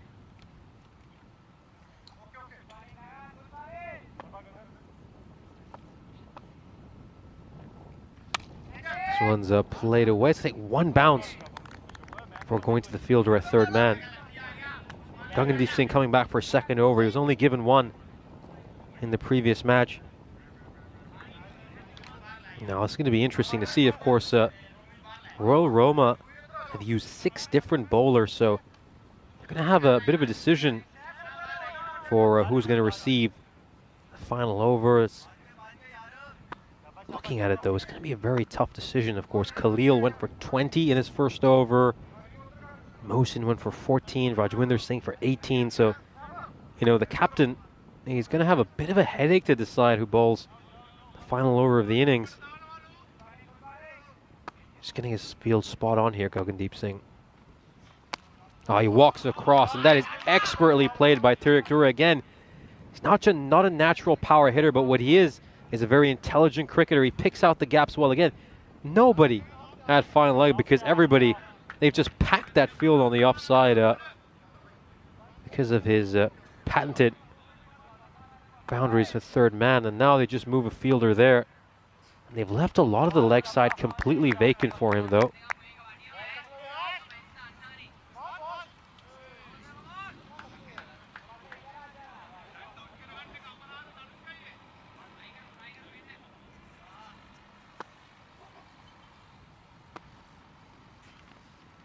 Again, this one's in the channel, and it's going to be another dot ball. And Gagandeep Singh so far this over, he's bowled fairly well, just 5 runs off the first 4 balls despite that boundary. But can he close out strong again?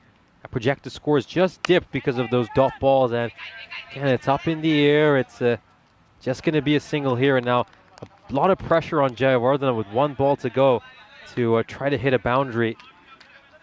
Again, what did we say? They need to get to high 120s, low 130s, so probably need another 15 to 18 runs minimum, we should say. 7 balls to go in this innings. This one's played away. Is it going to beat the fielders? It's a tight gap between them, but actually that's an exceptional bit of fielding. But they'll come back for a second run. The throw isn't the best, and just a little bit casual by the bowler as well. Don't think Corey will like seeing his favorite player doing that, as again, great bit of work. That is an exceptional collection by the boundary riding Numan Khalil, who, well, I wonder if he's going to bowl the final over, because again, as we said, the captain's got a bit of a decision here. Is he going to go with Khalil, Mohsin, or Rajwinder Singh? And it does look like he's going to go with Khalil, even though Khalil went for 20 in his first over, which he didn't manage to get a couple of wickets in.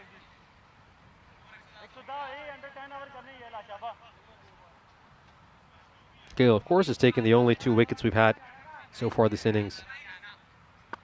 As of course, we take a look at the best fielder on the European Cricket Network.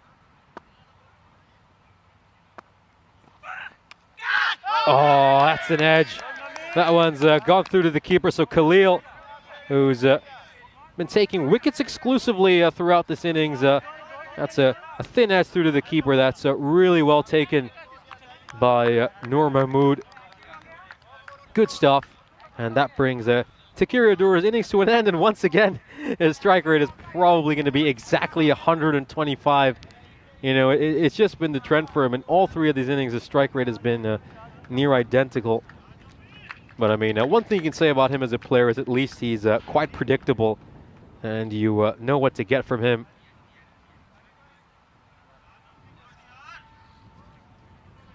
But 5 balls to go here for Kent Lanka. Again, 20 runs of 5 balls is probably too steep a task. And of course, that would be Khalil's hat trick right there. Of course, well, we didn't mention that since his first over was so long ago. But yeah, that was Khalil's hat trick. So he's now the 3rd player to get a hat trick on the network, and of course on this series, I should say. And yeah, just so apologies for missing that. Of course, he was yeah, a lot of us just simply didn't realize, just because Khalil's over was all the way back in the 2nd over when he took a couple of wickets. But again, full credit to him. Congratulations to Khalil.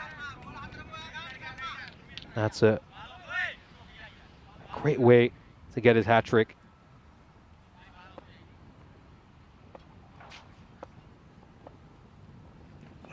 And this one is going to go for the big, spectacular ramp shot over there, Jayawardena. As we just take a look at this, goes for the shorter delivery again. Yeah, very hard to play a ramp shot to that. 4 balls to go. And again, just a rather quiet end to this innings for Kent Lanka. Just 8 off the penultimate over, only 2 off this so far. And this one's been played away. It's going high up in the air, and it's going to go for 6. So Jayawardena now, he's pretty much got 3 balls to make as many runs as he can. He hits this one for a 6, 3 more to come. That moves Kent Lanka on to 118. Now 12 needed to get to 130. And again, and yeah, this time he just tries to ramp it over the keeper, but it's been given a wide. Just see here, Jayawardena going across. And yep, that is probably a wide. It doesn't go over the stumps. Yeah, this is one big 6 now. Just put a lot of pressure on the bowler. This one's struck down the ground. It's going to be just a single, but I think more importantly, oh, Jayawardena is going to get run out. Well, he was really eager for a second run there. In all honesty, it wasn't on. It just wasn't on. And he wasn't paying attention on a sharp throw to the non-striker's end. And of course, Crew Triple One saying that is the longest hat trick in T10 cricket. I completely agree. I mean, all the way from the 2nd to the 10th over, kind of caught us all off guard. Boy, that one just sneaks in a quiet hat trick. As Kent Lunka, though, 120 for 4, a couple more balls to come. Tahir Khan's going to be on strike. Can he hit a boundary or two to end this innings?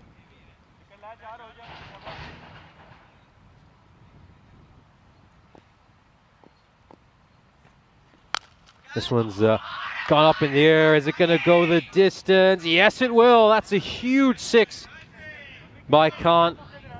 It actually comes off the lower end of his bat. He hasn't even hit it right out of the middle, but it's still traveled the distance. And that is enormous because now Kent Lunka, you have to say, have a very, very competitive total here. And this is going to take some chasing for Royal Roma. 1 ball to go. Where are Kent Lunka going to finish? This one's high up in the air again. Fielders converging underneath it, and the catch is going to be taken in the end. Very good catch there by Kamaljit Singh, as Khan will hit a 6 and then get out the very next ball. Kent Lunka end up on 126, a very respectable total. So we should have a competitive chase as the 2nd place Royal Roma. Well, they've got a game on their hands, as of course the big story of this over is the fact that we just saw a hat trick from Noman Khalil. Got a couple of wickets on his last 2 balls of the 2nd over he bowled, and now of course goes for 16 runs in this over, a slightly expensive one. 36 runs over the 2 overs he's bowled. As we take a look at the highlights of this innings, of course it was a great opening partnership there between Shaminda and Risal Jayawardene. Shaminda continuing some of the good form he's shown today. Made 16 of 10, got off to a good start, and it took an awesome catch there by Mohammad Mohsin to dismiss him. But the star player for this side would of course be Risal Jayawardene. That would be the 2nd wicket, which Noman Khalil would take, an absolute snorter of a delivery. It would be a long time before he would bowl his next ball. This one is just some clean hitting here by Risal Jayawardene, making 65 of 25, hit 4 boundaries, 6 big 6s. And then Tiriya Kadura made 26 of 21, kind of going along at his typical strike rate of 125. He was a partner at the other end, while Risal Jayawardene would do much of the big hitting. Of course, you can just see some of the highlights. As we said, no one other than Khalil was able to get a hat trick. He ends up with a hat trick as well as 4 wickets. He was involved in 5 because he was involved in the run out as well. And we just see there Tiriya Kadura playing his patented shot over 3rd man. And this one is just behind fine leg, a great bit of fielding there.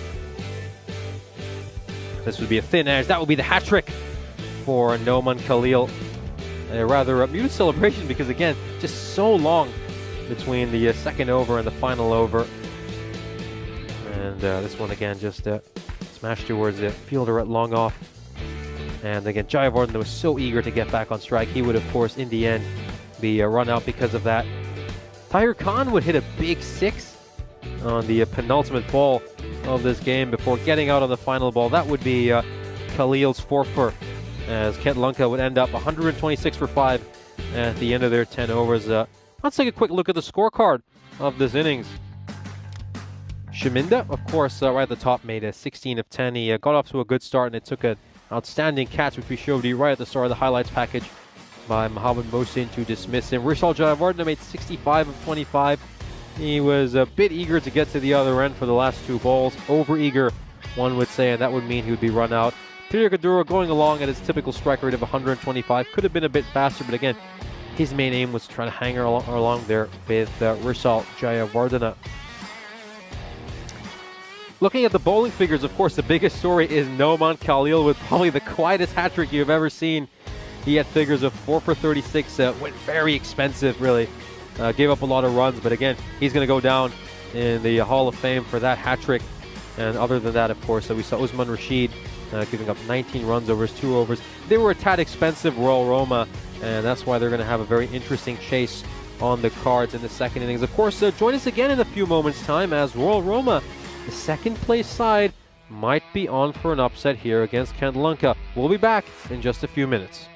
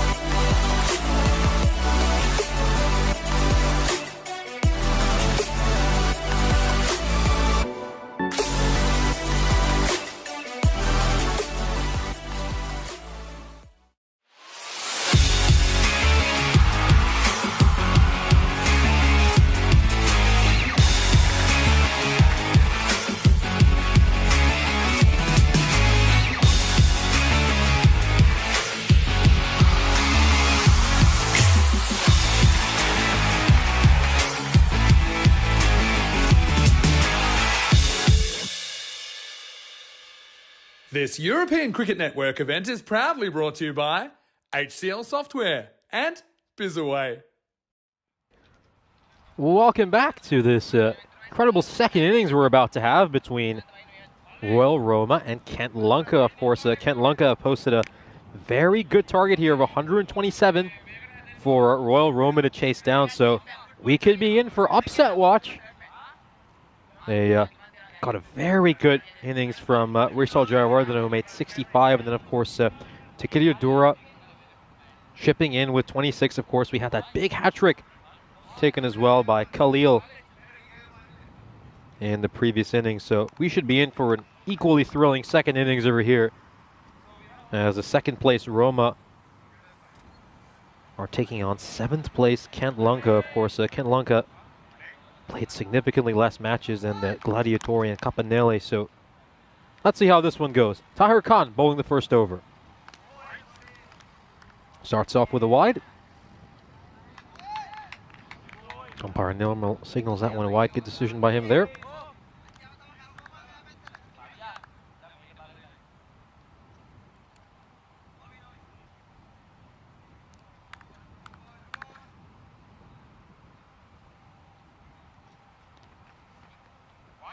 Yeah, he's going to watch this one along as well. It's another wide, so back-to-back wides to start off.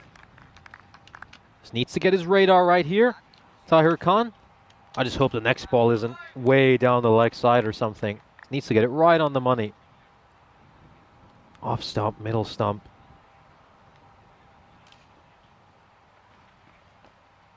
Just gets this one inside the tram line, so he's sticking to his plan, and he managed to get this one to work. Again, at this stage, you'd probably wanted to attack the stumps a little bit more. Bowl wicket-taking deliveries.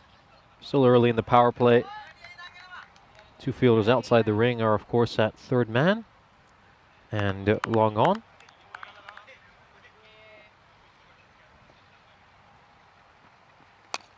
This one's played away towards mid-wicket, and they'll scamper across for a quick single.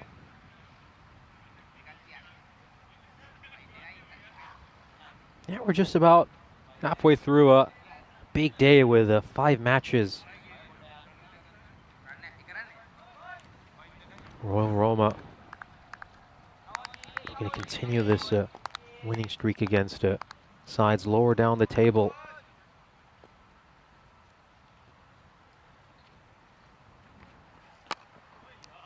So fuller, wider delivery again. It's just a single though. But yeah, just because they have a slightly bigger target here, I still would like to see Kent Lunca just attacking. Continue to attack, continue to look to take wickets.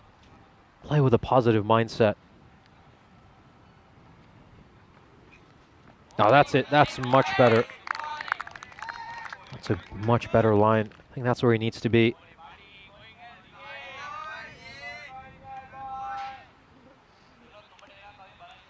We're going to be greeted by some of our friendly flies for the first time. Of course, all been hearing the stories about all the flies around the ice cube for the last few days, and we're starting to see some of them pop up here as we're approaching in the afternoon, as this one's going to go away for 6. It's a thick edge that's gone the distance here.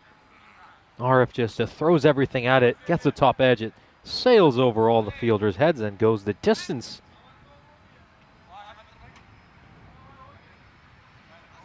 Yeah, Tahir Khan again, you know, just not a fan of this line. Shouldn't be bowling that wide. A little closer to the stumps. We know he can do that. He's a very good player.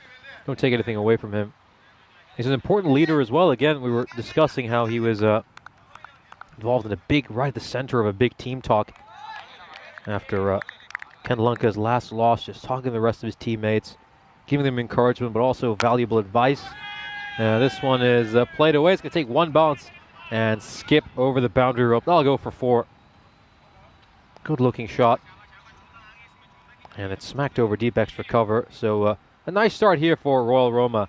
14 for nothing at the end of the first over. As of course it's a chance to remind you that that's been 308 matches since we last had a golden ball. I just hate to see that count tick game after game after game here, but I'm sure it's going to come to an end soon. I mean, Rome feels like the right place for it to come to an end. I don't think we've ever had a golden ball final on the European Cricket Network. Maybe all of this has just been set up for us to get a big golden ball final here in Rome.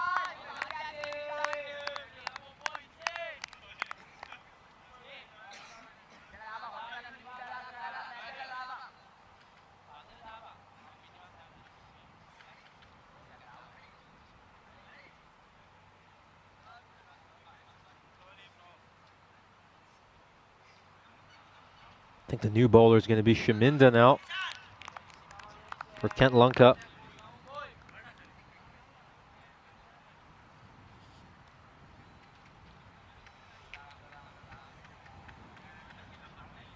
And Shaminda, he's been in pretty decent form these last couple of games. We also know what a good fielder he is. He took a blinder of a catch earlier today. Now here's a chance for him to roll his arm as well. Going against Luckenwell, of course. This is a nice little story within a story. Of course, Luckenwell is chasing the top spot. And this year's run getters, and he's going to be very annoyed that he's missed out on the full toss there. I think it's actually dips quite a bit, so you could maybe be generous and call that a dipping Yorker.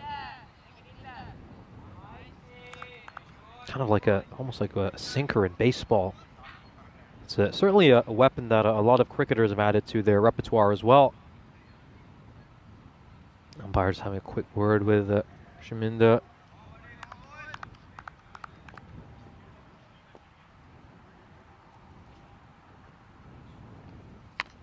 And again, just takes all the pace off that ball. And I think Luckenwell, I think he's just sizing him up right now. I think he's about to get the measure of him. I think we'll get another big shot coming here on this next ball. Again, Luckenwell is a brutal hitter. Strike rate of 215 in this series. I think I see a big shot coming here. Yeah, and there it is. That's a huge hit. That's gone the distance. Enormous six, goes all the way. Might have landed in Florence, that one. That is a huge hit. Just tosses it up. Very risky to do against a batsman of this quality. And see you later. Shaminda, though, he's playing with fire, bowling like this to Luckenwell again. Got away with it once on his very first ball. And maybe again, just bowl a bit flatter. I think flattening it up that much in this format against one of the most dangerous hitters is a huge risk.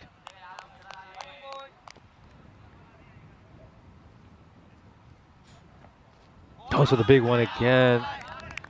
Across the line, just loses his shape a bit.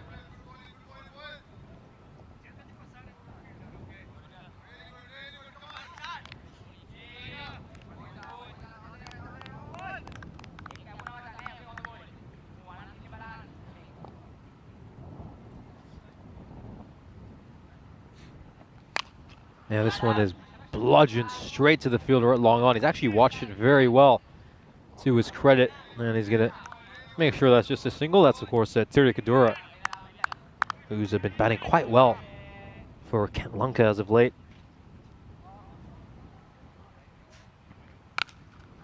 Cut away, and this is going to beat the fielder at point, but it's not got enough to go to the boundary. So it's going to be just the one run here for Arif as the over comes to an end. Arif keeps the strike for the third over. And we're 22 for nothing at the end of 2 overs here in this match. 39 between Kent Lanka and Royal Roma, as of course we have a chance to look at the standings, of course. So we're all on upset watch here as Royal Roma could be in with a real scare here against Kent Lanka after Kent Lanka have set a target of 127 for them. But again, I think Kent Lanka are slightly better than that record suggests of 1-3. Of course, last year's ECS, they won just 1 game out of 8, and then the year before that, they didn't win a single game, but they look like a much better team in this ECS. And this is the great thing that we've seen with a lot of these teams, is they just get better and better game after game after game.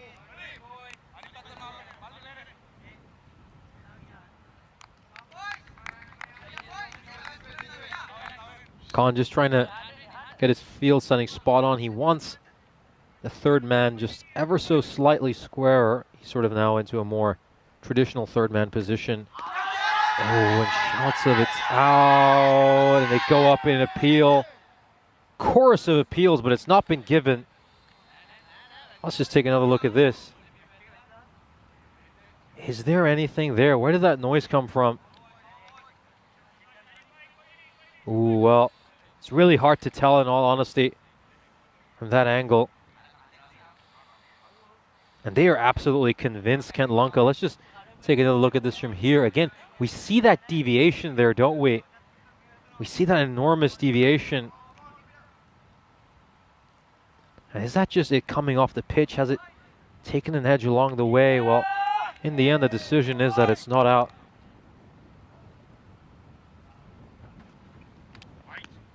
That one's a bit too wide. And again, Tahir Khan continuing to aim for that tram line. And again, when he's bowled straighter and closer to the stumps is when he's been most successful. So needs to keep doing that again. We just saw him almost get an edge, at least produce a...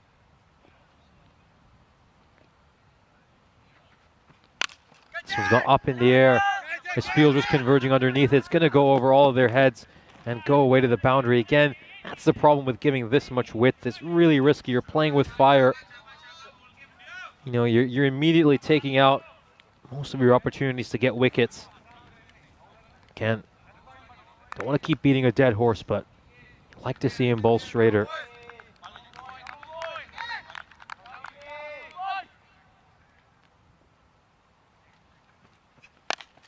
This one's up in the air, shouts of catch it. It's going to take one bounce and go away for 4, as Arif, he's really enjoyed facing Khan in the early stages of this innings. Khan's first over going for 14. This one already has gone for 13. He's still got 3 balls to come.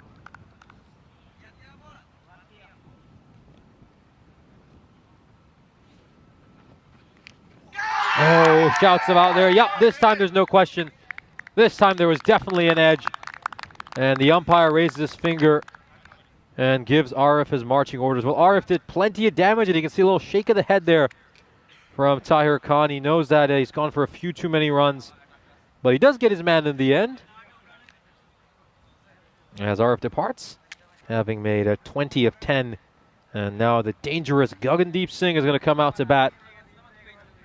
Power hitter, absolute brutalizer, and of course one of Corey Rutger's favorite cricketers. Just loves his batting stance from what I've heard. Great figures as well so far this tournament. Is of course one of 2 centurions so far this tournament. Made an undefeated 109 against Roma Bangla Morning Sun. Averaging just under 40 for this series with a strike rate of 242. And here we go then. Here's the iconic batting stance. Just examining the field. They've moved third man a lot squarer for Gagandeep Singh. He's now kind of more of a traditional deep backward point. And they just put a fielder out at cow for him as well.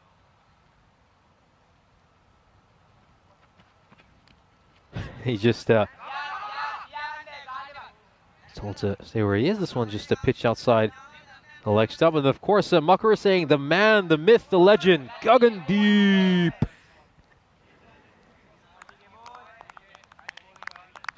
Completely agree with that again. He's just been in red hot form.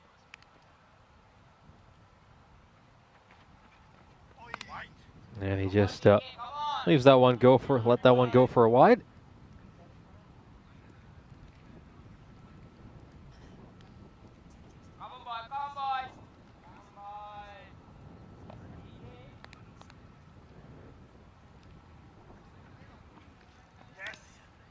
And this time again, Tahir Khan just keeping it wide again. He wants to keep it outside his arc, doesn't he? I think against a power hitter like Gagandeep, you might excuse him for this kind of bowling.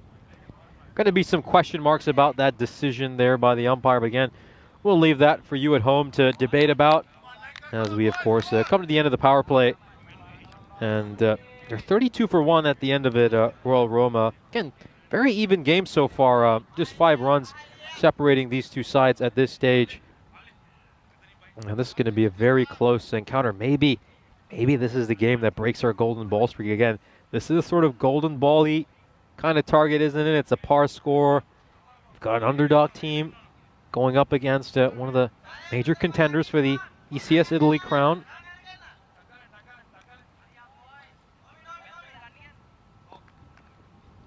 Yeah, I just heard some shouts of hurry up, boys. Of course, a few people keeping that over rate in mind. It's taken them 15 minutes to bowl the first 3 overs. This one is a drill down the ground, and it's just gone past the fielder. Mind you, that was Shaminda it was going to as well, so would have been a heart and mouth moment for Luckenwald. If there's one person you never want to hit a ball to, it's a Shaminda. Obviously, always a very, very tough chance, but he's given it a terrific effort there.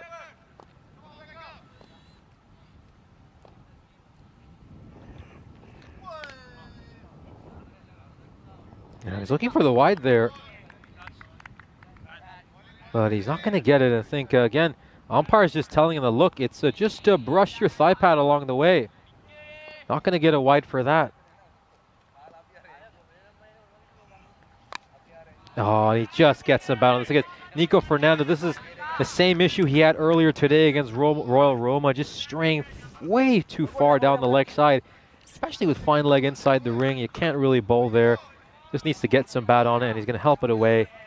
And it's a real shame because Nico Fernando, obviously, he's a very, very good player. So you just hope he can turn some of these issues around for his team.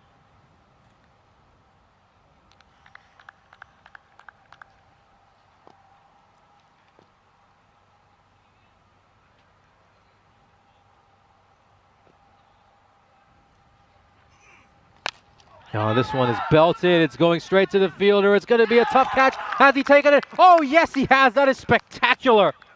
What a terrific catch there by Ishan Shaminda. This man is a live wire. There's nothing he can't take. We've seen him take 2 brilliant catches in one day. I mean, he's made the top 2 plays of the day today. That is outstanding. Let's just take another look at this. I mean, he probably has no right to get to this. He's out of the block so quick, plucks it before it hits the ground. And this is a brilliant catch. Hats off to Shaminda. What an electric player. What a live wire in the field. And Shaminda's very quickly going to become one of our favorite players here on the network. And that is a huge, huge wicket again. Ishan Shaminda, such a difference maker for his side. He's done well with the bat, but in the field as well. Yeah, you just feel really for Luckenwald, of course. He's desperately trying to get runs to close the gap with Rehan for the top run getter, and he finds one of the best fielders out there. Yeltsin tucks that away. He's just going to get a quick single here.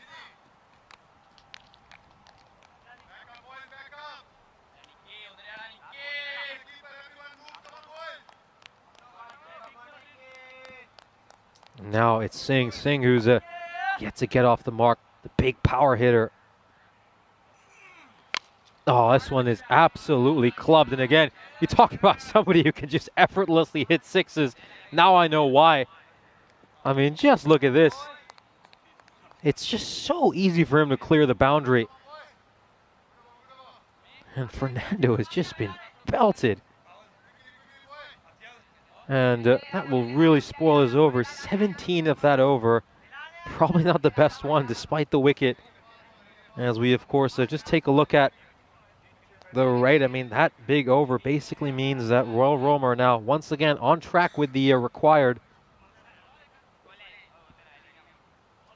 And of course, Makara saying that's the Guggen we know and love. And of course, a big reaction to that catch. Helix saying that is a great catch. Seifel, wow, what a catch. And Twilight saying catches win matches. Absolutely agree. I mean, if Kent Lunka go on to win, that man right now on your screen, he could be the one who's made the difference. We'll just take another look at that again. I mean, how is he taking this? How on earth is he taking that catch? That is brilliant. Top stuff. That's one thing I love about this Kent Lunka team is, you know, despite whatever issues they may have had at times scoring runs, In the field, though, they are terrific. And again, you know, there were a few question marks about some of the sides and their fielding. In the previous game we had no question marks over here. I mean, both these two teams are exceptional in the field.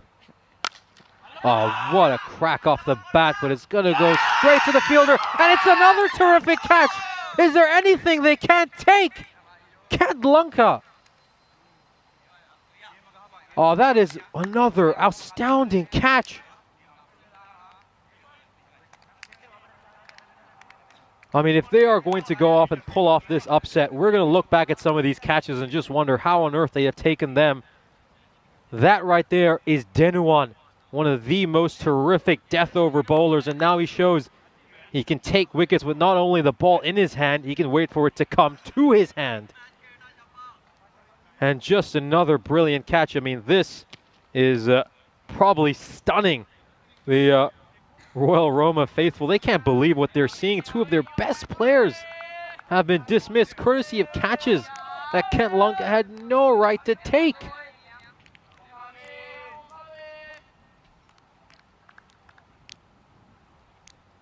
Let's take another look at that. Terrific diving catch. I mean, this highlight reel is just going to be Castelina catches at the end of the day.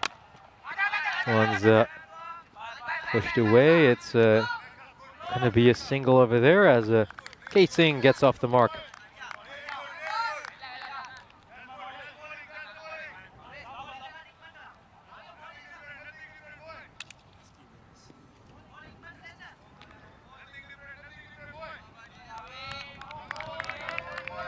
Karanayaka, it's 2 runs off the first 3 balls he's delivered. No, this one's gone away. It's gone for a 6 again. And that's the thing with Royal Roma. They're just such a great power hitting side. They've got that great equalizer in their arsenal, which is the big 6. And Helix there saying another great catch. Totally agree with you. I mean, Castelina, well, what can you say about them? I mean, I'm speechless. I'm out of words. Maybe that's because I've been live on air we're approaching almost 6 hours now. Got another 3-4 hours to go, but I don't know how to describe just how good this Castelina side are in the field. Spellbinding stuff is, of course, got 1 ball to go before the halfway stage of the innings. Royal Roma need a 70 of 31. And Twilight saying, is that catch the game? Hold your horses, Twilight. I'm not sure about that. This Royal Roma side, they still have plenty of hitting left. And this one's gone away. It's going to go all the way. That's another huge hit by Mohsin. And now 64 runs needed off the second half of the innings for Royal Roma. I mean, we're in for a terrific finish to this game. As we just see Mohsin get down and hit an absolutely wonderful hit. As once again, it's a chance for us to welcome you into the commentary box. Hi, everyone. I'm Nish Butt, and I'll be taking you through all of today's live action. And it's been a terrific game so far. Of course, Castelina, massive underdogs heading into this game, but they put on a great show in the first innings, led by Jayawardena, who once again was so good with the bat in hand. His third 50 already, and so far this innings, their fielding has been the biggest highlight. They've taken 2 catches they had absolutely no right to take. It's been a joy to watch, and I think we should all be on upset watch because the second half of this innings is going to be absolutely spectacular. Let's just take a quick look at them. That was the first one. Brilliant one there by Ishan Shaminda. Then Denuan says, well, whatever you can do, I can do just as well.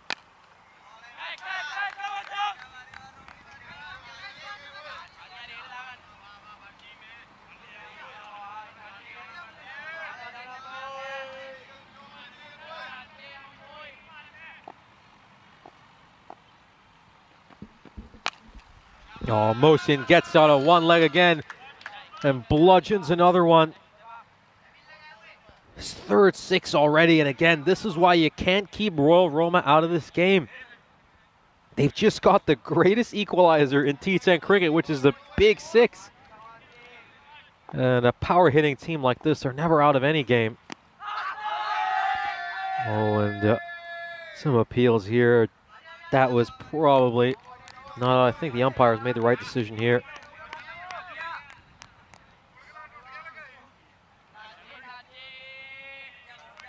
Maybe just missing the leg stump.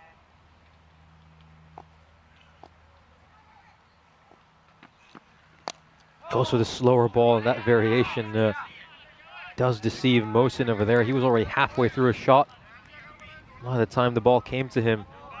And of course, yeah, we'd like to say, Helix, to take care, and can't wait to see you back here again tomorrow. I hope you have a good day ahead.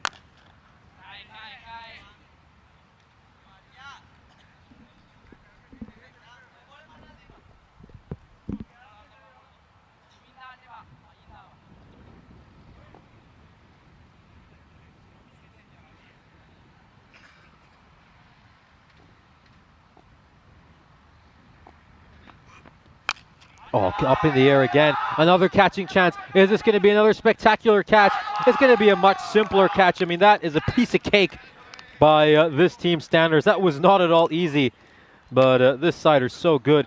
They make difficult catches seem very simple. That is the end of Mosin's innings. Probably one too many big shots. I mean, they didn't need a 6 of every single ball, but it was there to hit. Mosin went for it, and in the end, it's a slight miscue. Again, a very good cameo by Mosin. But now, who's going to be there to guide Royal Roma through these last 4 overs? They still need another 55 runs, and they've lost their top 5. Beg your pardon, their top 4.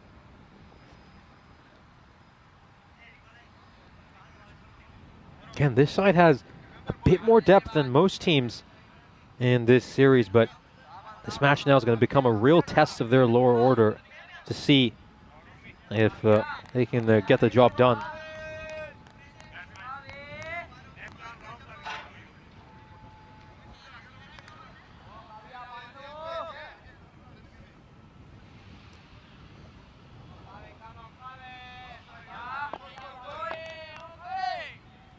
Karunaika here. Oh, this one's a bit too wide. Frees his arm, Singh, and absolutely belts it down the ground. Another huge hit here. And again, it's just been a very odd game. It's been wicket six for much of the match. You've not really seen much running between the wickets, but Royal Roma don't ever bother with that. What's the point when you've got that kind of 6 hitting ability?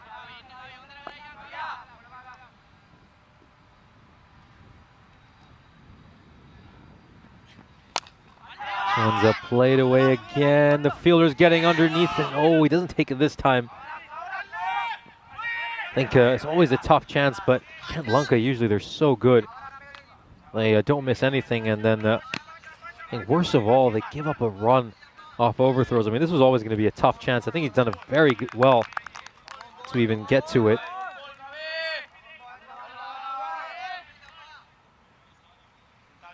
That's Denuan, yep.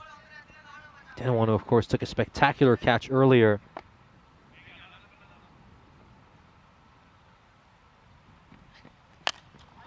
And he's going to tee off over here. Finds a fielder out in the deep, just a single.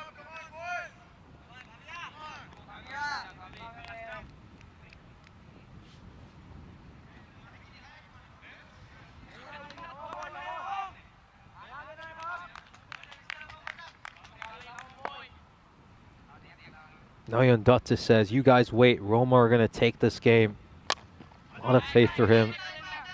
Still believes in his side to do this. And again, you know, for most teams, you might say that you're reaching the stage of the innings where maybe they're just beginning to get out of it, but Royal Roma certainly aren't one of them.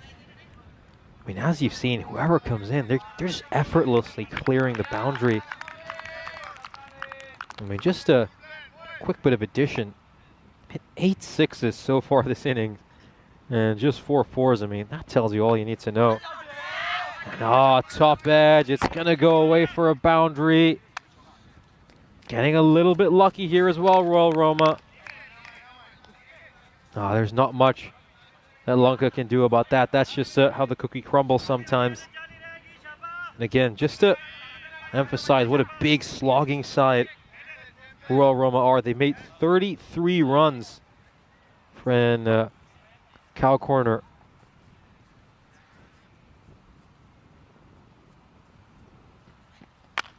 This one's gonna go behind point for a boundary, and that's another 4.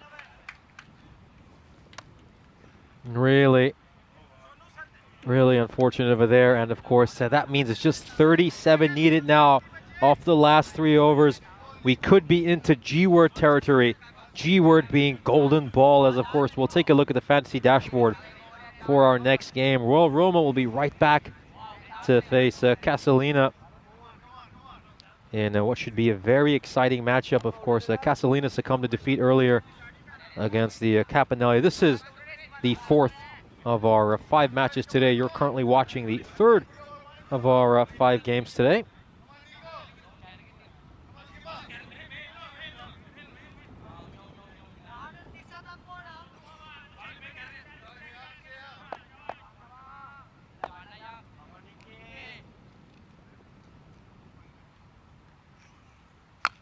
And full toss is played away, and again I think Fernando just gets away with that. I think it's a little bit of a risk to go with Fernando. I mean, he's again a very experienced performer. He's usually done quite well for Kent Lunka, but he struggled a lot today, particularly against Royal Roma. I mean, maybe this is just a side he doesn't do well against, so I think going back to him is a rather gutsy decision.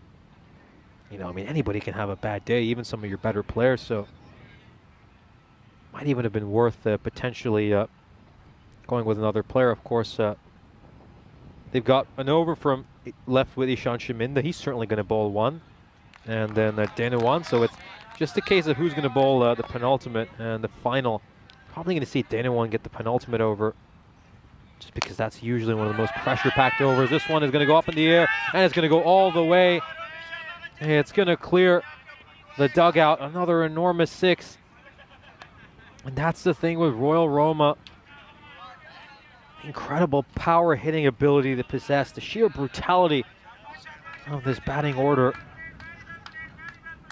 makes them such a challenge to face.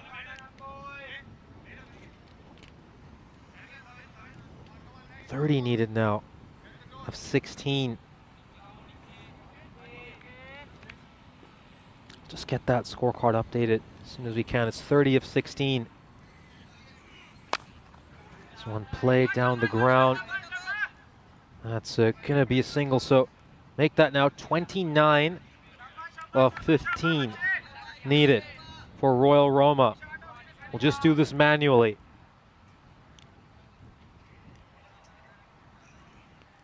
Oh, it's wide down the leg side, and again Fernando, he struggled with this so much throughout today, and you feel for him. He's such a good cricketer, but he's just having a difficult day with the ball. 28 of 15 now. This one's played away. It's going to be a single. I think singles is what Kent Lunka will take at this stage. 27 of 14. That's the equation now. Oh, that's going to be a dot ball. Dot balls are priceless at this stage. Dot balls are absolutely priceless. Huge dot here, and Fernando again. The captain went with him. He decided to go with experience rather than whoever was in form. And again, 27 of 13 now. Of course, apologies, you can't see the scorecard at the moment. By my calculations, it should be 27 of 13. But again, we'll await official confirmation. But this has just been such a good game. I mean, the pendulum swinging back and forth. And well, yeah, I mean, this match has just had so many twists. It's been incredible, because anytime Kent Lunka just looked like they're about to get ahead, then you suddenly see Royal Roma come back with a big hit, a big 6.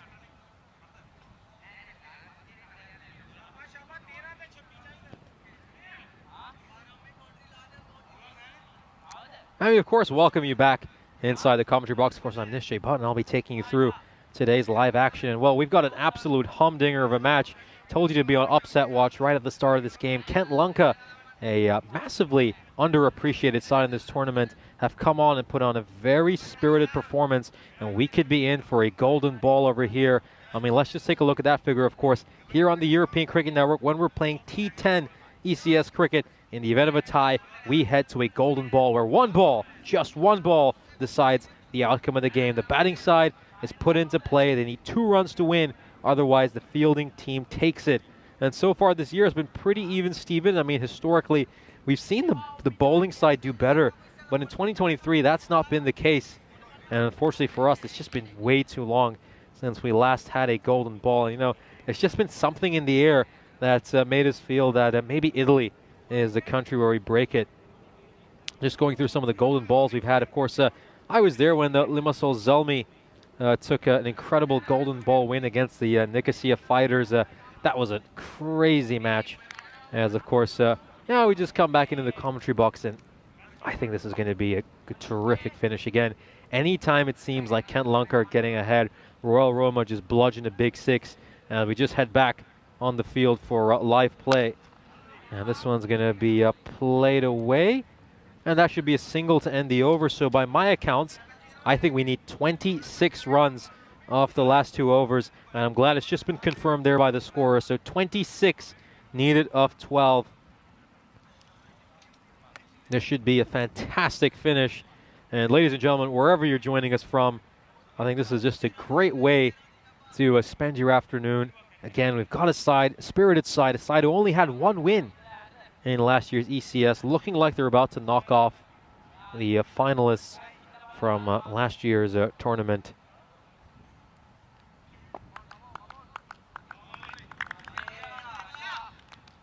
It's going to be Danawan, as I expected to bowl this penultimate over. This is a big hit, and it's going to go all the way, so that just changes the equation again. And that's the thing with Royal Roma. It takes 1 hit for them to turn the momentum of the match.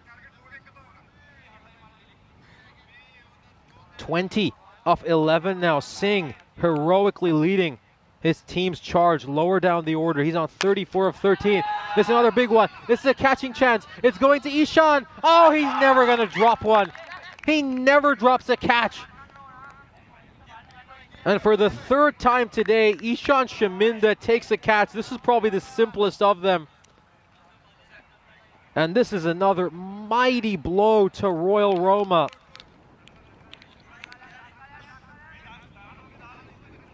Tenuan with a smart delivery, and there it was, Singh. He thought it was there to hit, and he's popped one up. He looks at his bat. Don't think you can blame that. That looks like a fine bat to me. As now Islam Ul Haq, we know what a good bowler he is, but don't underestimate him as a batsman. Again, one thing about this Royal Roma side is they have 6 hitters all across their order. The Kent Lunka have been terrific, and hats off for Ishan Shaminda. What a player, what a cricketer.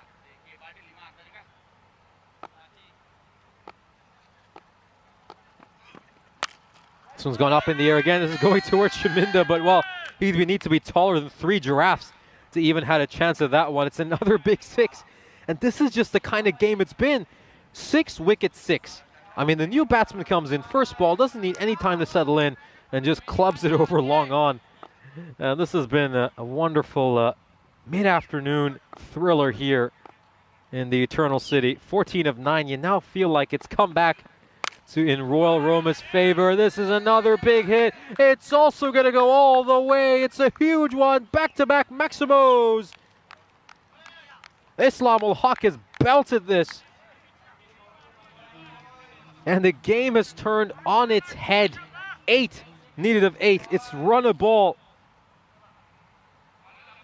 Twilight saying, what a game. I agree. What a game. This has been a thriller.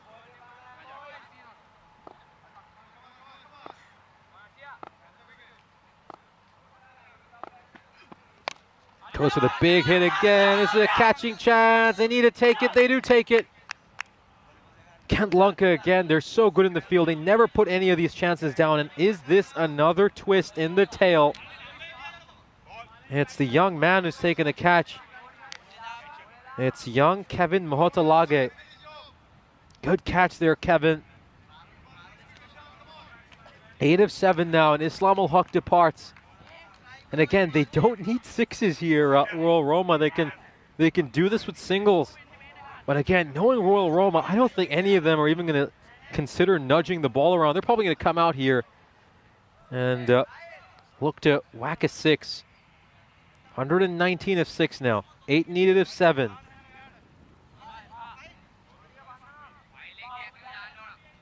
Those big blows by Islam Ul Haq have turned the game completely in Royal Roma's favor, but we've seen stranger things before. A dot ball to end this over would mean we're in for a thrilling finish. Here we go. Denuwan, huge pressure on him. Oh, he's looking for the wide, but I think there's a bit of bat on that. That's why the umpire's not giving it. Let's just see again. Oh, I don't know about that.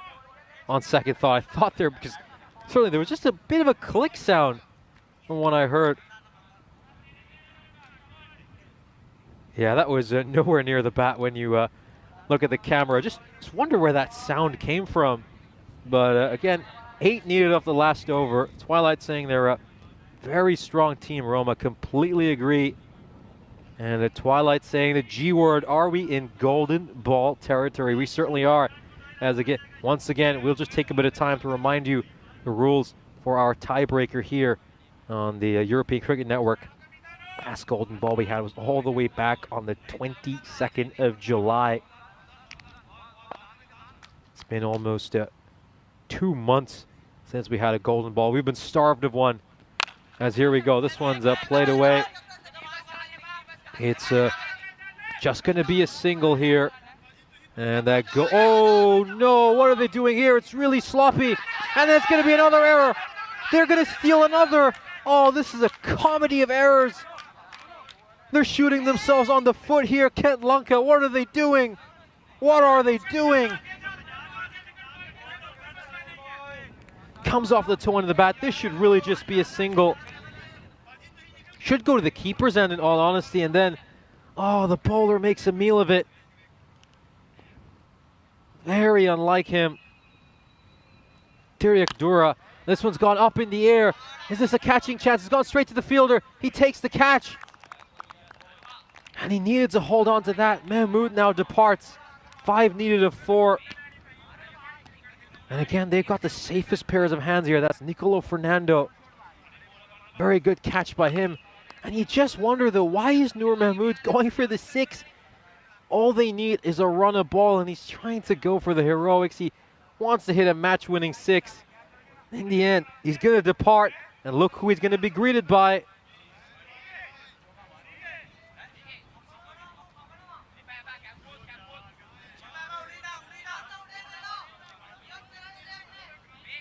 Well, looks like Derek has gone for his afternoon. Oh, he's come back. He's woken up from his afternoon siesta. Wouldn't fault him for disappearing, of course. A very hot day here in Rome. He is in Italy after all. And there we go now. 5 needed of 4. Saif ul Rahman is out there. He goes for the big shot as well, and he gets it. Royal Roma win it in style. They take this one, and we just thought Kent Lanka might pull off the upset, but it's heartbreak. It's heartbreak for Kent Lanka. Saif ul Hassan drives a dagger right through their hearts, and he hits a big 6. And again, this just follows the theme in this game. 6, wicket 6. That's kind of just been the story of much of this. Of course, we saw a rather comedic error at the start of this over. I don't think that would have made a difference in the end to the outcome of this match. They hit a big 6, of course. We need to catch our breath. Of course, we've got a match coming up shortly after this at 3:15, just about 19 minutes time, beg your pardon, between Royal Roma and Castelina. But hey, let's just take a look at the highlights of this innings. This has been an absolutely thrilling match. Of course, Muhammad Arif and Lakwal came out to bat. The two of them looked really good. Cashing on the power play. Made 32 in the first 3 overs. Tahir Khan's overs were a bit expensive, but they were very entertaining to watch. He produced some chances, and he finally managed to get a wicket. That'll be the dismissal of Arif, who would make 20 of 10. But of course, the main story of this was, of course, the brilliant catching of Kent Lanka, and I'm sure we're going to take a look at some of those terrific catches over here. That was Isman Shaminda, one of a few incredible catches he would take today. And of course, we had a chance to see Gagandeep Singh as well. He would hit 1 big 6, but of course, he had a very short stay of the crease thanks to this bit of heroics by Denuan, who pulled off an absolute blinder of a catch. But nothing, just nothing seemed to slow down Royal Roma whatsoever. Whoever came up to the crease would belt a six. Pretty much every batsman except two hit sixes in this innings for Royal Roma. We just see Mohamed Mohsin, who made 21 of 9 thanks to 3 big sixes. Of course, he would eventually be dismissed. Isman Shaminda would take his catch. This was a fairly simple catch for a player of Shaminda's quality. There are some big blows by Kamaljit Singh. He made 34 of 14, 3 sixes, 2 fours. His edge just goes through it, beats the keeper, and it goes away for a 4. And look at these clean, beautiful hits. I mean, again, just adding up the amount of sixes they hit. They hit about 13 sixes, 14 by my accounts. Again, had to do some very quick arithmetic again. This was that rather a comical moment at the start of the final over. Something that Tiriak Dura won't want to look at again. And then he took this wicket. Nur Mahmood, he saw the headlines, he saw the big win, tried to finish it in spectacular fashion. All he did was provide a simple catch to Nicola Fernando, and then Saiful Rahman came out first ball, bang! Absolutely belted that down the ground, and Royal Roma pretty much crushed Kent Lanka Hearts and dismissed all chances of a Kent Lanka upset. As we of course take a look at the scorecard, top scorer was Kamaljit Singh in the middle order, and again, that's the great thing about this Royal Roma side. They have so much batting depth. A lot of their quick bowlers lower down the order can smash sixes as well. It was a terrific performance. 34-14 for Kamaljit. Islam ul Haq with those big sixes at the end. He hit back-to-back sixes to start off his innings, and was then dismissed on the third ball. And again, it was stuff like that that kept taking the momentum away from Kent Lanka, and eventually they had the wind knocked out of their sails. As of course we take a look at the bowling figures for Kent Lanka. Shaminda, a little bit surprising that he didn't bowl that final over. I was certain he would. Instead, they went with a bit of a gamble and went with Tiriak Dura, although only 8 runs were needed in that final over, so maybe they just thought they'd take a risk. Other than that, they were a touch too expensive. Kent Lanka. Tahir Khan, I found his game plan a little bit interesting. Bowling a bit too wide for my liking, but he did manage to get a wicket. And of course, Denuan went 3 for 27 in his 2 overs. But in the end, Royal Roma beat Kent Lanka by 3 wickets. Well, we'll be back with you in just about 20 minutes with our 4th match of the day. This one was an absolute humdinger, but I promise you, we have a lot more doozies to come. Stay with us. We'll be back soon.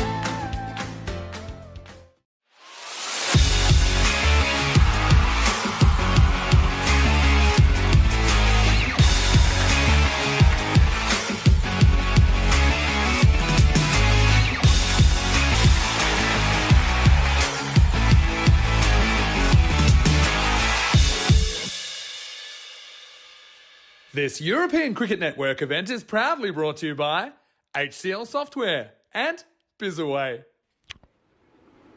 Welcome back for our fourth match of the day. I hope you've all had a chance to catch your breath after the absolute thriller we had previously between Royal Roma and Kent Lunka. I mean, we've still not had a chance to catch ours because the action just comes thick and fast here on the European Cricket Network. We've got Royal Roma against Castelina coming up next, and let's head over to the coin toss where the two captains are joined with our match referee.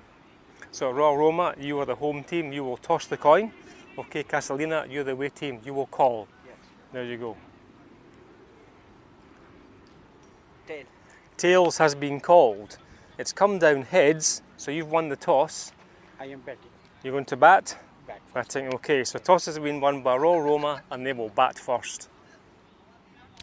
And of course, Royal Roma decided to win the toss and bat first. So they're going to set a total here for Castelina.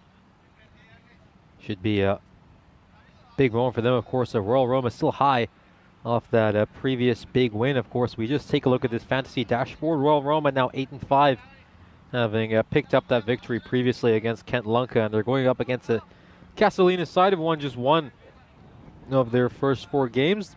Their top performer is their captain, Indica Sain. And I'm looking at the win predictor, of course. Royal Roma, 82% favorites. Castelina, though, they're just kind of breaking the mathematical rules. Should be 18%, not 28. But I guess this one, they give them all the way up to 110% over here. But yeah, Royal Roma, understandably so, heavy favorites heading into this game. Should be very exciting to watch nonetheless, as of course we just saw a massive underdog in Kent Lunka give a huge fright to Royal Roma. Expect this one to be very exciting as well.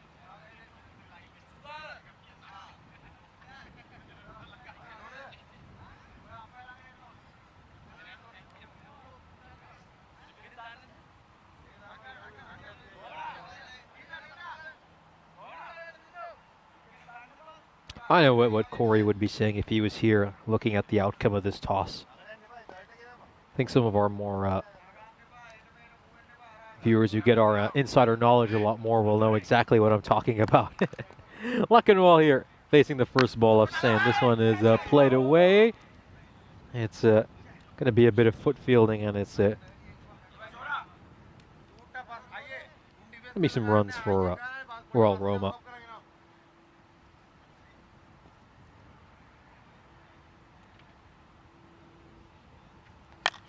This one's hit straight down the ground. It's a catching chance. And, oh, that was always going to be very difficult. It was a good effort put in over there by the fielder. I think that's Porutotege. He bowled really well in the previous match. I think he was unlucky not to get more wickets. But, yeah, great effort by him here.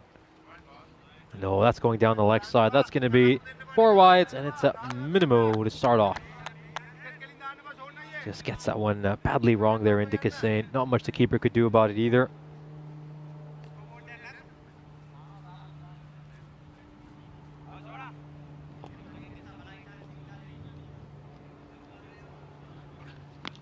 Oh, this one's, just struck him really high. Just right on the thigh pad, he's just staring into the abyss. Very funny reaction. Yeah, it's actually hit him in a less guarded part, I'll just put it that way. Not as much protection where he's been hit. Just going to take a moment here, Luckenwall. Of course, Luckenwall is in that race for top run getters. Of course, he missed out in that previous match, but yeah, it's a very, very tight race between him, Sharif Rayhan, of course. Rayhan has played 3 less matches. This will be Royal Roma's final game of this ECS, at least in the group stages. I mean, we'll certainly see them in the semifinals on Friday. This one's popped up in the air, and it's going to clear the fielder. Again, a terrific effort there by Konwotage. But he's not able to get to that. And just look at this one there. Yeah, great stuff there by Portage. And Kroom saying it should be 72% for Roma for him. I'd give Royal Roma more of a chance. I think they're quite big favorites against Castelina. I think looking at Castelina's lone win, you sometimes wonder how they even managed to get that. Not to be too cruel to them. And yep, Twilight, it is indeed Royal Roma's third match of the day. They're going to play out the remainder of their games for their ECS right here today. As of course, a good chance to remind you that we're just a week away until all of Europe's best step out onto the pitch in Malaga, Spain. The European Cricket Championship is almost here. I mean, this year's championship possibly got coming in, as well as the guile of some of our seasoned veteran squads who've been there and done it before. The stage is set. Cardamom beckons Europe's best, and I can't wait for that. It's going to be very, very exciting.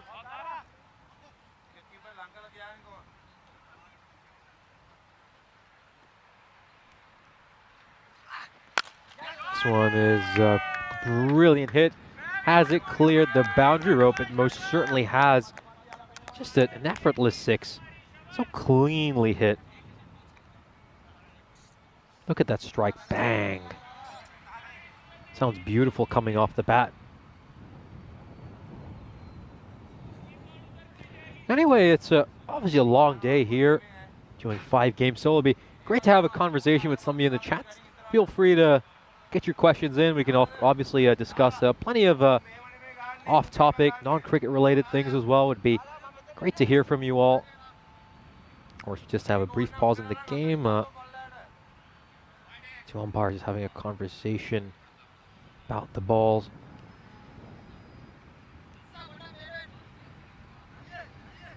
Of course, it's very interesting. Of course, we do quickly get balls out to speed up the game, and had a chance to speak to a match referee, Ian Ramage, earlier today. And of course, we've got 3 sets of balls we use. One for overs 1 to 3, one for the middle overs, and then one for the late over. So if a ball does disappear near the end of the game, we're not going to send back a fresh new ball to the fielding side. Instead, we'll give them an older ball, a ball that reflects what a cricket ball would look like after 8 overs of wear and tear.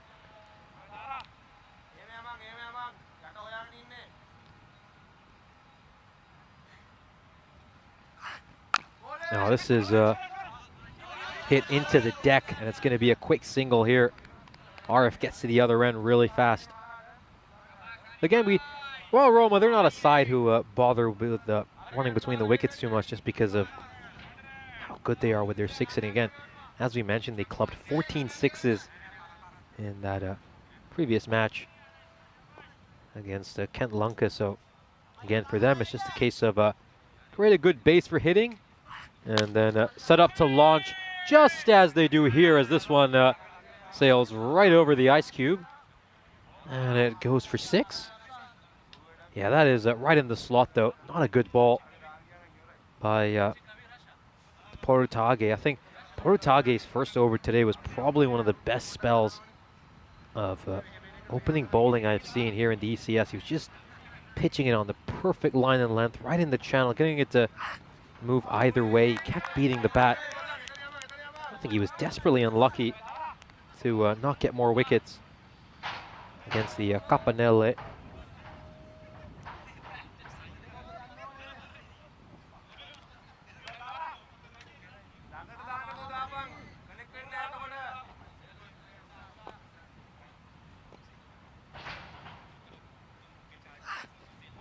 Also that big swing again, horizontal bat stroke, just kind of loses his shape while playing that luck. And while as we come to the end of the over, 13 off it, Royal Roma are 26 for nothing at the end of 2 overs.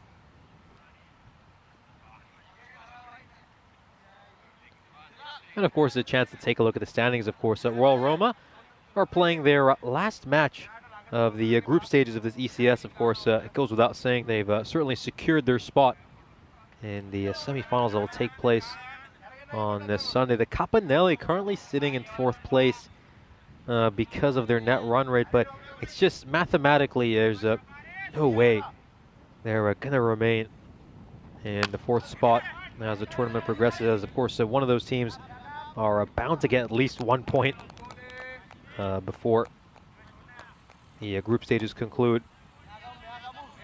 Of course, it's 2 points for win, 1 point for no result, and 0 points for a loss. This one's popped up in the air. It's going to be a tough chance to take, and it's taken really well. Good catch there. Went for the reverse cup.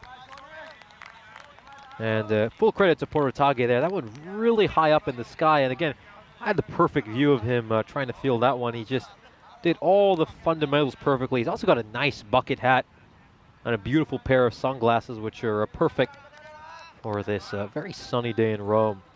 As the first wicket falls for Royal Roma, Luckenwald is not going to extend his lead in the top run getters board too much in this innings. Just 13 runs from him. And of course, a very good afternoon of James Stewart, who is joining us in the commentary box. Beg your pardon, in the chat. Would love to have you in the commentary box, though, of course. That'd be even cooler to meet you in person.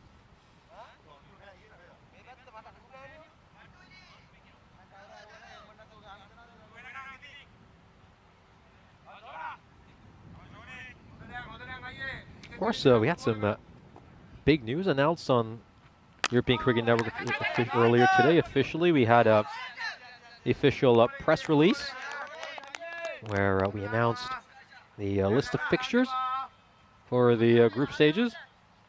That's certainly exciting. Of course, we've been talking extensively about the not going to be any there. And yeah, this is certainly a very interesting thing to just look at the fixtures now that they've been confirmed. And, you know, you can just start marking the games that you're looking forward to the most. Of course, I personally, you know, I've got my eyes on Group E the most. And of course, a little bit of work here. They'll come across for a couple of runs. And we'll just continue this conversation as throughout this match. I'm sure we'll get opportunities to do that. But yeah, my personal eyes are, of course, on Group E, which will take place between the 9th to 11th of October. England 11 there, Cyprus, Switzerland, Romania, Malta. This one is just helped away behind square leg. That's going to go away for a boundary. And very well played there by Arif. Just takes one bounce before going over the rope.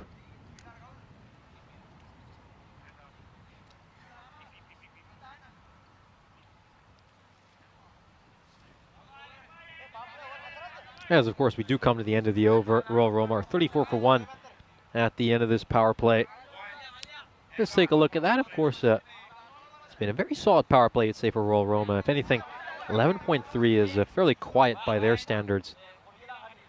And, of course, a very big hello to you as well, Tim. Hope you're having a good time. Nice to see Stephen Kelk here as well as Julian Dawson.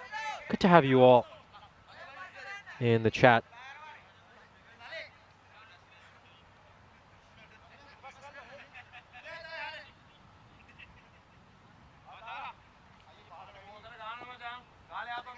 Porotage now, bowling the first over after the power play. He's trying to get their fielding precise here. Lanka, of course. I think over rate's obviously not a problem. I think they've gone through their first 3 overs fairly quickly. 10 minutes to bowl 3 overs. That's very good. This is nicely played by Mohsin, who batted incredibly well in the previous match against Kent Lanka, clubbing 4 big sixes. Group saying big moderator meetup commentating. I'd love that. That would just be amazing. I think we should have an ECS series with just moderators commentating. That would be wonderful. We get Chris Smith involved in that as well if he's interested. Let's see this here. Shorter delivery. Is this a wide? Well, it's certainly going to be one for the over, but that's a tight call.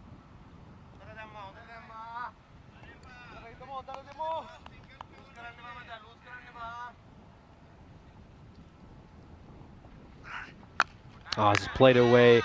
Not the right length to bowl, in all honesty. It's very easy for Arif to get underneath that, and he just helps it along behind square leg.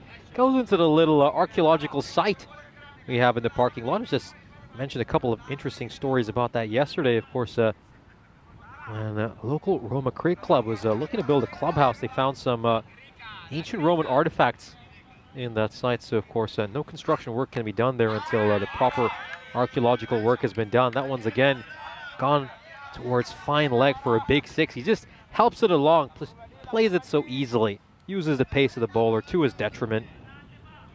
And Arif moves on to 27 of 11. Of course, a typical bludgeoning here by Arif. Of course, Julian Dawson asking how many moderators could we get into a commentary cube? That's an interesting question. I mean, this is a fairly spacious cube, but considering we got much of the Italian women's team in there yesterday, I think we could easily get most of the moderators in here.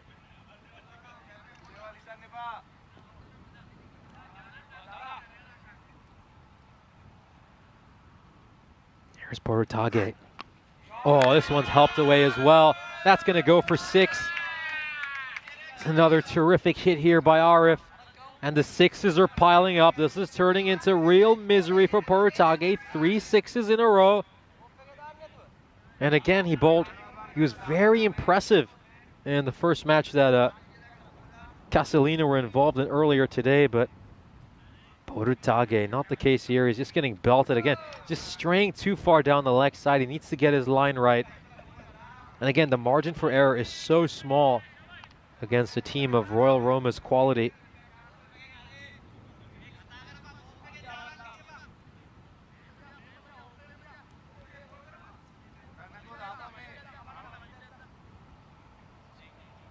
Just want to get things right here. Put the bails back in place. 1 ball to go here for Arif. 19 off this over so far. And Arif will absolutely belt this one. Is he going to find a fielder? No, he's actually going to find the gap right between the 2 fielders, and he'll come back for a couple of runs. 21 run over. A really painful one for Tanaka Borotage. That's more runs than he gave in both his overs in the last match. Tough little spell for him. Again, that's just the nature of T10 cricket. You know, you're the hero one day, and then the next day you're back to 0. 34 of his 2 overs, as of course we take a look at this run rate so far for Royal Roma. They're going along really, really well. Just at under 14 and over, so they'll be very pleased with that. Again, this is a side who can kind of just use the matter. We've got plenty of depth to come, and that was pretty much their formula against Kent Lunka in the last match, and it served them quite well as they took that win. And oh, we're just starting to have some bees come into our commentary cube. Had a pretty nasty looking one just to go by my face. It's currently just hovering in front of our screen. Well, some more unwanted guests in our commentary cube. Okay. That one's a wide. As Shunika starts off, he was a rather expensive. Okay, Castelina's last match against the Capanelle. Oh, goes for the big hit. And he's going to find a fielder. Just for a moment, there was a little bit of a juggle there. And you wondered if he might drop it, but he doesn't in the end. Again, no real celebration there from Borotage, as he knows that, you know, he had a pretty expensive over, and I think he's still just thinking about that, so he's glad he's able to take it in the end. 2 catches for him as Mohsin departs. This time around, he's not able to make the same impact as he did against Kent Lunka.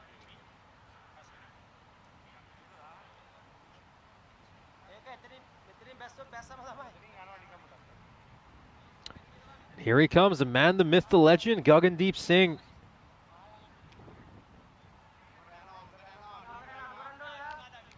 As he's out to do some power hitting. James asking me if he can teach me statistical mechanics. Well, I'd love to learn that, James, but I don't know if there's much you could learn from me.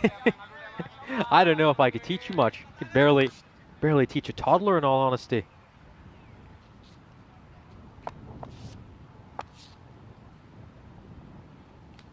Oh, goes for the big miss swing. I know they're going to scramble across for a single. Yeah, beg your pardon. This is Rajwinder Singh, not Gagandeep Singh, who's come out.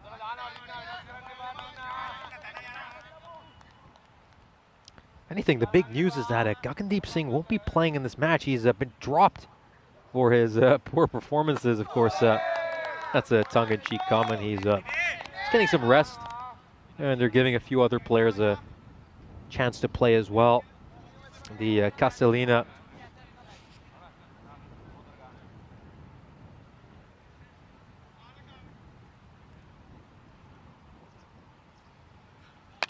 This one is just a fuller delivery on his feet, and he's just played that away. And it's going to be a single. And Makara, Gagandeep's biggest super fan, saying the team is nothing without Gagan. Well, I think this team has plenty of talent, and they're still going to be heavy favorites here against Castelina. This one is played away. Dot ball there.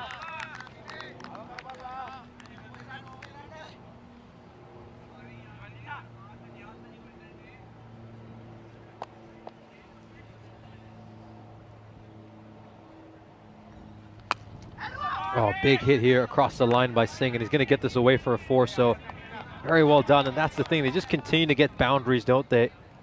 Second 4 they've struck this innings, compared to the 6 Maximos they've managed to hit. And again, you know, Royal Roma are one of those sides, they hit way more 6s than they hit boundaries.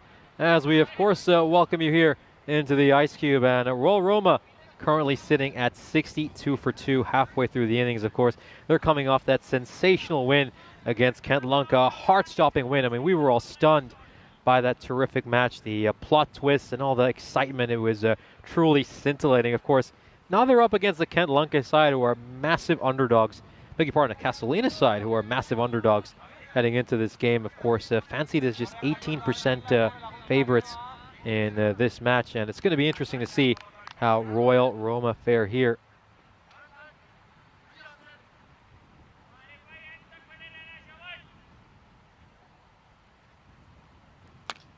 Oh, this one's a good ball. It's just jammed right in. A nice throw. Umayanga is coming in to bowl the 6th over.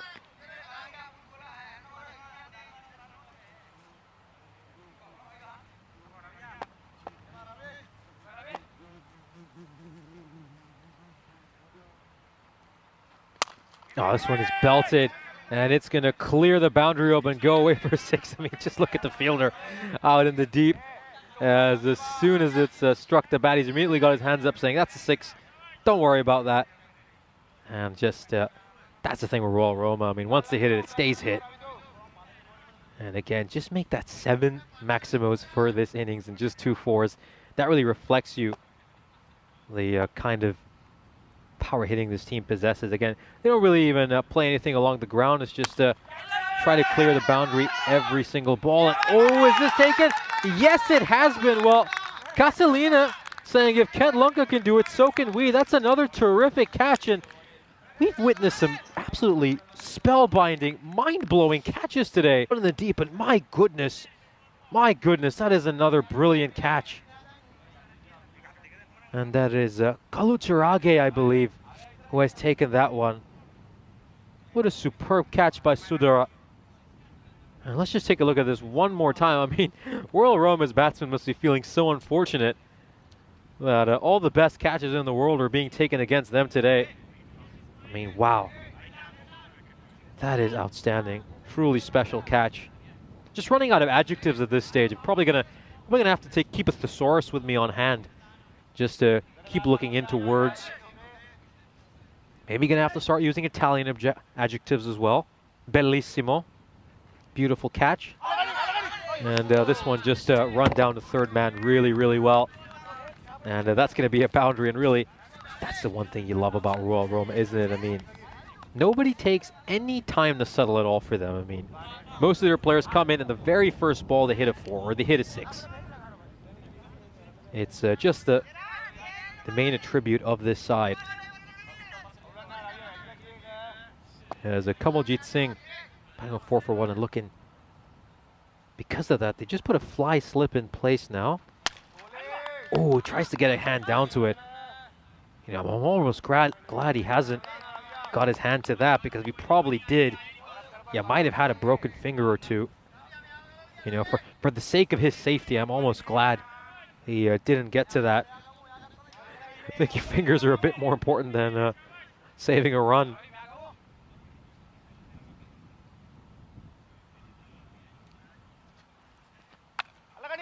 Oh, that's another edge. And that's going to go away for 4 as well. So Arif continuing to pile the misery here on Castelina. Again, just plays it into the surface and it goes away for 4. As the Royal Roma are 78 for 3 at the end of 6. Going along at exactly 13 and over.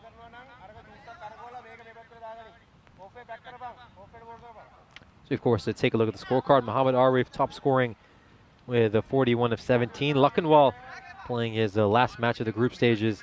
He would obviously be keen to try to extend his lead at the top of the run getters board, but unfortunately, he's not able to do that. Rajwinder Singh, the skipper, made 11 of 5.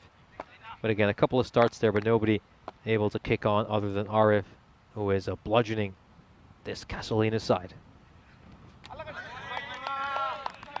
There's a dot ball there, Shakana. Bowled it well in the first over. 7 runs off it, managed to get a wicket.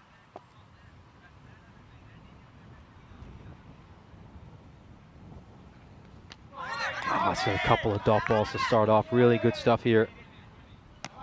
Really, really good bowling. Again, you typically say big shot coming after that, but big shots are all they hit. I think every shot this Royal Roma side play is a big one. Oh, it's a lowish full toss, and he's just looked to place it down the field, and actually that's perfect precision. It's one of the tamest hits by him, but again, they've just got so much power. And he goes for that with his feet. Probably not the best. He should be throwing your body on the line in all honesty, and he just quickly apologizes to the bowler for that. I think the fielder guilty of a bit of foot fielding is the captain himself, Indika saying, come on now, Skip, you got to set an example for everyone else.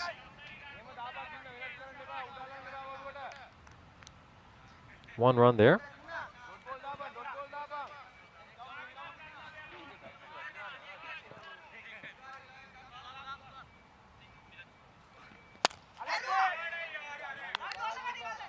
In the air, and it's going to clear the fielder. It's gone for 6. Huge hit over long off. And again, Arif, he just gets one right in the slot, and he powers it over the fielder at long off.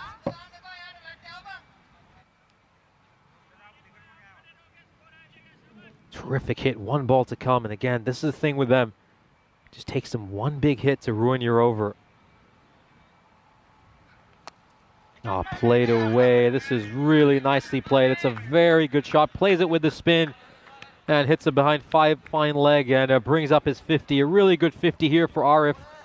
Took him just 19 balls to get it. Hit 3 boundaries, 5 big maximos. And he's... look at that. He's just getting a round of applause from the rest of his team. And very well played. Again, very humble celebration. He knows the job's not done. There's still plenty to do.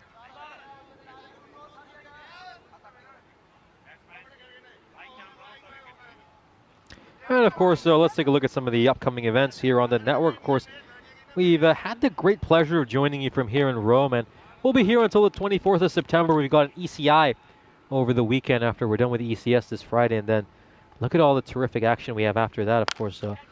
Take a look at this ball. First, this one is absolutely drilled down the ground and goes away for 4. A little bit too short. In all honesty, of course, that's none other than Sudaran Kalacharage, who took that very, very good catch earlier to dismiss Rajwinder Singh. He's come on to bowl now. Rough introduction to his spell.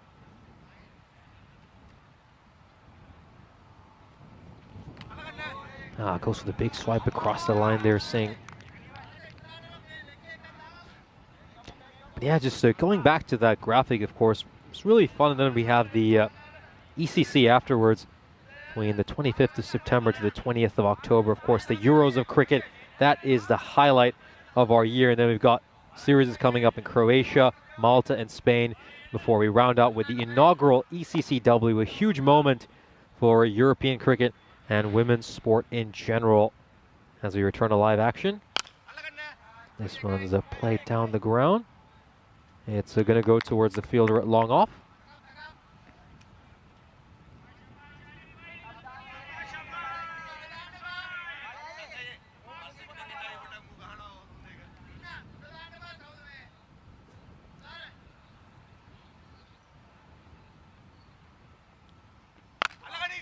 And this one is isn't quite able to get a hold of it. He just didn't have enough room to play that stroke. He was cramped for room. Yeah, he just tries to rock back, but just Arif didn't quite have the room to play the shot he wanted.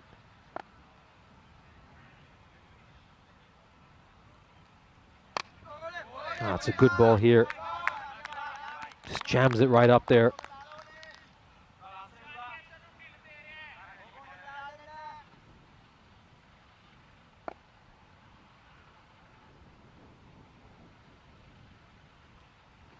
Now this one's struck down the ground. It's going to take one bounce for going to the fielder.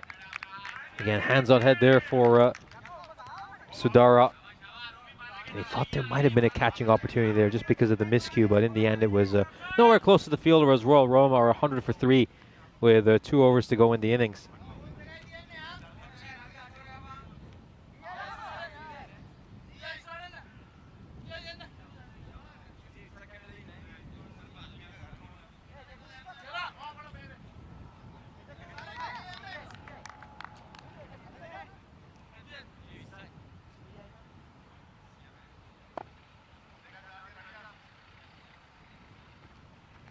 Oh, this one is drilled straight to the fielder at cover. Just pops out of his hands, though, like a bar of soap. He's not quite able to take that. Let's just take a look at this. Yeah, but just, he manages to get his hands to it, but it just pops right out. Very unfortunate for Subasinghe. Interesting they go to Umayanga, despite the fact that he was rather expensive in his first over.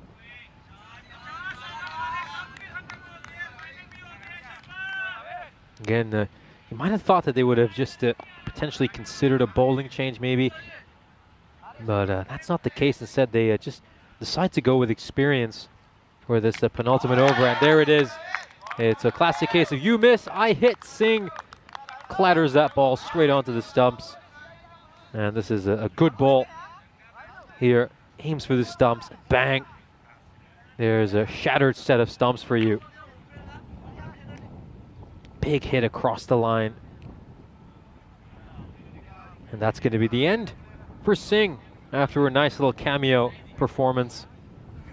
Making it 17 of 13, Kamaljit Singh.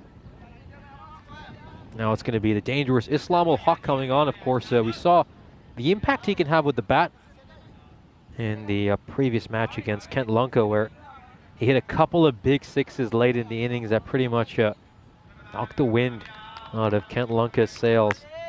And again, if he can replicate that here, hit 2 sixes, again, it's just going to make this task that much taller for Castelina.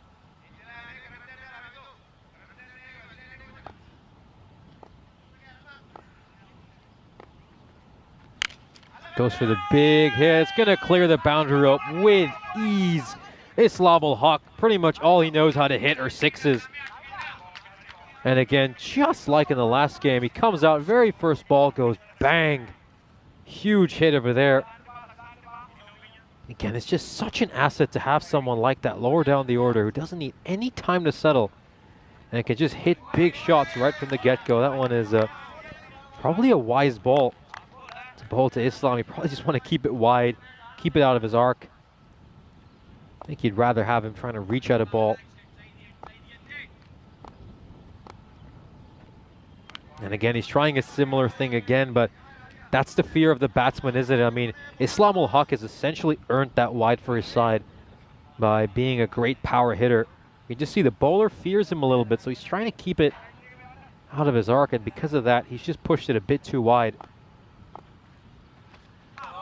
And oh, he's given it wide here as well. And we see this. Well, interesting call there. As you can see, just catches the line, so the umpire getting that one right. Is he going to go wide again here, Umayanga?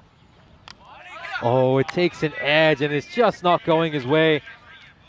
I mean, if you do the math, the end result is he's given 6 runs off another illegal delivery, so it's pretty much as a Royal Roma move on to 114 for 4, an expensive over for Umayanga. That one goes for 18.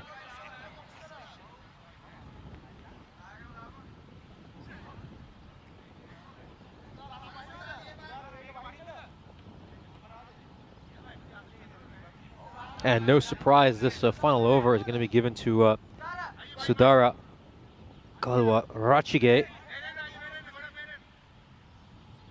I think I'll stick to Sudara.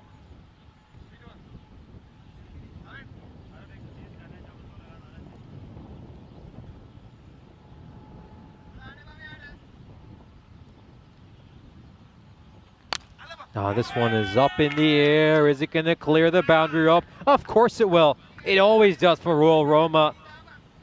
As RF belts yet another 6, his 6th Maximo of this innings. Gets down on one knee and whacks it the distance. Great, great hit.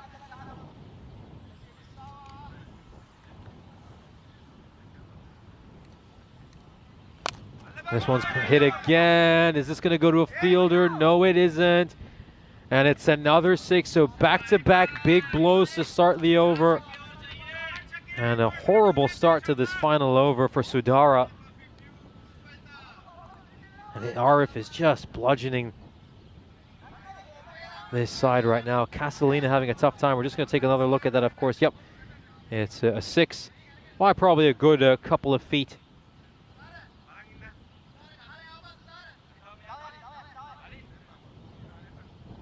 Let's see here, 3rd ball of the over. Is he going to go 3 consecutive? And this one is struck away. Is it going to find a fielder? It certainly will. It goes to a boundary rider.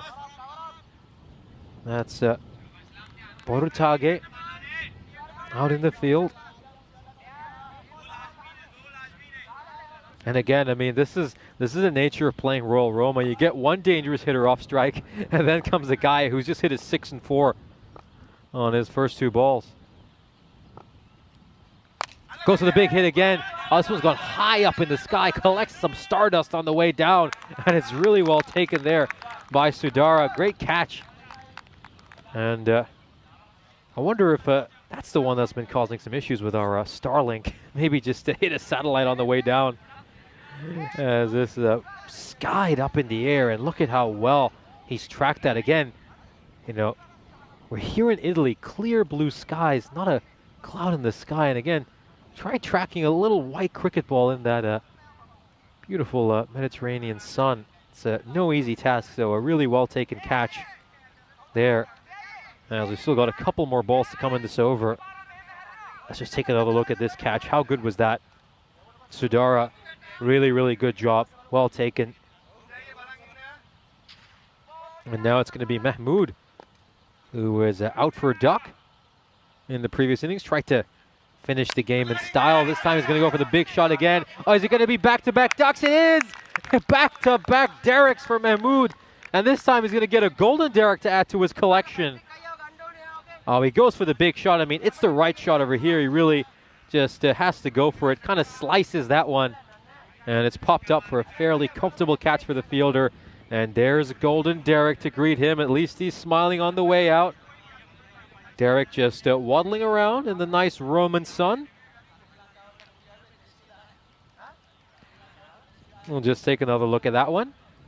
Yeah, slices it up, as we said. And yeah, very comfortable catch, well taken. And a couple of wickets here for Sudara right at the end. 13 off this over already. 1 ball to come. Final ball of the innings. And it's played away. They'll get at least 1 run here. Surely they have to push for a second. They might as well go for it. Oh, and it's a terrific direct hit. I mean, This is some great fielding by Castelina in the final over. And look at that, it's a wry smile from Saeed. He's like, you hit that. That's probably the only time in your life you're going to make that direct hit, and you made it against me. You certainly know that feeling. I mean, that's probably how Royal Roma felt when all the opposition were taking terrific catches against them, as Roma will end up on 128. As we'll just take another look at that final ball. Oh, this is a brilliant direct hit. And Saeed on the way out was smiling. And, well, they're all smiles, Castelina, as they head back to the dugout. But, well, maybe once they see the score, they won't be as happy. 128 is what Royal Roma get in the end, as we, of course, take a look at the highlights of this innings. Of course, it was Luckenwall and Arif who came out to open the batting. Of course, Luckenwall is currently leading the way as the top run getter in this ECS. And look at some of this clean hitting, of course. Was 14 sixes Royal Roma hit last time, and by my count, they hit 11 Maximos this innings. And we're just seeing a showcase of absolute brutality. This was a very well taken catch. Again, Bodu Totage is a terrific fielder. He took a couple of catches here. We saw him take a very nice one earlier as well. And these are just some good Roma. And this would be the end, of course, of Mohsin's innings. Another great catch by Bodu Totage in the deep. And this one was another beautiful big blow by Rajwinder Singh. But of course, he would be dismissed by this absolute humdinger of a catch there by Sudara. What a catch. Another spectacular catch for this day. We've seen so many of them. I mean, it's just been that sort of a day. Catches galore. And that would be the end for Kamaljit Singh, dismissed by Umayanga. And just have a look at some of these. This one whacked over long off. And this was another big chance up in the air. We, of course, saw Sudara take a big catch earlier. He took this one as well. This one was a lot harder than it initially looked. And it'll be back-to-back derricks for Nur Mahmood, as he would pop this one up and it'd be taken really well by Suba Singhe. And then we saw this great direct hit right at the end by Nishankar Runkot. Just take a look at that. Bang! Beautiful direct hit. And it would bring Royal Roma's innings to an end. They made 128 runs and lost 7 wickets over their 10 overs. And let's take a look at the scorecard here very quickly. Of course, the top scorer for Royal Roma was Muhammad Arif, who was unbeaten on 66. And then, of course, the second highest scorer was Kamaljit Singh, who managed to get 17 of 13. Of course, as you can see, quite a few players getting starts, but it was only really Arif who went on to play that big innings. We'll then take a look at the bowling figures, where, of course, the pick of the bowlers has to be Sudara, going 2 for 21 over his 2 overs. Again, they were all a slight bit expensive, Castelina, and I think 129 is going to be a rather challenging target for them. But of course, we've seen a few strange things today, and we could be in store for some more. As of course, we'll be back in just a few moments with the second innings. Stick around with us, as we've still got plenty of live action.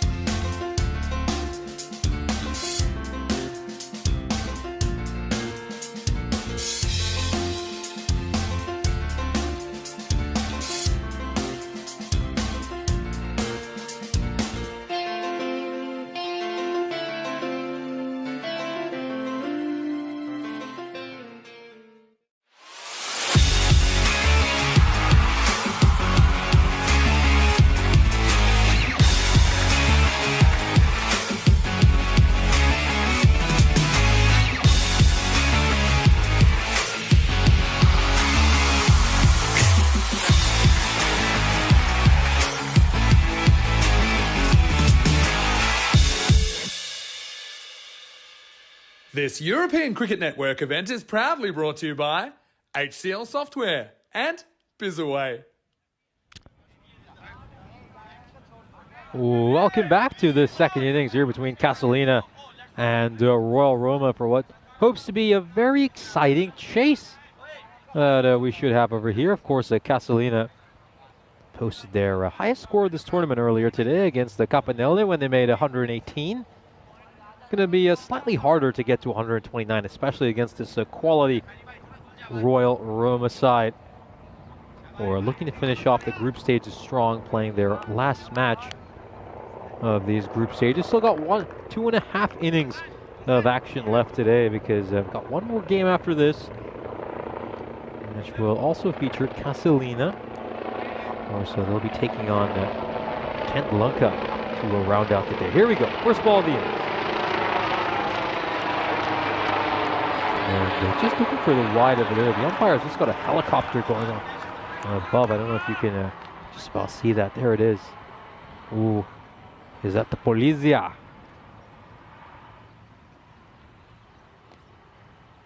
I have to say, though, Italian police, though, I mean, their uniforms. The less said, the better. I don't want to be offensive to my hosts for this ECS. Maybe they should look at the Carabinieri. I mean, that's how you should have a uniform. I mean, that's how you make a uniform for any kind of armed unit. Strange, though, I mean, when you do see Italian police and you think you're in one of the fashion capitals of the world. This one is just played away. It's going to take a bounce before the boundary rope or not. Looks like it's actually gone the distance for a 6. Really nice looking 6 here. Very, very odd 6, isn't it? He just kind of opens the face of the bat. We just take a look at that closely. Yup, as you can see, it's landed just a foot in front of the boundary rope. And of course, it's Dave in the chat. Great to see you here, Dave. Hope you had a nice nap. Certainly always good to hear from you in the chat. And of course, we're approaching the end of the day. It's a good chance to just have a random discussion, talk about all things cricket and not related to cricket too. That's going to be a single over there. Saying we'll get off strike. But yeah, just going on to that previous point, I mean, they certainly have very odd uniforms. That's all I'm going to say. Which, for a country like Italy, where people are so smartly dressed, to see the police wearing rather comical outfits is very odd to see, to say the least. Long off, and a deep third man in place for Shehanka.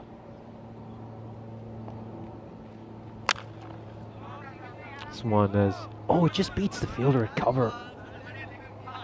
And it goes past him. That'll allow Castelina to sneak in a single here. Julian Dawson saying, I thought Vinny was buzzing in. Well, if anyone has access to the ECN helicopter, it's definitely Vinny. I think while the rest of us have to take the van, he just parachutes off a giant airborne vehicle. That's the end of the over. 8 runs off it. As of course has been 309 matches since we last had a golden ball here on the European Cricket Network. That was all the way in July, and well, if we get one here, I think it'd be a little bit surprising. It'd be a little bit thrilling. It'd be a nice little wake up too. I think Castelina, again, they're seen as heavy underdogs in this match, and I know there's not too many people hopeful that they'll make this a competitive game. But again, we saw Kent Lunka in the last match give Royal Roma one hell of a fright, and just don't get your hopes down yet on Castelina. Oh, it's a terrific ball there. You could hear a big wee from someone at mid-wicket. Just look at the bounce and carry. That one is just under the chin.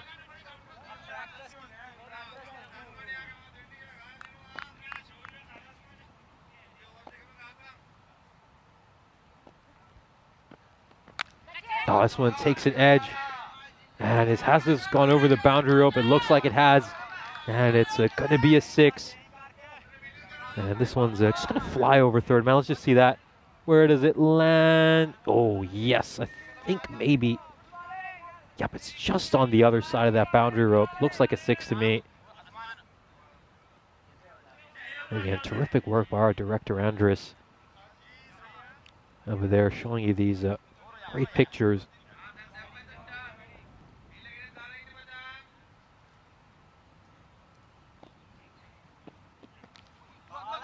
Oh, this one is just directed at the body. And it's looks like there might have actually been some glove on that, because it doesn't look like the umpire has signaled it leg buys.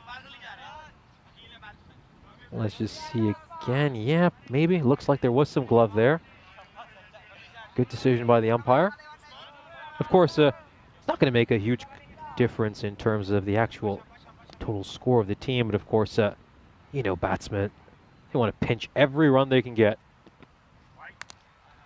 That one's going to be a wide by Islam Ul-Haq. He's bowled very well so far today in his first couple of games against Kent Lunka. Very impressed with his bowling. The first match in particular, he took some very important wickets. The second game, he was highly economical. And just a shout of catch, but doesn't land anywhere close to a fielder.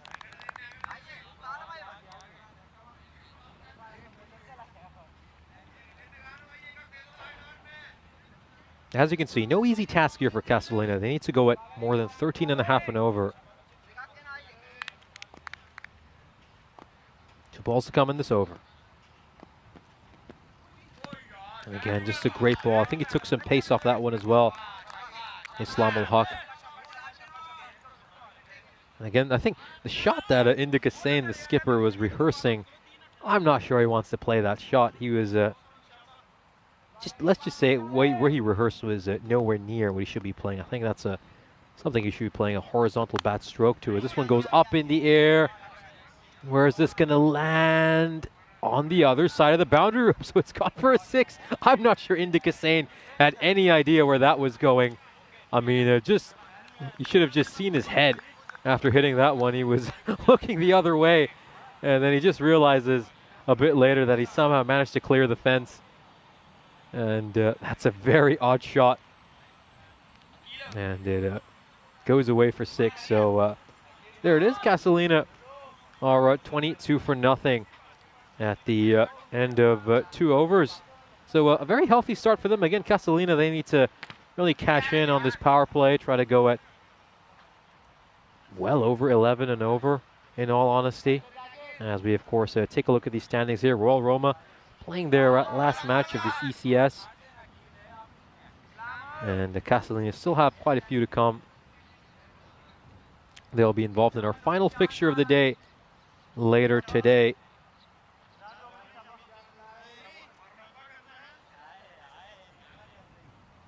As we're just going to see a Khalil coming in, the hat-trick hero from earlier today. And let's see how he performs in this match. In he comes. Now this one's popped up in the air again. There's a catching opportunity. It's going to beat all the fielders. And a bit of foot fielding out in the deep. There's a potential signee for AS Roma, who I think picked up a 3-0 victory yesterday. I believe the game was on at the hotel. Of course, it's hard to miss AS Roma with all the Mourinho ads around Rome. As we, of course, take a look at the hat-trick here. Of course, that was the 3rd hat-trick we've had so far this series. Bilal Khan, Onkar Singh, and now Noman Khalil.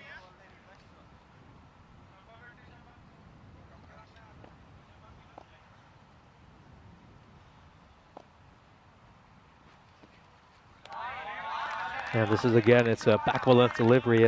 Kroom 111 asking favorite football team. You wouldn't want to know Kroom. Let's just say they're not doing it all well. It's almost embarrassing to say you support them these days. James Stewart saying luck is just as good as skill. Yeah, I completely agree with that. And Stephen Kelk saying that was a very random 6. No shouts of out here, but I think that was someone all the way out at long on. No real reaction from anyone who was actually close to the batsman.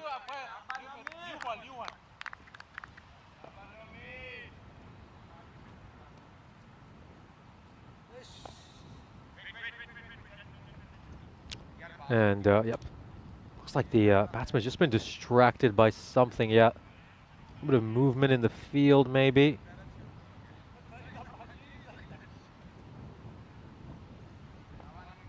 Yeah, it looks like an extra ball was just thrown onto the field as that was happening, so.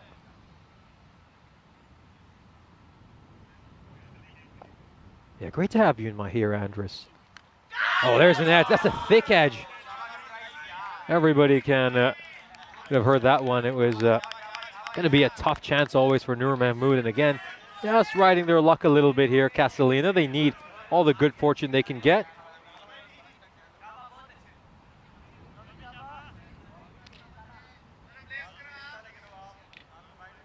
And yep, Shehanka moves on to 14 of 8. Again, that required just to hovering around 13 and a half. Maybe one more boundary needed this over. At least one more. Oh, this one's been middled. It's going to be a chase for the fielder, but manages to get to that one well. And it's just the one run, but again, I think Sane here, last ball with the fielding restrictions. He's got to go big. He's got to go big. He's just looking around. Two fielders outside the ring are at a fine leg. The fielder at deep point.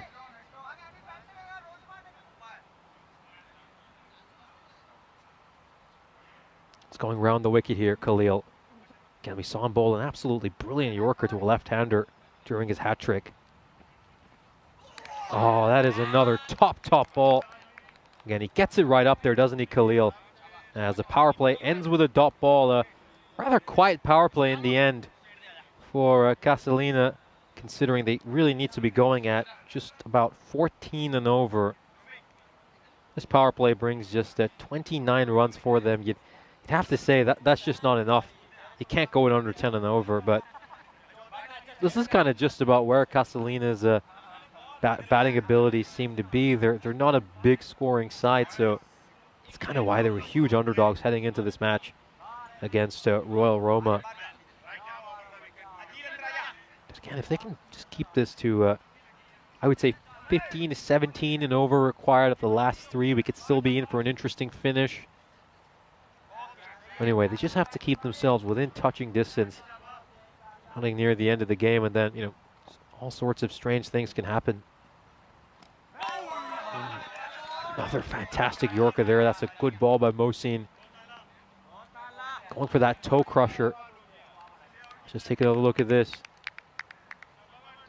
Yeah, top ball there by Mohsin.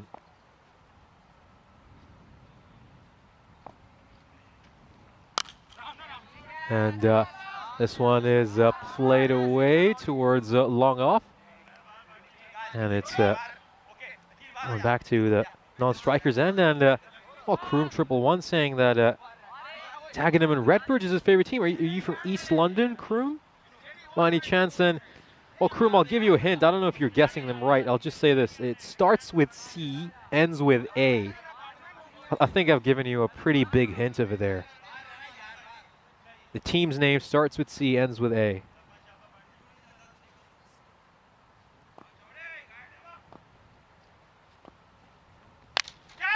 This one's popped up in the air, and oh, it's just gonna go past the fielder. And it's gonna beat him, of course. Yeah, my local team, though, back home, Apoel, don't particularly follow them as much just because I think the standard is pretty low, in all honesty, and they've had plenty of their own struggles as well. I think their peak was in 2012 when they made it to the quarterfinals of the Champions League. This one is, oh, it's gone straight back to the bowler. And Mohsin almost takes a spectacular catch. I mean, Royal Roma have been victims of some incredible catches from by their opposition, and they almost take a really good one themselves. And if that had stuck there for Mohsin, that would have been really, really special. And of course, you know, very good evening to you, Clever. This one is played away towards Islam. Of course, it's 18 minutes past 4 here right now in Rome. Now, I don't know what the rest of you define as evening, but for me, evening starts at 4. So, in all honesty, I think it's fair for me to say good evening for the rest of this broadcast today.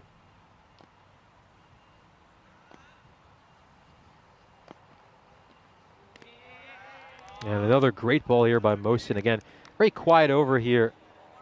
And these two really need to hurry up now for Castelina. Going at just 8 and over. It's all a little bit too slow. As we're coming to the end of this fourth over, of course. Indicasane, the captain, did make his first career half-century earlier today against the Capanelle. But he's just a little bit too slow here, going along at just 14 of 11, as of course that Castelina worm is just going in the wrong direction, just digging itself deeper and deeper underground. At this stage, it's probably going to end up somewhere close to the Earth's core. It's all gone a bit too quiet for Castelina. This one's played away. And it's just going to be one run over here. Okay, Twilight, you don't need to say that. He mentioned that the team that starts with C and ends with A means draw or loss. I will not speak their name out of sheer embarrassment on this broadcast.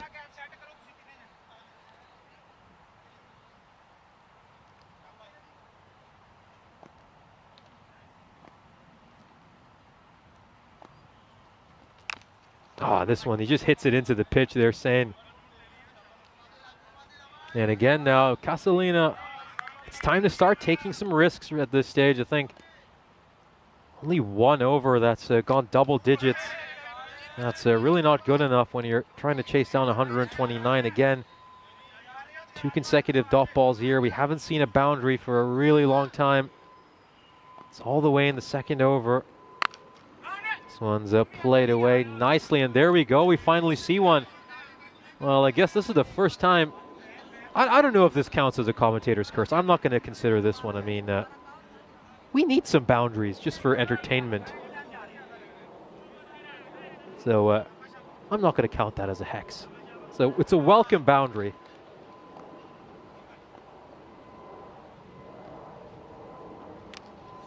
And another big swing over there. Of course, Triple One saying that he supports Essex in cricket. And of course, well, yeah, I certainly knew a lot of West Ham fans growing up. I have some friends who support West Ham. Also, got to go to the London Stadium earlier this year as well, though. Although it was not for football, it was for the MLB. That's how odd I am. Went to the London Stadium for the London games that took place over there when the Cardinals played the Cubs. It was certainly a great event, as of course, well, here's a chance to tell you a little bit about a great event we're really proud to host here on the European Cricket Network, as we'll be shining the spotlight on women's cricket between the 17th and the 22nd of December. We'll get to witness Italy, Spain, the Netherlands, France, and Austria clash for the ECCW. The winter chill might set in, but the competition will certainly heat up. Which nation will be immortalized as the first ever champs of this historic contest? I can't wait for that. And just remember some of the stakes we've got on the line here, as of course there's a catching opportunity, and that's really, really well taken. Mosin will get a wicket over there. That's the hat-trick hero taking that catch. This one goes high up in the air, just backpedaling, and takes it really, really well. Good catch over there. Very nice play as Indicasane's innings comes to an end. And yeah, of course, keep in mind, Mr. Maximo, Vinny Sundu has promised to give any one of his coats to the Italian women's team if they can win the ECCW. Remember, that's on the line, so I mean, hey, I know we're not supposed to cheer for any team, but I think we'd all love to see that, right? He's promised them a pick of any coat he owns they like, so that's going to be very interesting. Of course, we had that really cool moment yesterday when we had the Italian women's team in the commentary box, and Mr. Maximo presented them the pair of shoes they'd won, courtesy of beating the Dutch women's team.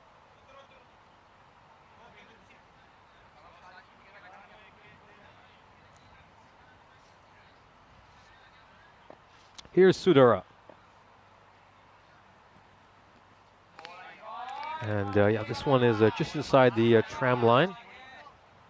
Starts off with a nice wider delivery there. Of course, Sudara did a pretty good job in the first innings. I thought he bowled all right, but of course, took some really good catches as well.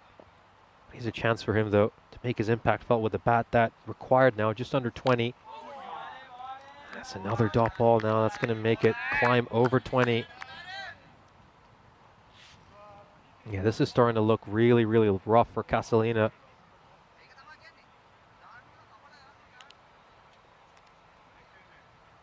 It's going to be very hard to see them pull this off from here, especially knowing some of the power hitting they lack. This has gone straight to Singh, who's just going to kick that one away. Again, you know, they are well ahead in this game, but I just don't like to see that. Again, you want to treat every ball as if it's the most important ball in the game, especially just to maintain good habits in your side. Again, Royal Roma, they'll be involved in some crucial knockout stage matches on Friday when they'll be in the semi-final. I mean, we could pretty much all but confirm that.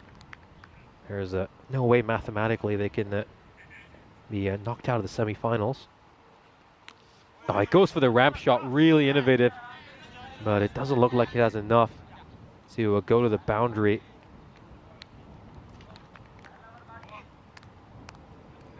Oh, I call it a coat, Dave. It's a coat, not a jacket. I believe it was one of the coats. we can argue about the terminology. I think. What would all of you call it? Would you call it a coat or a jacket? I'd call it a coat. Maybe a blazer would be another good term for it.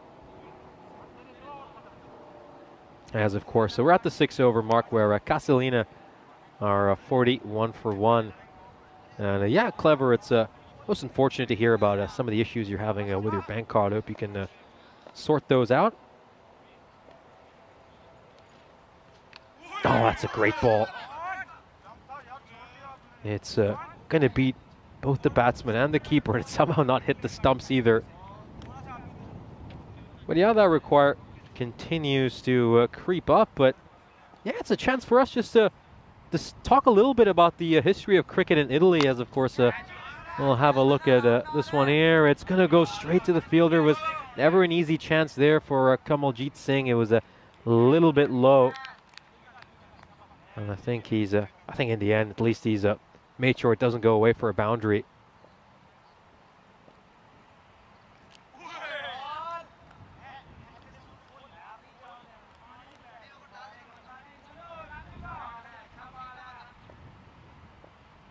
Pretty much need a boundary every ball now, Castelina, which is making this close to unattainable for them. So again, I think the likes of Sudara and Shehankla really just have to look at this as a good audition for them to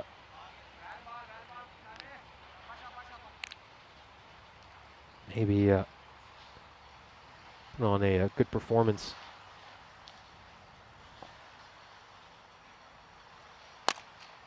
This one is a drill towards long on. That's going to be a single.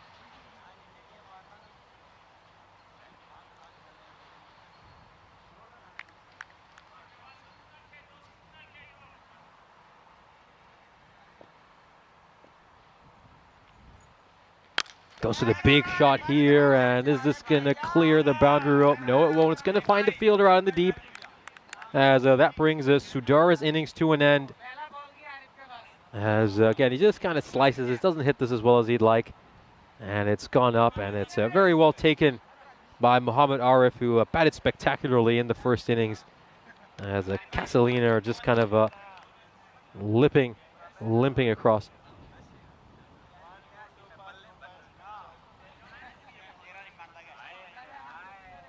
And of course, a chance to look at the fantasy dashboard for our upcoming game. Both Kent Lanka and Castelina will probably head into that game 1-4, so it's going to be a battle of 1-4 to round out the day. That certainly sounds very exciting, as of course, well, you can see Nicola Fernando leading the way for Kent Lanka with 326 points. He got Rishal Jayawardena with 394 as well.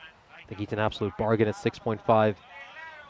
And yeah, if you don't have him in your fantasy team yet, probably mentioned it a number of times, I think you're making a big mistake. I mean, he is an absolute bargain at that price. I mean, trust me, none of his innings have been a fluke.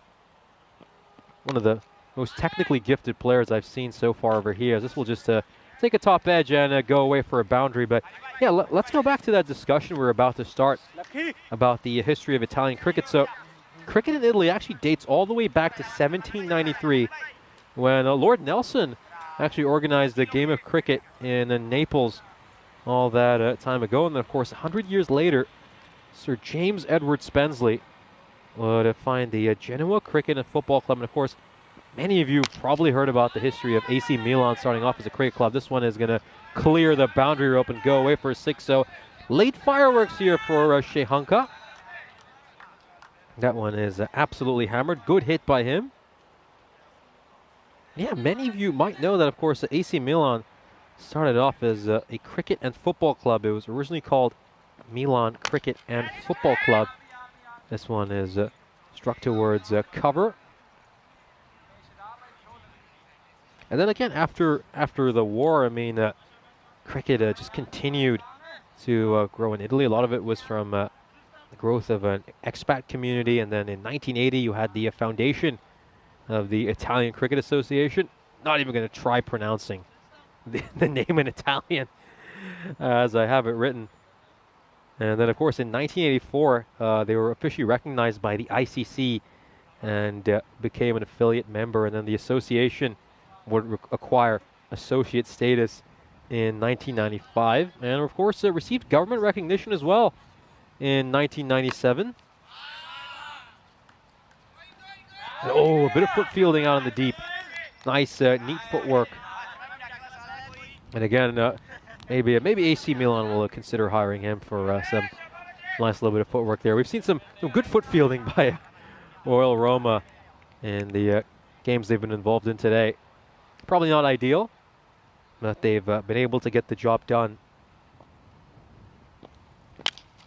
This one's popped up in the air. And it's going to clear the fielder for sure. We'll take one bounce just before the boundary rope. And we'll just take another look at that. Yep. Just takes a bounce a few feet in front of the boundary rope.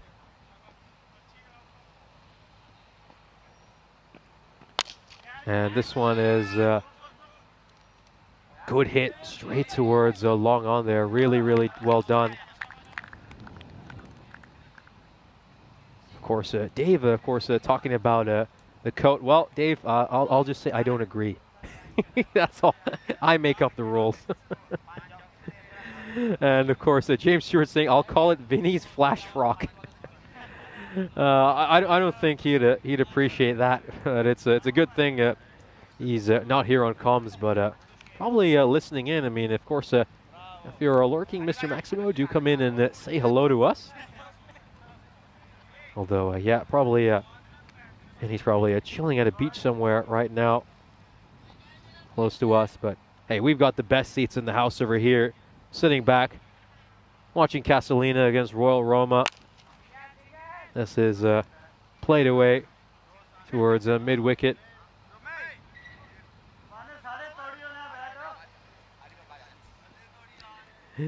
And, well, it's now, they need a 6 pretty much every ball from here, Castelina, to win this. They pretty much need more 6s than they've hit this entire tournament to win it from here. Goes for that big shot there, Umayanga, and he misses the ball. But, yeah, let's just continue some of the cricket history we were talking about here in Italy. You know, you had the Milan Cricket and Football Club, the Genoa Cricket Club. And, of course, back in that period during the second half of the 20th century, of course, a lot of cricket was played by the Australian and British embassies, members here in Italy, as well as members from embassies from South Asian countries as well. They actually, hear this, in the 1970s, they considered playing a Rome Ashes in one of the public parks here in Italy. That would certainly have been very, very fun to hear about.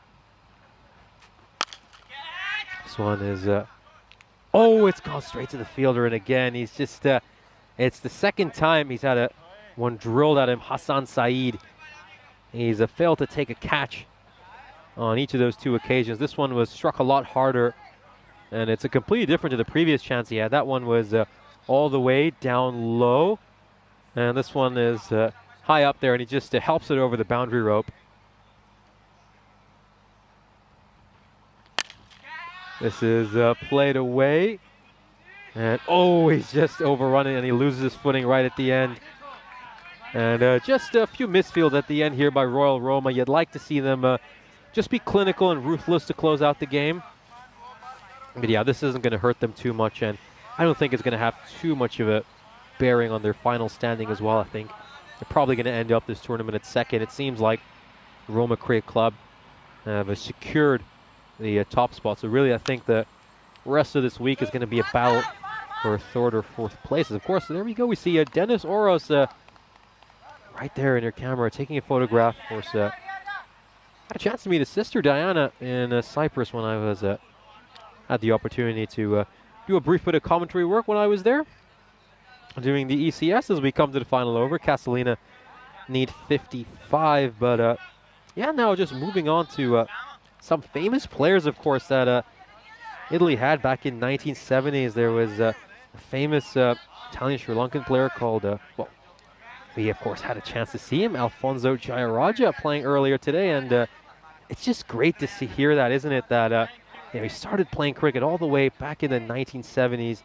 and 80s in Italy, and here he is today, you know, with a chance to play in 2023 as the game is growing. So, I mean, it would just be wonderful to just witness so many different eras and watch the growth and transformation of the game with your own eyes, as this one is belted for 6.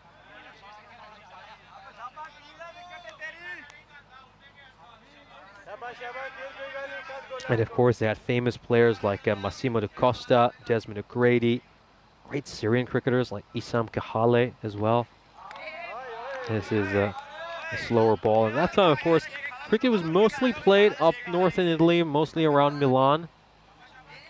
But it's slowly making its way down south, of course. I mean, Kent Lanka, who we saw earlier today, they're from all the way in Naples. So, yeah, it's becoming more of a nationwide sport as well, which is great to see. Of course, we've got 2 leagues here on the network.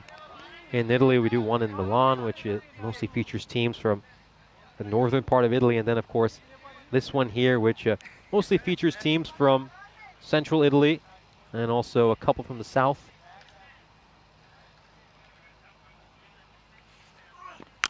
This one is struck hard and it's struck away. A great hit here for Umayanga. And, you know, this is really good for him. It's a chance for him to get into good nick and maybe even earn a promotion up the order. Potentially have him batting at 3 or maybe even opening the batting. He's striking the ball better than anyone I've seen so far for Castelina. Just hitting some really good looking shots. 2 more balls to go. This one is absolutely drilled, and it's going to go straight to Saeed as well. And I really feel for him. I mean, it seems like he's been a magnet for the ball, and he keeps coming to him in the worst possible positions. You know, he's not getting anything nice, a nice chest height or waist height catch. It's always either too low or too high. And we've got 1 ball to go here until this match comes to an end. Of course, this isn't the final game of the day. We've still got 1 more to come after this. Castelina will be back in action against Kent Lanka. Last ball of this game. And it's a big hit here by Umayanga. Is it going to clear the boundary up? Oh, yes, it will. Well, a great hit right at the end here by Umayanga. He provides some late fireworks, a bit of entertainment. And exceptional hitting right at the death. As, of course, Royal Roma take this one by 32 runs. And of course, well, let's take a look. Let's take a moment to appreciate how well Castelina have done. Of course, they started off this tournament massive underdogs, and most people thought they wouldn't have a hope in hell of doing anything. But again, I think they've been very competitive and have shown some great spirit as we, of course, take a look at the fantasy dashboard. Kent Lanka, who are 1-4, will be going up against the 1-4 Castelina cricket team. And, well, let's take a quick look at the highlights of this innings. As, of course, Indy Hussain opened the batting alongside Shehan Anka. The two of them put on a good partnership in terms of runs. They made 38 runs, but unfortunately they just came a little too slow. They were going at just over 7 and over, which just wasn't enough for Castelina, considering they had to go at just under 13 to win this game. See that, a nice shot there by Indy Hussain. So played that one behind point. And eventually he would be dismissed. This would be a nice catch taken by Noman Khalil, the hat-trick hero from earlier today. And yeah, you really have to feel for Saeed. He just kept attracting the ball in the most awkward of positions. And this, though, was a very good catch taken by Muhammad Arif. I mean, Castelina would lose just 2 wickets in this chase. And again, you would say that, well, should they have accelerated a lot more? I mean, they probably should have, but I think they were just trying to hit it, but they were simply incapable of doing that. And then right at the end, we saw Umayanga with some nice clean hitting. He made 34 of 12, hit 4 big sixes. That's as many as the rest of his teammates combined. And he would hit 2 fours as well. Yeah, just look at these shots. They're all really, really good. Again, Saeed finding himself in an awkward position. And then, yeah, this big 6 right at the end. It just hung up in the air for an age. But it managed to clear the boundary rope. As, of course, Castelina would end up with 96 runs. But let's take a look at their scorecard. It was Indik Hussain, the skipper, who made 19 runs. He struck 1 boundary, hit a couple of sixes. Probably just a bit too slow, considering what Castelina required. Shehanka hung around till the end. He made 38 of 23. Probably could have gone a bit faster himself, but again, I can't say they didn't try. Castelina, they put in a great bit of effort. Sudara would only make 3 of 8, but it was Umayanga at the end who put on a great hitting show, making 34 of 12.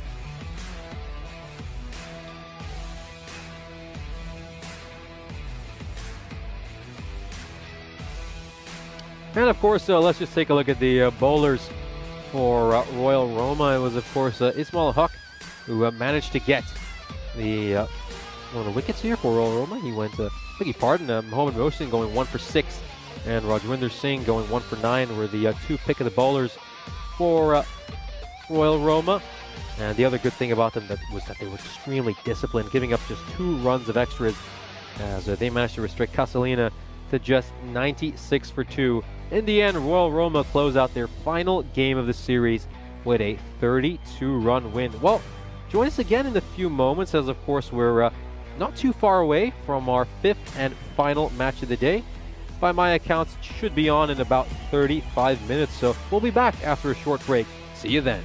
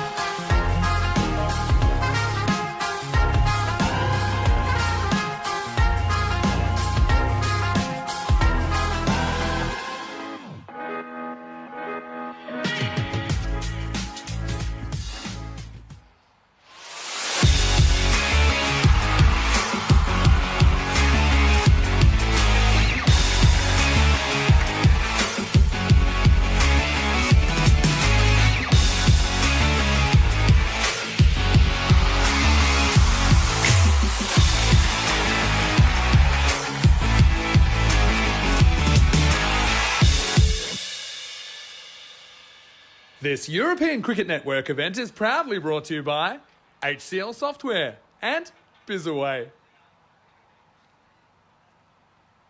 Welcome back for our final game of the day. You just take a beautiful drone shot of our gorgeous cricket ground as we're heading into the final game of the day. Of course, conditions are slightly overcast for this game. It's been a thrilling day. We've had some exciting cricket, and we're about to witness the final match of the day between Castelina and, of course, the Lanka Kent. Well, let's head out to the coin toss where the match referee is joined by both captains. Okay, Kent Lanka, you're the home team, you will toss the coin. Castelina, you're the away team, you will call. Okay, there you go, you can toss the coin. Heads has been called. It's come down heads, so you've won the toss. I want to bowl first. You want to bowl first? Yeah. Okay, so toss won by Castelina, who will bowl first. Well, thank you for informing us. That's, of course, our match referee, Ian Ramage. And, yeah, Kent Lanka and Castelina about to take the field. Both sides are 1-4 to start off this tournament. So, again, this is a huge matchup for both of them. We take a look at that fantasy dashboard. Of course, as I said, Castelina, they're 1-4 because they lost their last game against Royal Roma. So just correct that.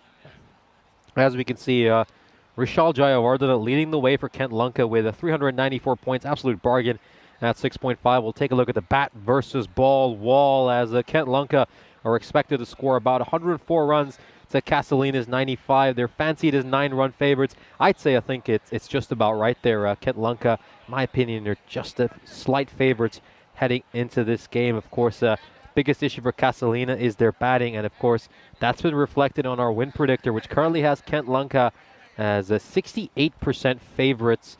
Castelina, 32% underdogs. And of course, as you can see, it's slightly overcast right now. It's probably going to be good conditions to bowl in, of course, early in the power play, but it is T10 cricket after all. You look to attack it, of course, just played completely differently. Balls are different as well, and it's going to be quite exciting to start off. Should be a lot of fun. And again, I just wonder if any of these teams are thinking about whether there could be a rain delay. I mean, the forecast certainly this morning didn't indicate we would see anything like this, but well, I'm just having a look here at the precipitation percentage, and it's still quite low, at least according to AccuWeather. But yeah, I think you just got to play normally. You can't have that on your mind, as that's a brilliant leaping dive by the keeper to start off. Of course, both these teams have taken spectacular catches today. Kent Lanka as well as Castelina.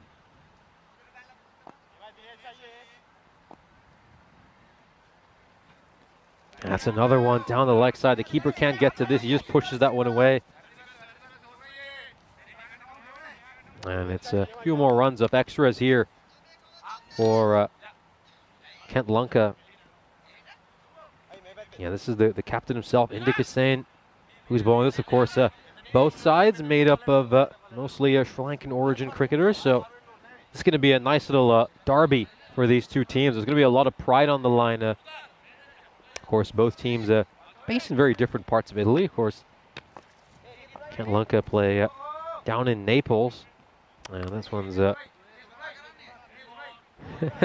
you know, in the end, Jayawardena probably would have been better off actually facing that ball, because he would have got his side wide. I mean, yeah, maybe Indika Sain's going to say, well, him walking away just disrupted me a little bit. But again, I think Sain's bowling so far doesn't make you too confident about his line. Again, that one just a strength too far down the leg side. And Jayawardena, who has been in red-hot form, made 3 half-centuries already, helps that one along, and it goes for a boundary. And finally, some runs off the bat for Kent Lanka.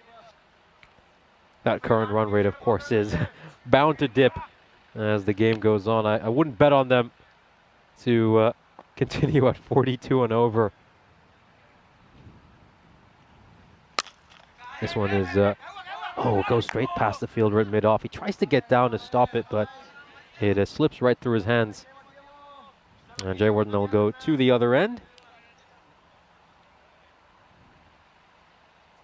But yeah, very important matchup for both these teams. I think You know, Kent Lunka came very close to pulling off a big win against Royal Roma, and we just have a bit of a breeze picking up for first time in a couple of days. This one again down the leg side. Is that going to be a minimo? It will. No, it's not actually. It's come off the pad.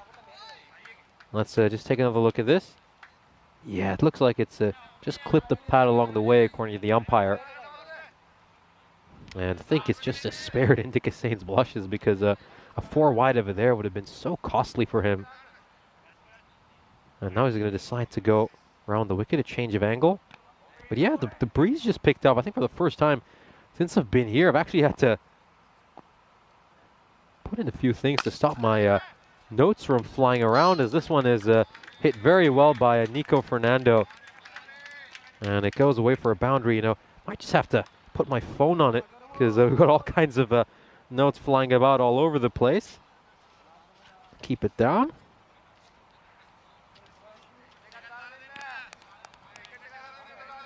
Of course, everyone remember, of course, that Cyprus series with where I had the great fortune of being with Rico, where things were blowing all over the place. Even the tents are getting uprooted, as this one is struck away over mid-wicket. I mean, goodness me, that was something else. We had laptops flying all over the place. I mean, you know, when you can't keep your laptop down, I think that's when you know you're in for some real concern. And yeah, nice couple of boundaries here for Nico Fernando. To start off, of course, Kent Lunka. Yeah, they'll want to get back to winning ways. They haven't won since their second game against the Capanelle, as this one is probably going down the leg side. And again, Nico Fernando, he wasn't really paying attention to the action. I mean, let's take another look at this. As we can see, yep, certainly going down the leg side. But then Fernando should be running. This is Jayawardena's call. And Jayawardena has made the right call. He's told him to run, and instead, you know, he's kind of just stranded there and a bit dozy, in all honesty. Of course, we've got just 7 days to go until Europe's finest step onto the cricket stage for the Grand European Cricket Championship, the Euros of cricket. And again, this should be a whole lot of fun. You know, we've got a lot of newcomers, some new countries that are going to be involved in the ECC. We've got a lot of our old veterans coming back as well. So it's not too long until the first ball, of course. Group A kicks off on Monday, and that's going to be a whole lot of fun. 31 nations battling it out to be European champions.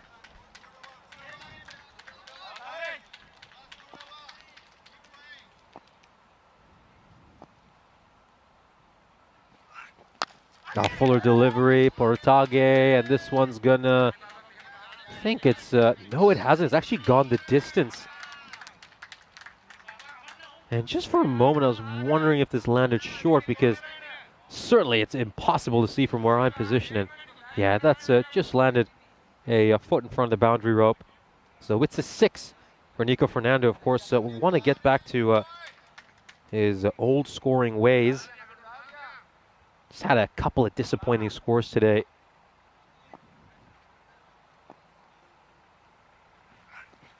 Now this one is played away behind square leg. It's going to be quite a chase. Who's going to win this chase? The ball or the fielder? The ball's going to win the chase.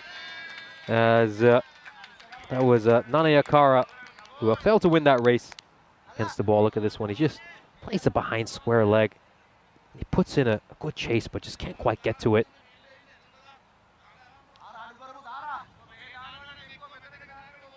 But yeah, great start here for Fernando. Going along at a strike rate of 300.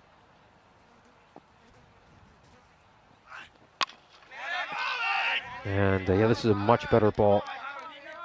Much better ball. It's never a run on there, of course.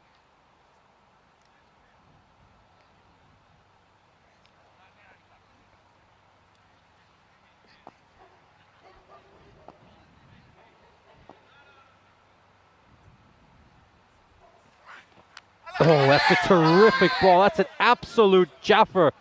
And it's taken an edge along the way. The keeper is absolutely disgusted with himself. Nuwan Arachege. I mean, let's see this one. Nuwan, he's got a chance. Oh, it just takes an edge through to him.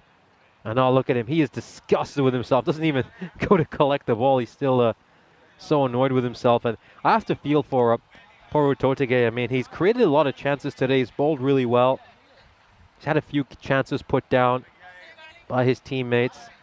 And on another day, he could have had a lot more wickets.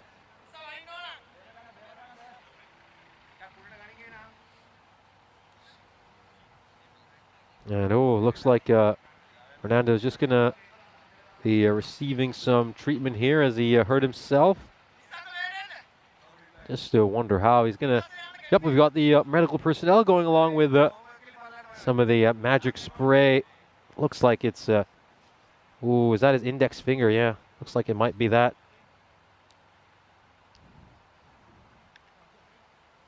As you see, yeah, might have brushed some glove along the way to the keeper. Just going to get some spray. But yeah, of course, as we mentioned, this is a crucial match for both these teams. I think just looking at the way Castelina have played in the early stages of this tournament, it'd be hard to see how they could potentially get one of those top 4 spots. As we, of course, welcome you into the Ice Cube. Hi, everyone. Great to be along with you here. Nishche Butt, and I'll be taking you through the action over these next couple of days here in Rome. And it's been a very interesting day. We had some great matches. Of course, the Capanelle played their final match today, as well as Royal Roma. Unfortunately, we have to bid adieu to the Capanelle. I think they were great ambassadors for the game. They're a great club, very historic club. And they put on a great fight today, managed to win a game against the Capanelle. And then, of course, Royal Roma, they pretty much stamped their place in the top 4 with a terrific win. And now this game we have here, our final match of the day, I think there's a lot on the line for this as well. Of course, the Capanelle, they're probably a team a lot of people are overlooking for the race for the top 4. But Castelina, they've got that, underdog, sort of dark horse feel about them. I could see them making a late surge and potentially being there as okay, we're ready to resume with live action. It's going to be Jayawardena on strike. 2 balls to come in the over.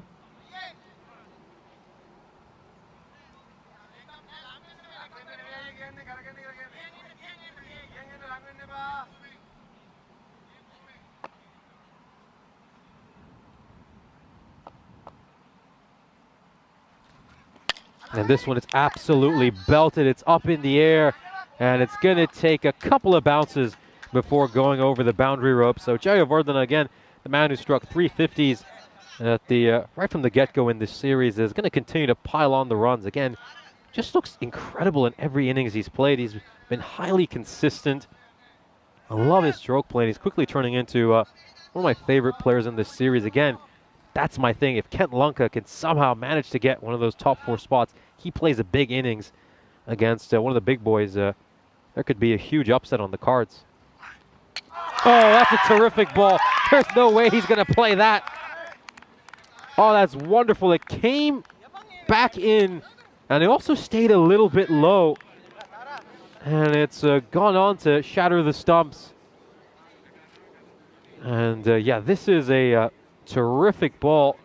And just take a look at this. That is wonderful. And you've got to say, he absolutely deserves that Taraka Portage for his bowling. He's bowled really well all day today. He hasn't necessarily always received the reward for it. But now he dismisses the danger man, Rishal Jayawardena.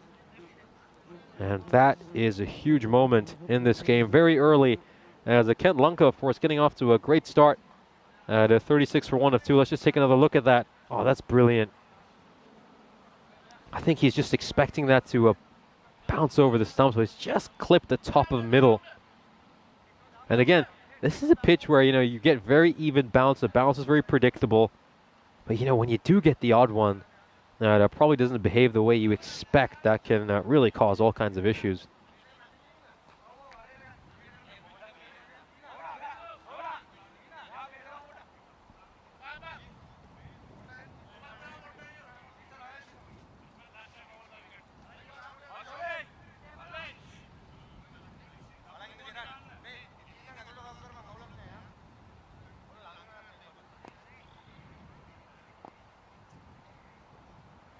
And here's Indica Sane coming back on, and Nico Fernando blasts another one straight over the fence. Huge hit. And he's hammered it beyond the fence for 6. A terrific shot And Fernando, well, we've really been waiting to see him play one of those big innings that we know he's capable of playing. And we've seen him get off to good starts, but this might be the match where he goes on and plays the big one. Have I cursed him? Oh, I haven't. Thank goodness. I mean, almost seemed like right as I was about to praise him, he would get out, but that was a fairly simple catch. I mean, Castelina, I mean, we saw them take a terrific catch that previous match against Royal Roma. I think he's just got the technique completely wrong there. You know, just take it the good old-fashioned way. And here's Shaminda, of course, who's come on. Of course, Shaminda as well. He's played some nice cameos in a couple of matches today. But again, when we talk about Shaminda today, we're going to talk about those 3 terrific catches he's taken. I mean, he's going to dominate the highlight reel single-handedly with all of his catches. And he's just been tremendous today. As we're just going to have a little fielding change. Covers being brought back into the ring. Just notify who the other player is outside the circle. This one has gone over for a 6. And that is a huge hit. Let's just take a look at this. I mean, that is just a terrific shot. It's played so well. And he manages to get this brilliant angle of elevation on it to just hammer it over the fence. And, you know, this is why, you know, I have to say, Kent Lunca, they're just, for me, they're a very threatening team. They're better than their record suggests. They could easily have had a couple more wins if things had gone their way. I mean, keep in mind, they've lost 2 very close matches. They lost by 4 runs to the Capanelle. We saw the previous game against Royal Roma. So that second win just eluding them for now. But again, they get to that 4th spot, then watch out for them on Friday. Big hit across the line there by Shaminda.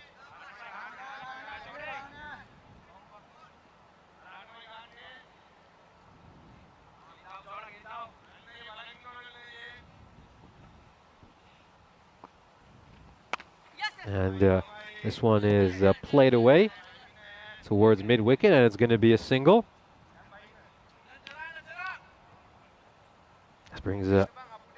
This means that, of course, see the danger man, Nico Fernando, back on strike. Or, wait a second, has the over not come to an end? I believe so. Let's see, I think, well, yep, in the end, a little bit of confusion, but the over does come to an end. Shaminda does keep strike. And we'll come to the end of the power play. Very good power play for Kent Lunca. They make 50 runs off this, of course. They always tend to have very good power plays. Really, the issue for them is that they lose some momentum in those middle overs because, again, once they lose that top order, they just don't get enough runs from the middle order. That's basically been their #1 problem, their Achilles heel. And let's see how they fare here. Of course, they're probably not going to need a big total to defeat the Castelini.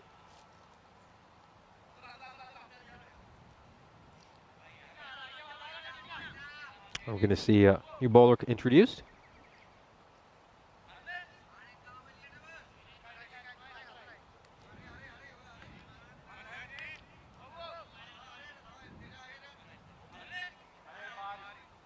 Here is Shea Hunka.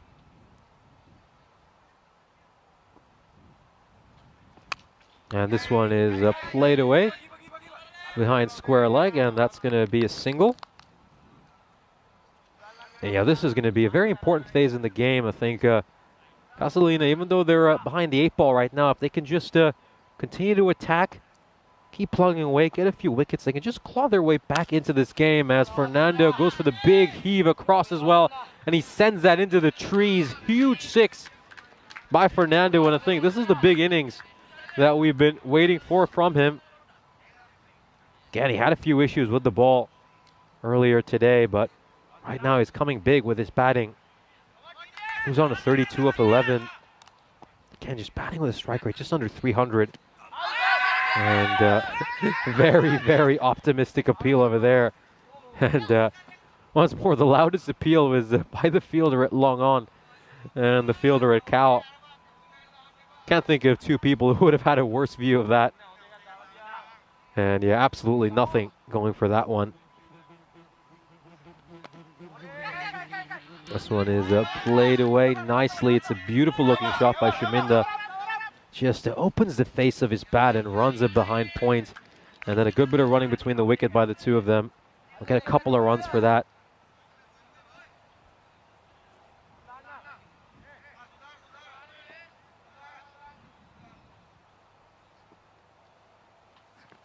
And this one's gone up in the air. Here's a catching chance. Oh, great effort by the fielder. Great effort by him.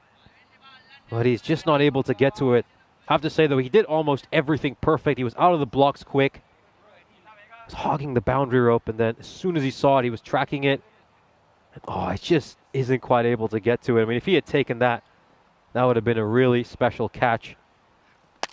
This one is just drilled down the ground, and it's, again, a good bit of fielding.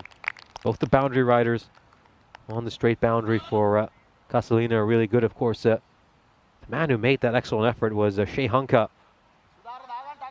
As we, of course, come to the end of the fourth over. Kent Lunga still going along very nicely at 62 for 1.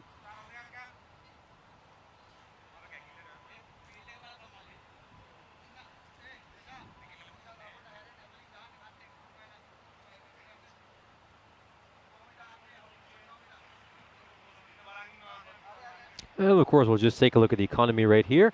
Going along very nicely, you have to say. Kent Lunga, 15.5.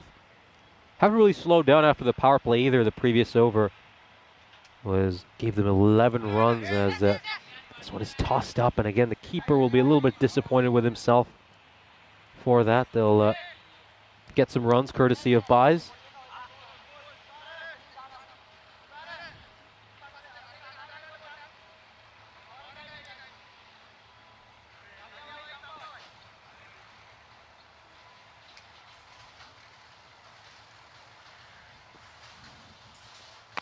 And this one again, it's struck straight to the fielder at point.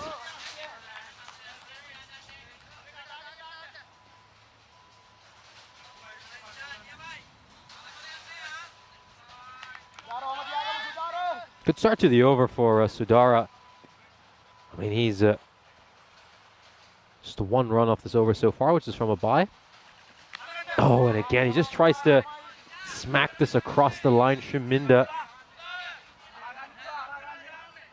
Anything, if he can actually hit that over cover, he might have a better chance to get a boundary, considering the fielder at cover is inside the ring. If he can just hit it over him, it might not be such a bad idea. And again, we do know that Shaminda is very strong on the offside as well. That's a single there for him.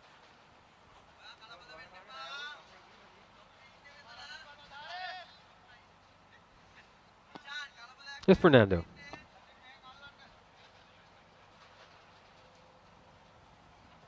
Goes for the big hit, Fernando. Doesn't quite get hold of this the way he would like.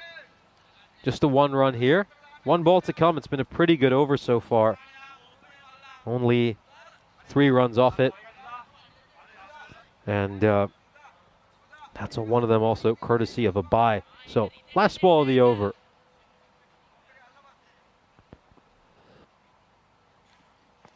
And he comes down the ground, and you talk about spoiling an over. That's how you do it. Great hit. Incredible hit. He came down the wicket, and he absolutely blasted that one, Shaminda. And it's another pretty decent over for Kent Lunga, courtesy of that big hit. Well, I mean, again, 6s are the greatest equalizer in T10 cricket. As, of course, we welcome you into...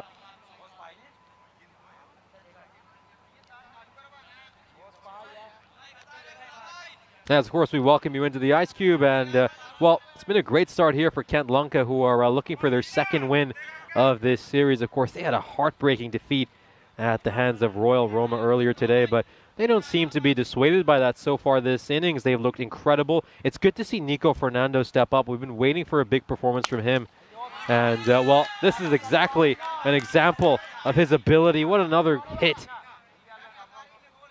It's another terrific hit by him.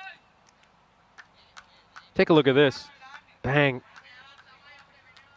Hits that so well. And again, the clouds just starting to get a little bit grayer. And, you know, this is why you probably can't trust the forecast. I mean, we weren't expecting any rain, really, at this stage. And even now, I think all the forecast sites. Oh my goodness, what has just happened here?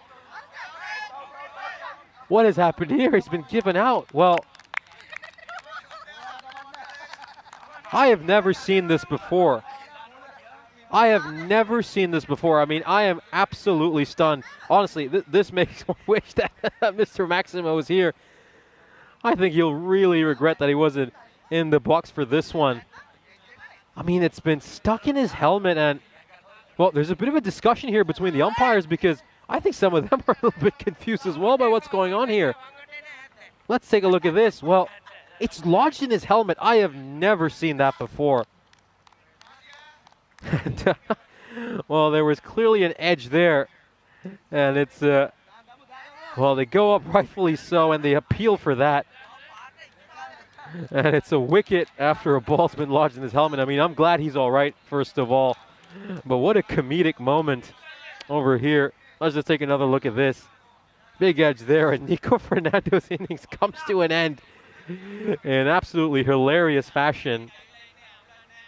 But that's all very, very scary, though. You have to say for the wicketkeeper, and it's a good thing he has a helmet on, of course.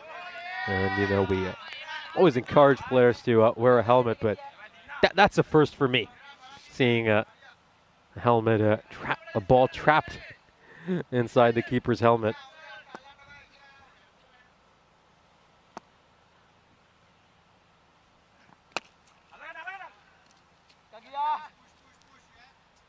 And that's going to be a single for Tiriak Dura. Again, Tiriak Dura, he's made some nice 20 or 30 odd scores throughout this series, usually with a strike rate of 125, so he's probably just going to want to step that up. Yeah, goes for the big heave across the line again here.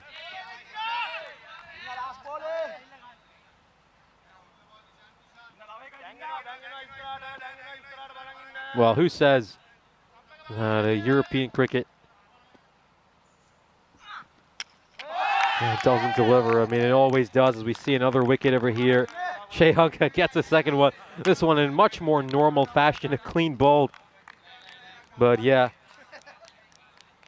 this is another one. We just see he goes for the ramp shot. He fails to get it. And it goes on to crash onto his leg stump as he is clean bowled. As Julian Dawson is asking, did he have any Velcro on his helmet? I wonder if he did.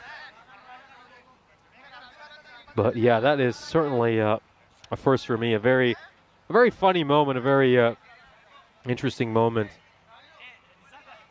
Might want to have another look at that. I mean, tell me this, are you going to see that again? How many times are you going to see that? A wicketkeeper taking a catch with the ball getting stuck in his helmet. And then, of course, he once he picks that up, he's like, well, look, is that not a legal catch? And yeah, Kroom 111 making a good point that, well, if that happens to a batter, it's considered a dead ball. But on catches, it's presumed to be okay. That I agree. On keeper catches, it seems to be the case. I mean, I think there was an incident with Harry Brook where the ball got caught in his grill, and obviously in that case it's just given a dead ball. But not the case for the keeper, as long as it's not intentional. Which of course I don't know how anybody could intend to get the ball stuck in their helmet. But yeah, this is certainly one where I think you really need to almost know the very nitty-gritty and corner of the rule book to get what just happened there. This one is just nudged away by Tiriak Dura. It's going to be a single.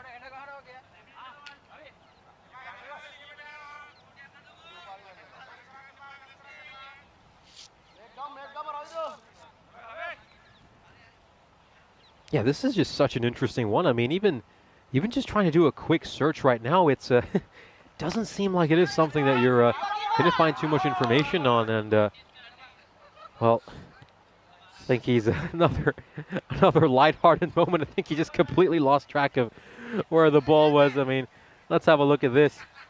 He stops the ball, then he forgets where it is.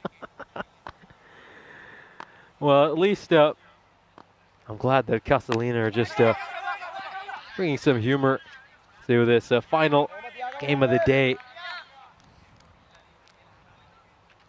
And yeah, since that Fernando wicket, of course, the run rate slowed down significantly as well. It's now down to just above 12 for Kent Lunka. It's just going to come off the pad. It's going down the leg side. Is it going to trickle away? And there he is, of course, Dennis.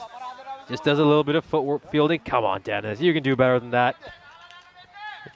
Of course, he's got his camera over there, so very busy taking photographs.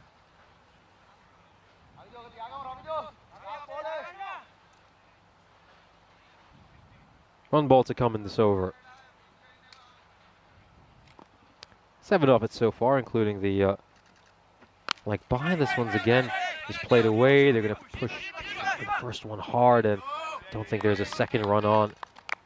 As of course we come to the end of the 7th over, and Kent Lunka move on to 86 for 3. Well, we've got a delicious menu of cricketing action for you tomorrow. I mean, we start off with Asian Latina coming back after quite a long break. They'll be playing 3 matches tomorrow. The first one of them will be against Castelina, and then the Roma Bangla Morning Sun will play their first game in a couple of days as well against Kent Lunka. Really looking forward to seeing Roma Bangla Morning Sun. Very exciting team, of course, involved in the biggest chase in ECN history earlier this series, and then some great other teams over there that I'm looking forward to seeing as well. Roma Cricket Club, of course, didn't feature in any of the action today, but they'll be back tomorrow, the defending champions. This one is struck hard down the ground, and that's going to be a single. Yeah, Dave, of course, Dave pointing out that in tennis, a ball in the net is a ball replayed. How is the wicketkeeper allowed to take a wicket? The wicket should be reclaimed. Yeah, I do agree with that, but I think it's, yeah, I think we've just found one of these little loopholes in the game, haven't we? And I think that's going to be a run out or not. Let's just take a look at the side-on view over here. It's a very good throw, you have to say, very sharp throw.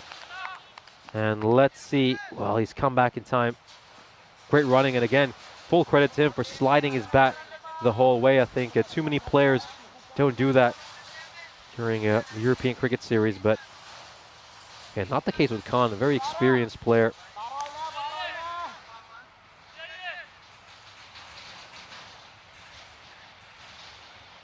Yeah, Kroom 111, just reading some of the laws. So the laws mention if lodged in close fielder's helmet, it would be not out. Doesn't actually say that for the wicketkeeper, though. A, the ball is hucked to the body of the catcher or accidentally lodges in his clothing. In the case of the wicketkeeper, only his pad. However, it is not a fair catch if the ball lodges in a protective helmet worn by a fielder. As we, of course, just take another look at that one again, it's quite clear that Khan was back safely. And yeah, I think it, certainly for fielders, if it accidentally lodges in, let's say, your big hat or something, then you get away with that. This one again, Khan strikes a boundary for a 4. I mean, yeah, if it gets stuck in your floppy hat, in theory, as a fielder, if it's not intentional, and then you pick it up, it's still out. I think, yeah, I agree with Dave over there. I think that's a loophole that should probably be closed for the keeper. Yeah, certainly a moment that would catch many off guard. Certainly going to be something worth having a discussion with the match referee with after today's play. And of course, really continue to discuss that during tomorrow's live stream, as this one is hit away towards mid-wicket. It's going to be a single.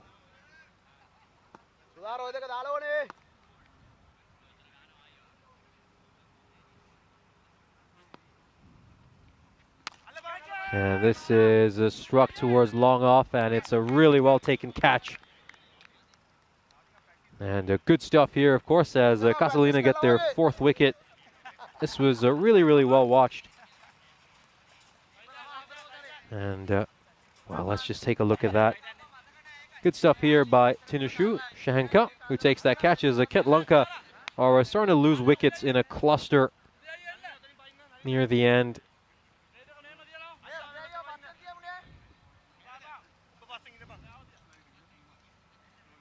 It looks like we're going to see Vim Kuthi, of course, the backflip superstar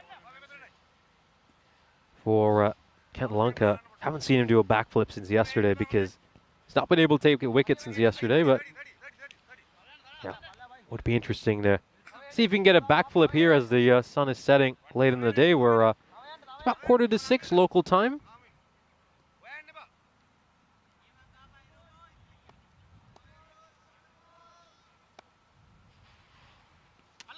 Oh, this one, this comes off the pads. He's going to take it through to the non-striker's end. And, well, we're going to have a look at this, of course. Did he make it on time?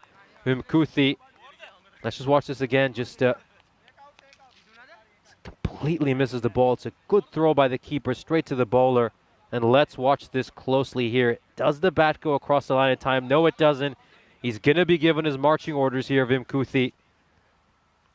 And a sharp bit of work, of course. Going to be a golden duck here, though, for Vimkuthi. He's going to get to meet Derek as well. So there he is. Derek still waddling along late in the evening here in Rome as it's another wicket tumbles. And Kent Lunker are now on a team hat trick. This one's just another chance to take another look at this. Very sharp work. I think once the keeper doesn't collect it, it's great that he's just on it in a flash. I think too many people would be sulking after an opportunity like that and not recognize the opportunity. But he's done well. And they get the run out, so Kent Lunka just losing their way slightly since Nicolo Fernando was dismissed. These last few overs giving them just 22 runs of the last three. And yeah, this is just a little bit of mix-up about which end they should be at. And again, so the new batsman needs to go to the striker's end, of course. So it's going to be Denuan who's going to be facing the ball.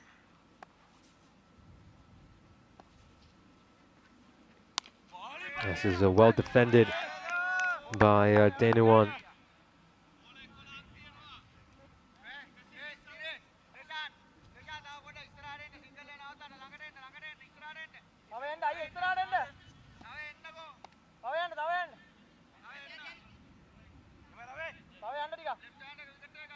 And they're just moving the fielder in cover a little bit closer. I think they don't want him to just maybe nudge this for a single. So yeah, the fielder at cover was initially right at the edge of the inner circle, and now he's at short cover, and he's just trying to take away the single. And let's just, the umpire just asked him to stop for a moment. As we just have a brief pause in the game. Of course, right now, as you can see, Kent Lunka projected to get to about 110. Might be a little bit difficult for them now, though, considering they've lost a lot of key players. I mean, at one stage, they look set to maybe threaten 130 or 140, but again, losing Fernando has hurt them hard.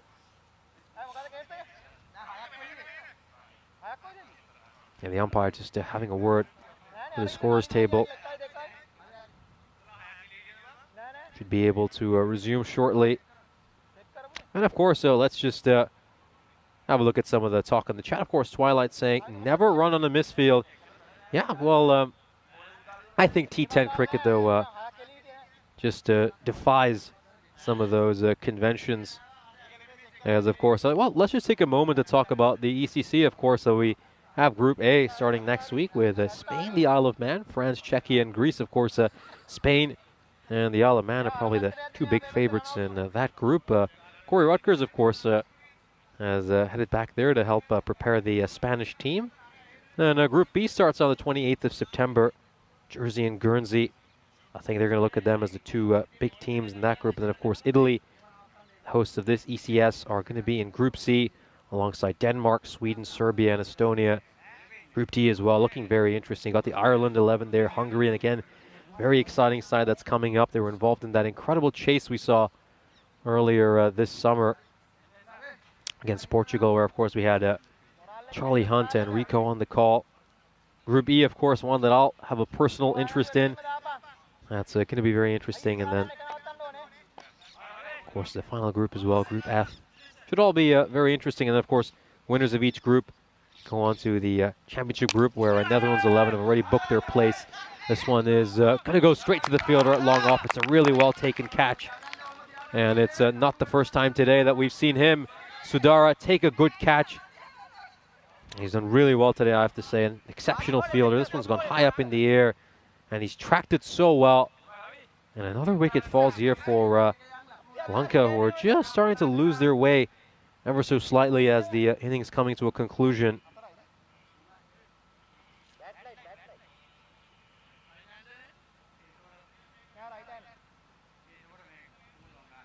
And of course, Dave asking if no quackery from me. No quackery from me. I think you wouldn't want to hear it, and it'd certainly be an insult to Rico as well, who's copyrighted the duck sounds, as Julian very rightfully so points out.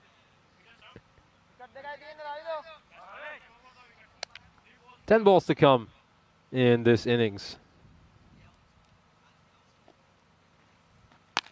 No, this one's just going to be struck past the bowler, and it's only going to be a single.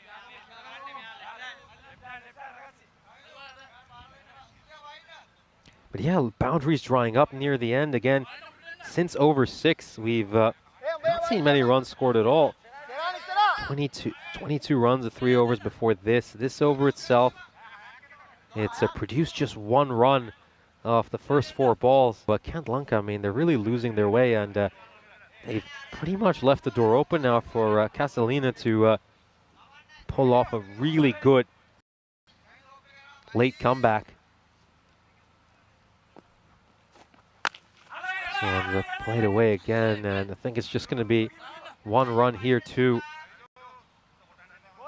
And that's why I'm saying Group F is so hard. Yeah, I mean, you could easily say that might be the group of death for this year's ECC. Again, whatever it is, I think it's so hard to predict what's going to happen, because a lot of these teams, they're kind of unknown quantities. I think, and we're going to see Finland involved over here right at the end of this week. We're just going to, this one is just slogged towards the field right long off. And again, Finland's not a team that we've seen much on ECN because they've just not been involved in much of the action. But then again, looking at some of their results preparing for that series, I think they've done quite well. Their bowling looks pretty exciting. Of course, we'll once again just have a look at the groups over there. Group F, you got the Scotland 11, obviously going to be the biggest favorites in that. Germany, Portugal, Luxembourg, Norway. I mean, Norway, a very strong Nordic side. I think there's just going to be a lot of good stuff to say, and it's going to be so unpredictable, according to me. I think there's a lot of teams over there who could pull off some surprises, of course. Even in Group E, I mean, you look at Romania and Malta, they have 3 wins between them in last year's ECC, but I think this year both of them could be a lot better. You know, they've both played plenty of cricket heading into this ECC as well. I think that's another factor which is going to matter a lot. How much practice have you had heading into the ECC? How much game time have you played? How much have you been in pressure situations?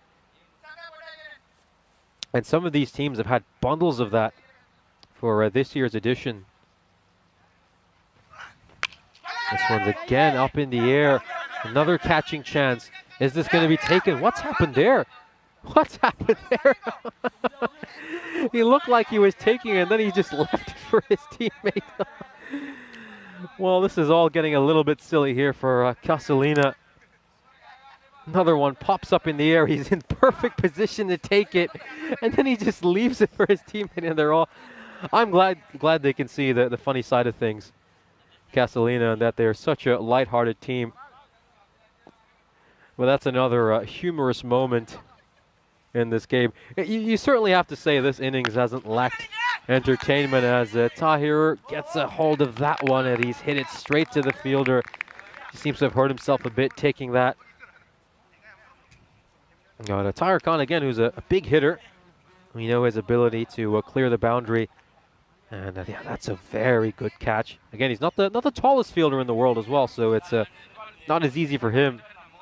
He's got to jump up to take that, so good effort. As Tahir Khan's stay at the crease is a rather short one.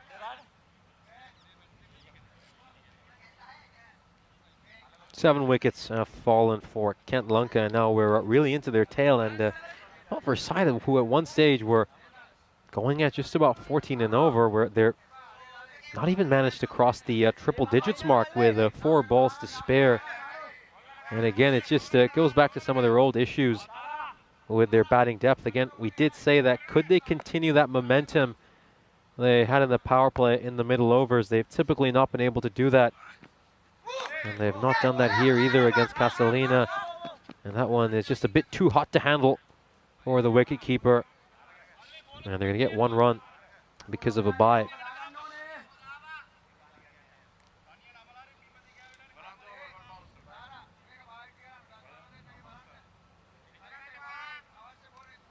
If they can close out these next 3 balls really strong, Castelina, and just give them so much confidence heading into the dugout during the mid-innings break.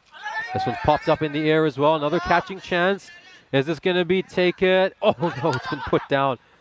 Well, at least he hasn't left it for his teammate. You know what that drop reminded me of, as we'll just take a look at this one again. And Castelina would just let a few too many chances fall. In many cases, they just haven't even got their hand to it.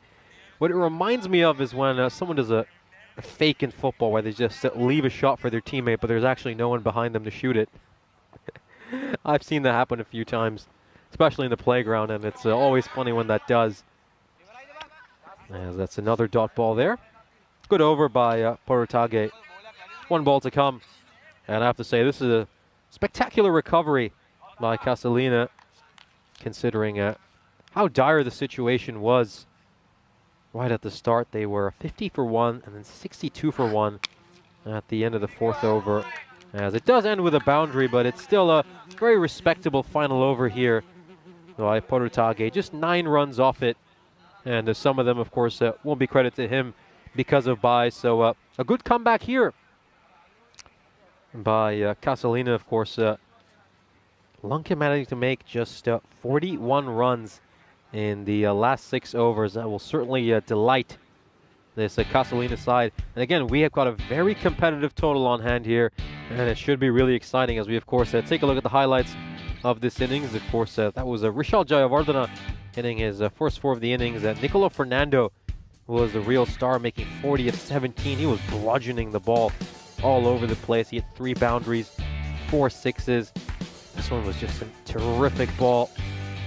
It kicked up off the surface, took the edge, but it was a bit too hot to handle for the wicketkeeper as well. Jayawardena would only hit that 4 there before he was bowled by an absolute jaffer here by Portage. I think he's bowled incredibly well.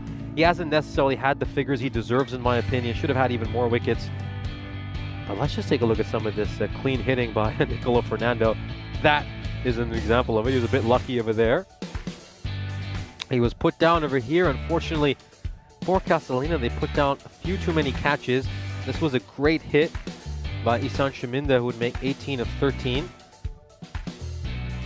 And this was just a great effort in the field. I think the 2 fielders out on the straight hit for Castelina were very, very impressive.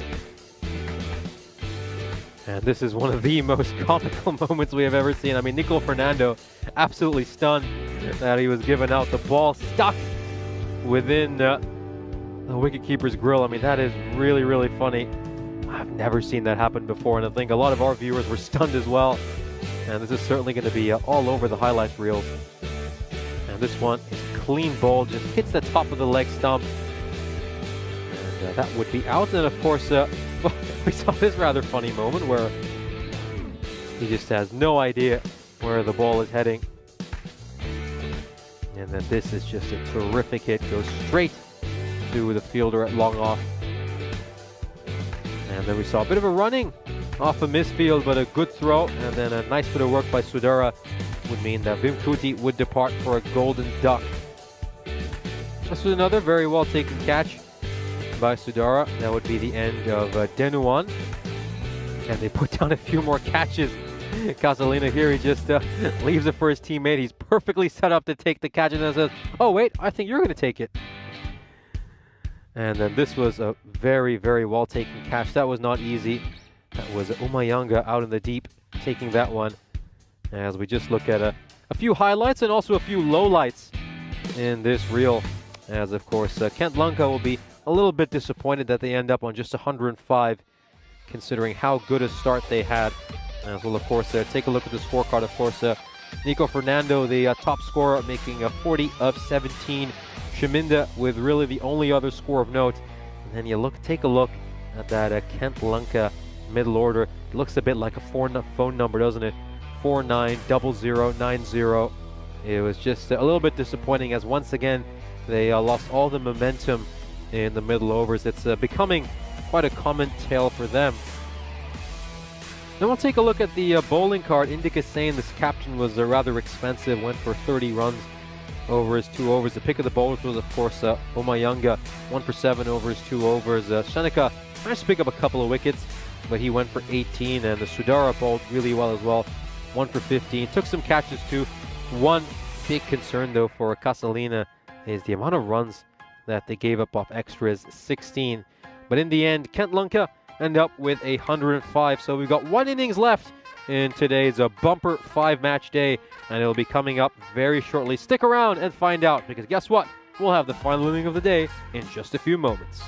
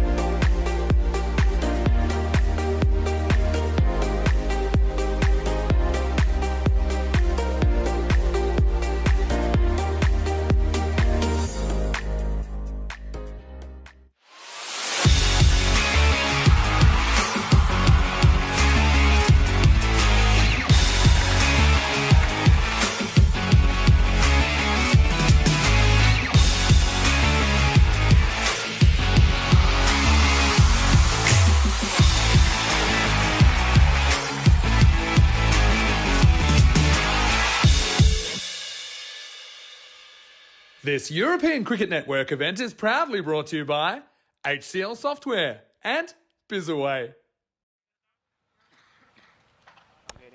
Well, welcome back to for our final innings of the day. It should be a very exciting affair as, of course, both Kent Lunka and Castelina are fighting to get their second win of this series. Kent Lunka posted a total of 105 in the first innings. Of course, they just kind of lost their way after Nico Fernando was dismissed. And Castelina came back well. They fought really hard. And I think we're in for a very competitive finish. I mean, hey, we might even have a golden ball finish. I'm going to utter the G word. I know we've been waiting for it all the way since July, but we're getting a lot closer. Again, 106 is certainly attainable for Castelina. It's going to require their skipper, Indika Sain, coming out there and playing a good innings. And we're just moments away from the first ball. Nico Fernando, well, he's often balled the first ball of the game, and let's see him here as well. He's going to ball the first over. And a little bit of width and offer here as it starts off with a dot ball. And of course, I've got the great pleasure of being joined by Shub Anand in the commentary box. Shub, it's great to have you here. Thank you very much, Mr. Lad. Thanks for inviting me here. I'm happy to join your section. Really nice game. It's the final game of the day. So it's a good total, I think, 106 to win in 10 overs. But I think it's a good chance for Castelina to win this game. And of course, we just see a dot ball over there. So Shub, you've become a bit of a cult hero here on the European Cricket Network with some of the catches you've been taking on the boundary. Would you like to tell us a little about that after we see this ball? Sure. This one is absolutely drilled, and it's going to clear the boundary up. That goes all the way. A huge six there, and the first maximo of the innings for Castelina. Yeah, what I show is a straight shot, like ball out of the ropes, a massive six. So yeah, thanks again for inviting me again. And the thing is, like, yeah, I started umpiring in the year 2019 for Hungarian Cricket Association, and that was my first time in umpire a game. It's the next ball.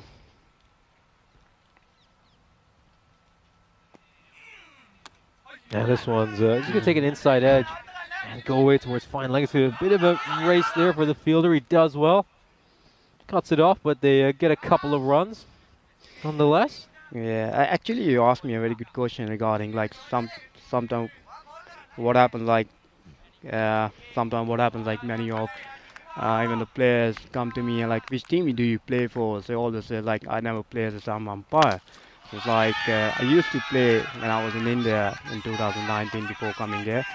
Then I joined a club in Hungary called DCC. I played only one game, but after that I decided like I want to be an umpire. So in 2019 like European Cricket Series, I think 2020. When I got an opportunity to an umpire in the ECN game, it was even for 2 days to umpire there, and I had a very good performance over there in 9 games. Next day I was called by European Cricket management to umpire for the upcoming event that was in Bulgaria. So it was a nice startup for me, and like loving umpiring there. I met Alex Dolos there, Scottish international umpire. Like I was there in Bulgaria for 7 days, and I learned a lot there and a lot there. So I thought that's why that something came in my mind, decided to be an umpire instead of playing cricket. You know, I had the great pleasure of meeting Alex as well. He's just full of incredible stories. Did he tell you anything about the match he umpired against Australia? Yeah, I think he shared his like. And of course, really sorry to cut you off, Joe. We do have to remind our viewers you got 310 matches since a golden ball. Do you think this could be the game where we get it? It could be. I think it's like it's been so long. We have been waiting for the golden ball. I mean, 310 matches. Like, let's say if we have a golden ball, that will be more fun in T10 cricket. So yeah, like about Alex Dolos, like I met him in Bulgaria. So regarding, you asked me a question about the Australian game, like when I was he invited me for a coffee. He showed me some documents regarding he umpired an Australian game, and the game, and Steven Smith was banned. And it was very nice to meeting him. It was a very pleasant moment, like sitting next to him, and he was teaching me the positioning, the umpiring positioning, and many other things. And yeah, he's a lovely guy. He's my mentor.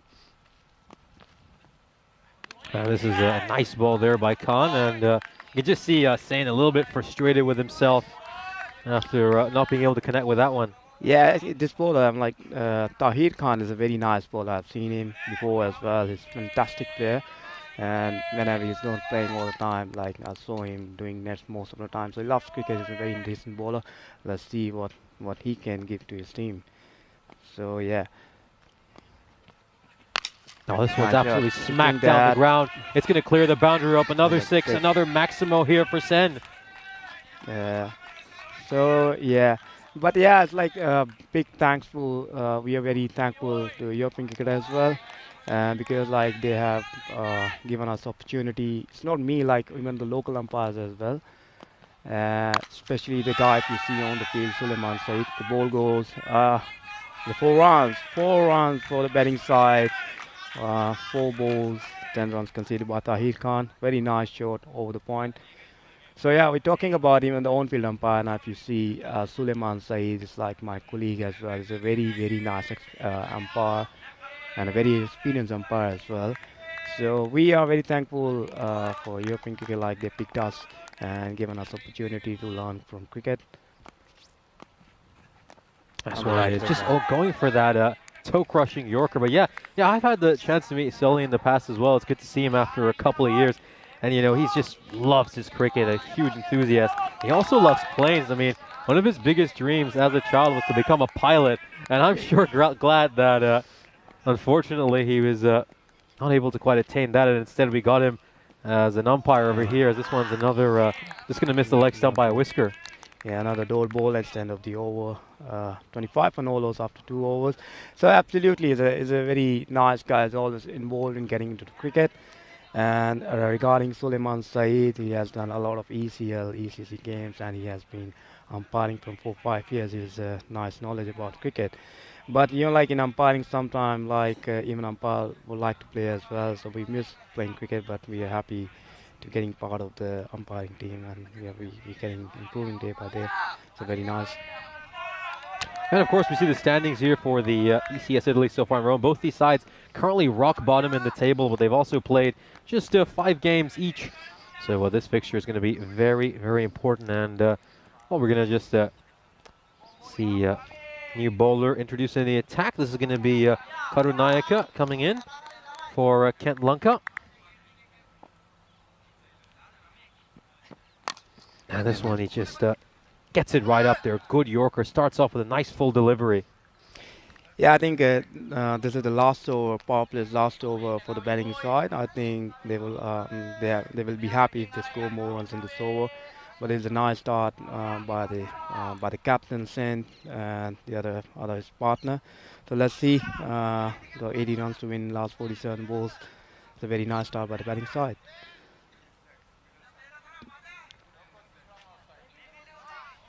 Just getting things absolutely right here, of course.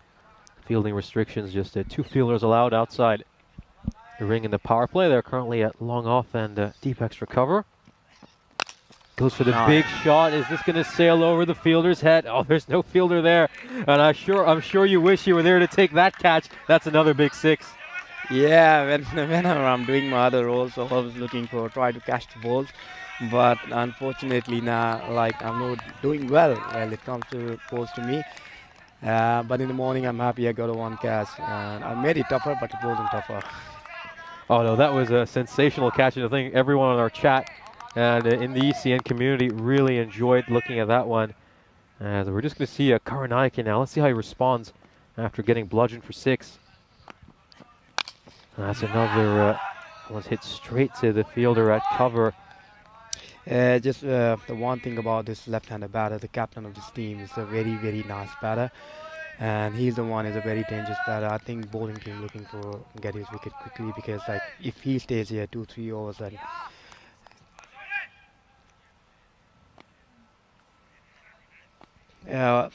So yeah, this another dot ball by number 48.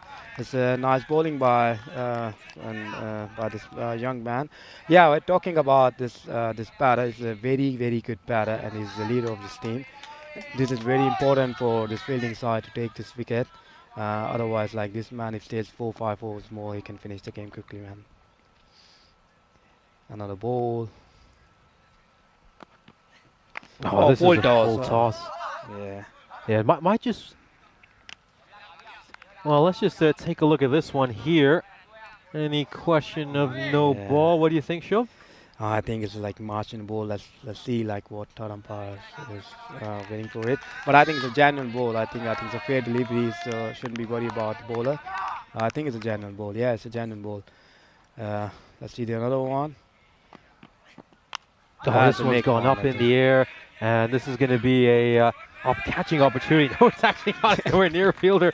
Beg your pardon. I think I've got that one completely wrong. The top edge is just flown high up, and it's sailed over the boundary rope. Goes for 6. Yeah, it's an unlucky bowler. But anyways, like 38 for no bowlers after 3 overs. What do you think from this position? I think the batting team is really well. And I believe like they have a good start now. They want to carry on this momentum and finish this game as soon as possible. And it's good for the batting side as well. The Kent Lanka, yeah. Yeah, of course, you've been here since the start of the tournament. Castelina in their first couple of games scored 35 and 34 runs respectively, but their batting has improved a lot since then. What have you noticed the most from them? Yeah, I think a couple of players from the Castelina team side, like they were missing in the beginning of the event. They were busy in the other duties as well.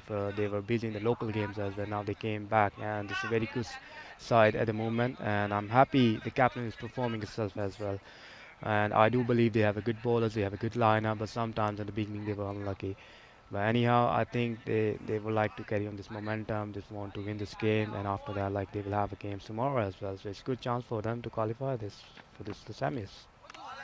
And this one is a good ball. He just has to push at that one. Shahanka, of course, we can just see that Kent Lanka at this stage were 50 for 1. They were well ahead of the rate, but of course, the thing with Kent Lanka, though, was they started to fall apart later in the innings. Yeah, I'm just telling you, it's a T10 format. Like every single over matters a lot. If you have a good 1 over, it doesn't matter either from fielding side or the bowling side, from the batting side.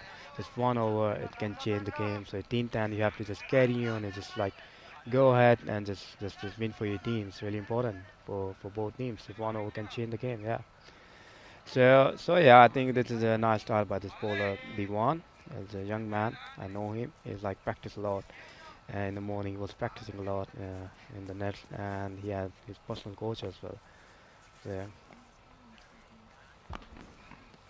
This one goes just down the leg side. I think Denuwan, though, you have to say, I think he's got a lot of good variations, doesn't he? I notice he rolls the fingers across the ball quite a lot. He's so good in the death overs. Yeah, especially when he comes over the wicket.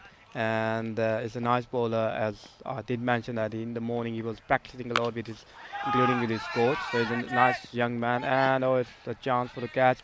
Would he stop it? Yeah, stopped it. I think 2 runs has been taken by the batting seat. Yeah, this is a pretty good over there. A nice bit of fielding out on the deep. It was always going to be a rather tough chance. He just tries to get his body in the way there, Tahir Khan, and a nice effort to prevent that from going to the boundary. Couple more runs for Castelina. Oh, he misses it. Oh, yeah, absolutely. Nice backup by his teammate. Then saved 2 runs for his team. Everyone matters a lot. And so, yeah, regarding this Kent Lanka, I think they have a good cricketers. And the last ball of the over.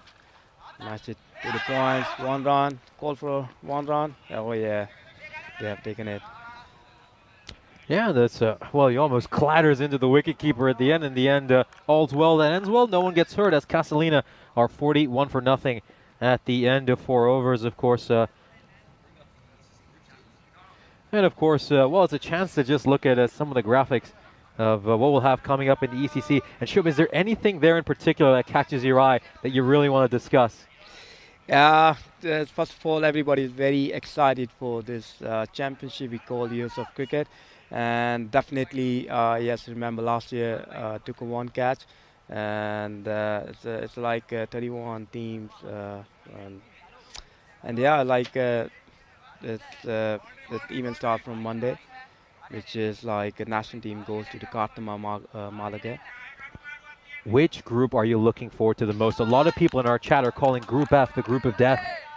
I'm looking for the group with England, group D, and for sure for the finals group as well. The team who will qualify for the finals group. Very excited for this event and very excited for this championship. And yeah, I'll be there. I'll be there to support my own team. And will you be doing any umpiring during the ECC? No, I'm not doing an umpiring. I have other duties to do there. But definitely, I'm like all of us very excited for this event and looking forward to having a new teams as well. But it's like this is also I would say like this ECC is like a chance for all the European cricketers, including like the guys who really want to play cricket, but they left cricket in their home nations, like for some reason, and came back. They came to Europe and settled down themselves here. And bowled him like one breakthrough finally for this fielding side, and 1 wicket down. At the moment, nicely bowled, middle of stumps, and he's gone. The batter misses completely. He has to go. He has to go. And I finally the breakthrough for the fielding side. Ken Lanka. Yeah, Tiriak Dura coming up with the goods, getting that wicket. That was really important because Castelina were going along very nicely. This partnership obviously getting 43 with a run rate of just 10. I think that makes this match very exciting, of course, because Castelina, they're going along at just the required run rate right now. I think if you look at this over, only 4 balls to go. If still he bowl, I'm like bowl really well. I'm like this doesn't concede more runs, and in last 5 overs, almost like 10 runs per over to win this game. But I think this game is still for me 60-40, 60 for the batting side and 40 for the fielding side. I think the one more good over bowling team can come back in this game, and I do have feelings for the golden ball, by the way. Yeah, we certainly, I mean, we're trying to break this golden ball streak. 308 is just way too much. I believe it's actually 310, beg your pardon. Yeah.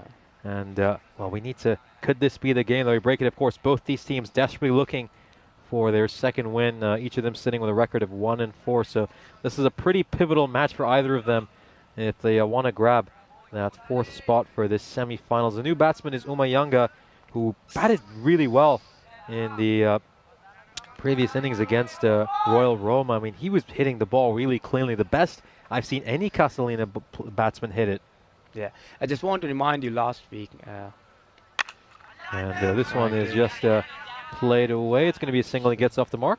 Yeah, I just would like to remind you last week we had a chance for the golden ball. If you remember the game between Asian Latin versus Royal Roma, and 1 ball 2 runs to win. Like the incident ball, they took they scored the runs, and Asian Latin lost that game. That was the only chance in the season we had it, but we are really enjoying the golden ball for the next one. He misses the ball. I'm telling you, he's a very nice bowler. He's a nice bowler. He can bring this game back, and he's experienced, very experienced guy. And so still, I think the run rate going up, and still 62 runs to win in last 32 balls. Very excited. Both teams are looking forward to get 2 points. Now this one's popped up in the air. It's a catching opportunity for the bowler, and he takes a catch. So it's 2 wickets this over, and Shub, just as you said, he's come up with the goods. He's gone bang, bang this over. Yeah, absolutely. Now I think they are very happy taking this wicket. He was an experienced guy, very good guy. And finally, the second one down at the moment, and the guys are back into the game. And again, I'm telling you, like this T10 form, and this is a 1 over game. 1 over can go either way, and you can win the game. Sometimes I've seen the scenes like 1 over 3 runs to win, and like it's difficult to score in that game. So absolutely nice bowling, but don't forget that the new batter Sudura is a very nice batter. And he can smash the ball, and he's a hard hitter of the ball. So let's see how they will handle him. Yeah, it is Sudara coming out here for Castelina. And again, very important phase in the game. Both these sides, they kind of have a history of sort of losing their way in the middle overs after they lose key top order players. Which side's going to hold their nerves? It could be in for a very tight finish here last ball of this amazing over for the Kent Lions. It's going to end in a single as Sudara will keep the strike. Castelina 45 for 2 halfway through their innings. As of course, we've now got a chance to look at some of the events coming up on the European Cricket Network calendar. Of course, we're here until the 24th of September in Rome, and then we've got the big ECC, the Euros of European Cricket. We're really looking forward to that. We then head over to Croatia as well as Malta for the second time this year. Then we got our last ECS of the year in Spain before hosting the inaugural European Cricket Championship for women. We're really looking forward to that. That is going to be a historic moment. And Shub, I'm sure you're looking at that schedule and saying, "Wow, there's some mouth-watering stuff there." Yeah, like good to see like European cricket is very busy and very excited for European cricket championship women as well, because that is a really great opportunity for women team as well to participate in upcoming inaugural European cricket championship for women. And it's really nice to providing the facility for everybody to go perform well for your nation, and just very encouraging. This one is that to field, and it's gone, and the fielding team is back again. 3 quick wickets for the fielding side. What a bowling, what a comeback by the fielding side. Really happy for them. And I think it's a poor short selection. He's just trying to hit the ball, but he couldn't connect the ball properly, and he's disappointed from his shot. I'm telling you, Neil, I think now the fielding time is on the top. Yeah, they've just about managed to claw their way back into this game, getting 3 wickets in a quick succession. Of course, Dave saying hi to you in the chat, Shub, saying he'll be in Cardamom from the 7th to the 21st of October. And yeah, it'll be great to see the two of you having a conversation over there. And exactly, I mean, that was Danish Trikyadura who took that catch. Of course, he managed to produce the 2 wickets in the previous over. And now, well, he's just been a magnet for the ball. And he's made a big impact for Castelina, who now, well, they're in a little bit of trouble here against the Kent Lions. They find themselves in a spot of bother. Got 2 new batsmen out there, which is just a rough spot for any side to be in. I think it's over the stumps. Good decision by Suleiman Said. Very good decision by the experienced umpire Suleiman Said. So yeah, thank you, Dave. Hi, how are you? Nice to see you on the chat. It's good like you're sticking with us and watching our cricket. It's good to see you. Another ball. Only like 2 for the goal. Let's see. I think it has gone for 4 runs. So misfield by the fielding side, and batting team is really happy for getting the 4 runs. But it could have been stopped. But let's see. Have a look again. Oh, he tried his best, but anyways, like 4 runs for the batting side. So yeah, I think we were talking about the Women Cricket Championship. I was thinking like we have Sweden, Italy, Netherlands. And it's really good for them. Like they get an opportunity to play against the good nations. They can improve. They can learn a lot from the seniors. So it's really good for them as well. I'm very happy from the European cricket like they have introduced this event as well. So 50 up for the team. It's only 1 run at the long on. 6 overs gone. 51 for 3. But last 4 was 55 runs to win for the Castelina. Yeah, it's certainly very attainable, isn't it? I mean, they have to go at just under 14 and over. The only concern would be that a lot of their better batsmen have now been dismissed, so we're going to have to find some hitting from elsewhere. As of course, we'll just take a quick look at the scorecard. Indica saying the top scorer, having made 40 of 23, but no real scores of note outside of him. Of course, Shub, one thing I'd like to ask you, though, of course, as an umpire, I mean, everybody talks about how big it is to play in the ECC as a player. What about for the umpires? I mean, this must be such a big honor to be umpiring at the biggest event in European cricket. Yeah, absolutely. Like even like umpires also represent their board from the nation as well. It's like very good opportunity for umpires as well. There are thousands of things in umpire's life as well, which is very difficult to describe it, because umpires, like before start of the game, they have to go for the grounds inspection and everything, and after that they have to there are even like many equipments for umpire as well, which they have to carry on it, and their mind setup is really important. Like peace of mind is really important in umpiring. And if you think that, I think there's an opportunity, and he takes it. Another breakthrough, and this man has to go now. Very well fielded by this young man, and I've seen a lot of catches. Very good fielding by the Kent Lanka. I think they are back in the game now. I think it's a good chance for Kent Lanka to win this game, and just more 2 good overs, and I think they can make it. So yeah, about the umpiring side, I'm telling you, it's not an easy job. It's like every single ball we have to focus it, we have to just pay attention, because like if you misses the ball, sometimes like close call, we have to decide it. Sometimes what happened that like whenever close call comes up, we have only hardly have 5-7 seconds to make our decision. We have to say yes or no.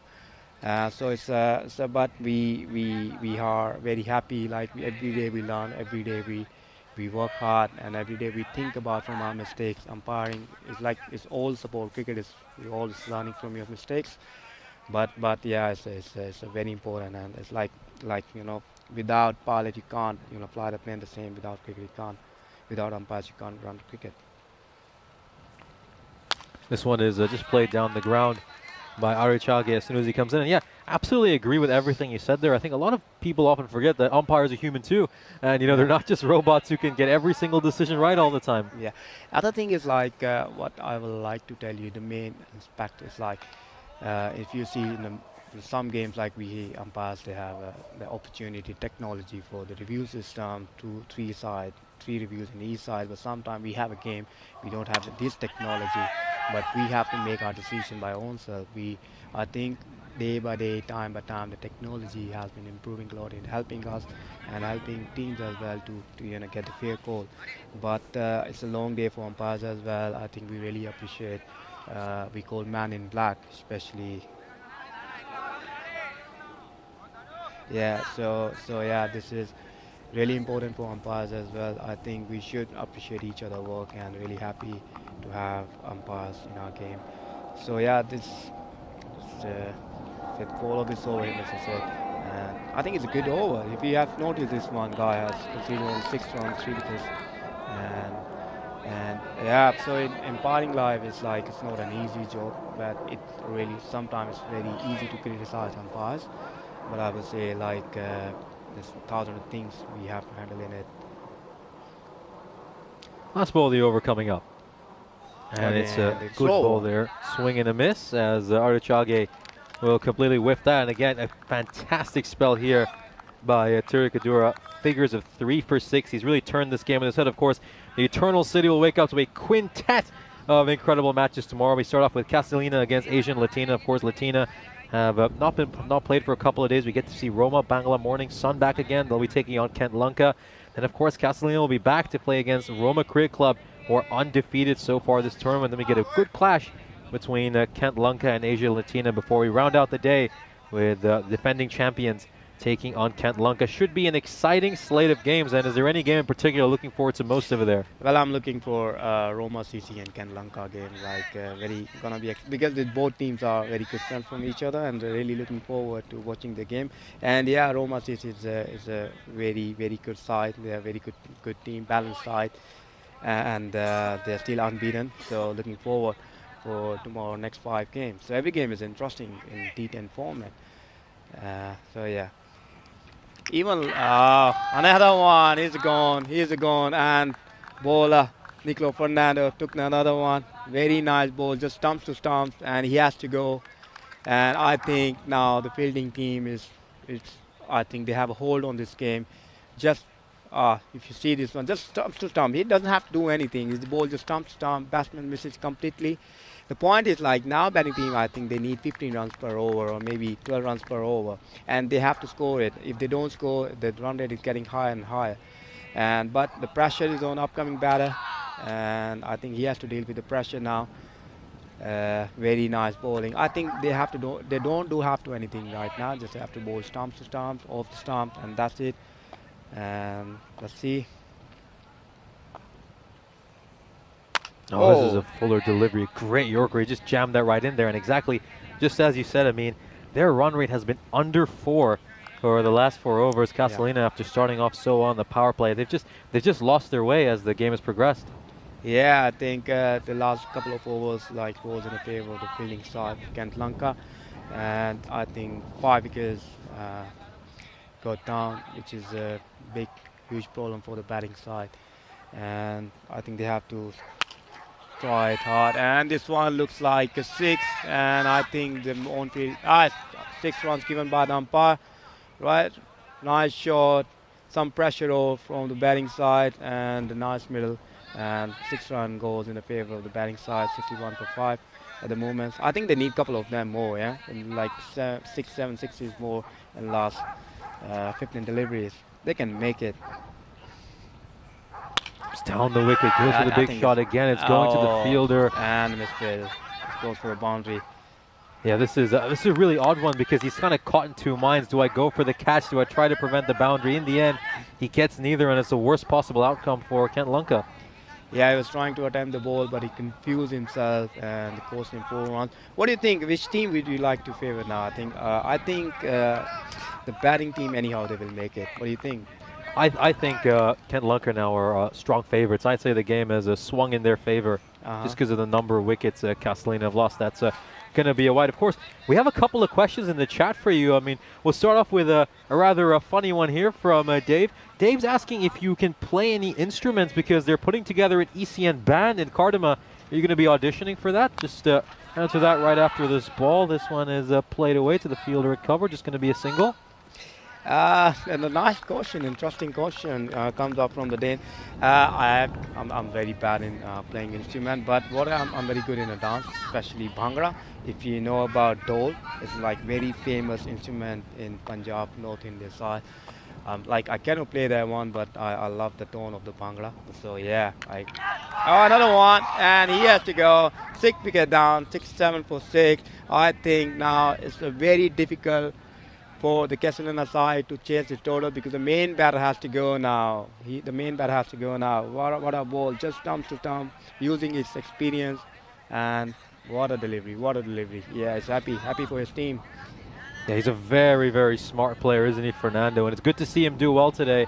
You know, he managed to get a nice 40 score in the first innings. And certainly, you know, we had a big discussion about this in the chat, but what was up with that, though, with the incident where the ball was sort of lodged in the keeper's helmet? Could you just break down some of the rules for people in our chat because we were all a bit confused?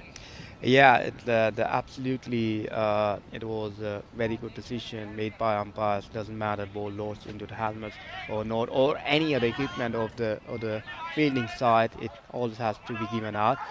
But if we go a couple of years back, then again, like it used to be a dead ball, but now they finalized that. Like, and we're just looking at that moment again. Oh yeah. If you see like the ball lodged in the keeper's helmet, and it means like doesn't matter, it is given out all the time.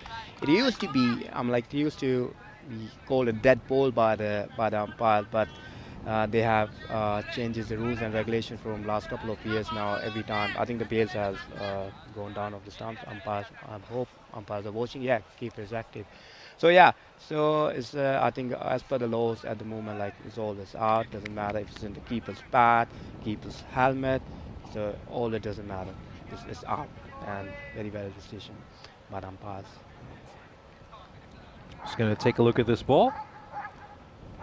I think given a good call by umpire Hassan Ahmed. And Hassan Ahmed, if you remember this guy, is a very good umpire as well. He will umpire in Milan ECS in this year. So yeah, he's a really decent umpire. He has a lot of experience, very genuine umpire, and good to see him.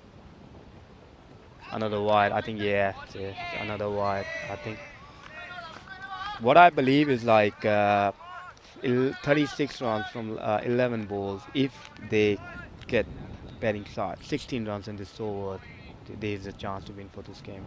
But this over, minimum 16 runs. What do you think?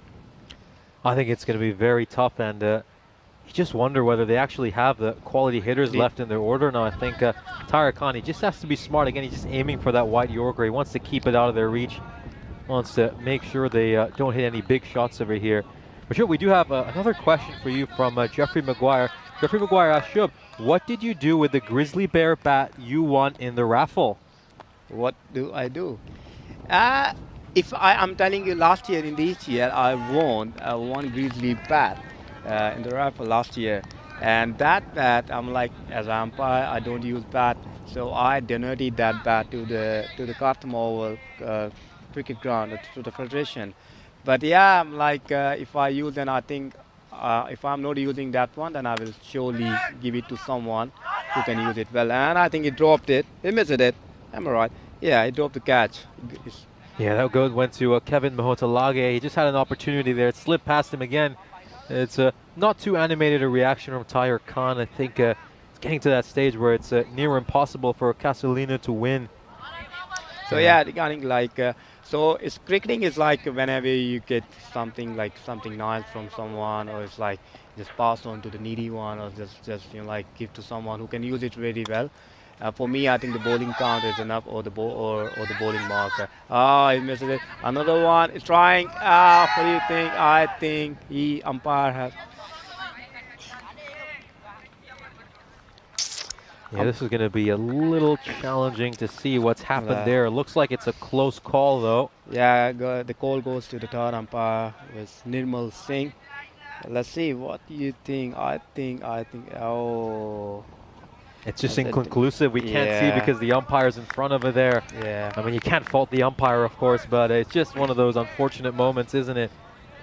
And I wonder what the decision will be in a situation like this. I think you just have to give it not out. Yeah, no, I think it's always for on-field decision. If umpire think that is out or not out, they have to take their own decision. The umpire think that is out, then it means out. And I think really nice work from Nirmal Singh, who's the third umpire. And especially, I would like to tell you another thing. Is like we have a very wonderful guy in our official stand. His name is Ian Ramaje. International Scottish umpire as well, so he's very experienced guy. Oh yeah, so he's a very experienced guy, and Ramaje is a tournament referee for the ECS Roma, and under him like even myself, Suleiman Said, Nirmal Said, and Mehboob, they have been learning a lot. So thank you. Another ball, and yeah. So yeah, thanks a lot, Ian Ramaje, for teaching us every day. We are listening to you, we are following you. So it's a really nice having an experienced guy in our officials stand, which is very helpful for all umpires. I mean, Ian is an absolutely wonderful person. I mean, you know, he'll take the time to even explain to his commentators a lot of things. He'll often come by the 10, ask what we're doing. You know, he's just wonderful to be around. Yeah, even in the morning I asked him this one question: what do you think? What is umpiring? What have you learned from umpiring? And would you like to describe it? And I asked him like, I think this is the trickiest one question I'm asking you, but take your time and think about it. And okay, he said, okay, I would come back to you. And in the third game, he came back to me. He's like, Shub, in the morning, you asked me a question regarding what is umpiring, like how can I describe umpiring? So his answer was like, umpiring is first of all respect everybody, which is really important. Doesn't matter where are you from, doesn't matter where you belong from, respect players, respect everybody, respect sports, respect everyone. This is really important. And I think from cricket we learn not only about the cricketing sense, not only about the decision making, not only about staying in the game. I think Could have a Mike doing potential run out here at the striker's Yeah. end, of course. They're going to try to run for overthrows. That's just happening right now in live action. But we're taking a look at the replay right now of this direct hit. Oh yeah, he's gone. Yeah, it's gone. It's gone. I believe it's gone. Yeah, but still, on-field umpires waiting for the third umpire decision, and I think they have given him out. So yeah, umpire Hassan raises his finger. So yeah, about Ian. So it's not umpiring is not about just run the game. Umpiring is not about making decisions. Umpiring is not about you just like have to control the game. Umpiring is more than that. Umpiring is like, you know, like it has to be umpire. What I have learned from umpiring is like respect. What I have learned from umpiring is like we have to be very polite with everyone. We go all around the world. We see a lot of people. We see different players everywhere. And I'm like in umpiring just has to be like players. We have to be respectful with everyone, and you have to stay with your decision, whatever you make, whether it's wrong or right. So just stay with your decision whenever, like, end of the day, you're done with your job. Just get your time, just see your decision, if you can learn from your decision or not. And it's like, it's a long subject. It's a long subject. Like, even Simon Towell said, like, still I'm learning. So yeah. It's just, I think the only one run was taken by the upcoming batter. And of course, we've only got about another 4 balls left in this innings. And before you leave, Shob, and we all have to leave this broadcast, I really want to ask you this, of course, now that you've made the transition from umpiring to your new role as an integrity officer. You know, a lot of our viewers love to learn about how the European Cricket Network works behind the scene. We'll just have a quick look at this ball. This is Hit on the glove, I guess. on the club. So just give us some insight into your new role and sort of how this transition has been to a sort of a more behind the scenes role. Yeah, there's always a lot of work behind the scene, but even not myself, all the crew members, they're working really hard, and I really appreciate their work and support. So it's like we have to control the players, and we have to organize the PMO match officials area as well. And sometimes, like, especially our job is like in between the games, we are more busy. Like, when players think that, okay, we have no game, we are going off the field, game is over. Before, actually, for an integrity officer, the real work is after the game, because what happened that we have to take one team out of the tent, out of the officials area, and we have to bring the new team back, introduction part, everything has to be given, handed over the phones, and just work with the lineup and everything. So yeah, it's a really learning job, and it's a really important for us. Just everything has to be organized well. So yeah, this is my new role, what I've been dealing with this one. Another good Yorker length ball and no run on this delivery. I think this is an end. This is an end. And of course, that will bring this game to an end as Kent Lunka will take this win and pick up their 2nd victory of this tournament. They're now going to defeat Castelina, who has succumbed to their 5th defeat. Rather a tame performance from Castelina in the end. They started off very well with 38 for no loss, but then again, as the innings progressed, they seemed to struggle a little bit, only managing to make another 35 runs in the last 7 overs. Of course, we'll take a look at some of the games we have tomorrow. Of course, Castelina will be right back first thing in the morning to take on Asian Latina, who had a little bit of a break. Asian Latina will play a couple of games tomorrow, their 2nd match against Kent Lunka. Roma Bangla Morning Sun as well will take on Kent Lunka in the 2nd match of the day. Of course, they've got so many explosive hitters, and again, I think the big story will also be whether Rehan can get that top run getter spot back. Of course, Roma Cricket Club will return tomorrow as well, the defending champions, and they've been undefeated so far this tournament. But anyway, let's take a look at the highlights of this innings. And well, it was Indika Sain and Shehanka who came out at the start. Indika Sain was looking really good, made 40 of 23, clubbed 5 big sixes, but unfortunately, no one other than him was really able to make runs for this side.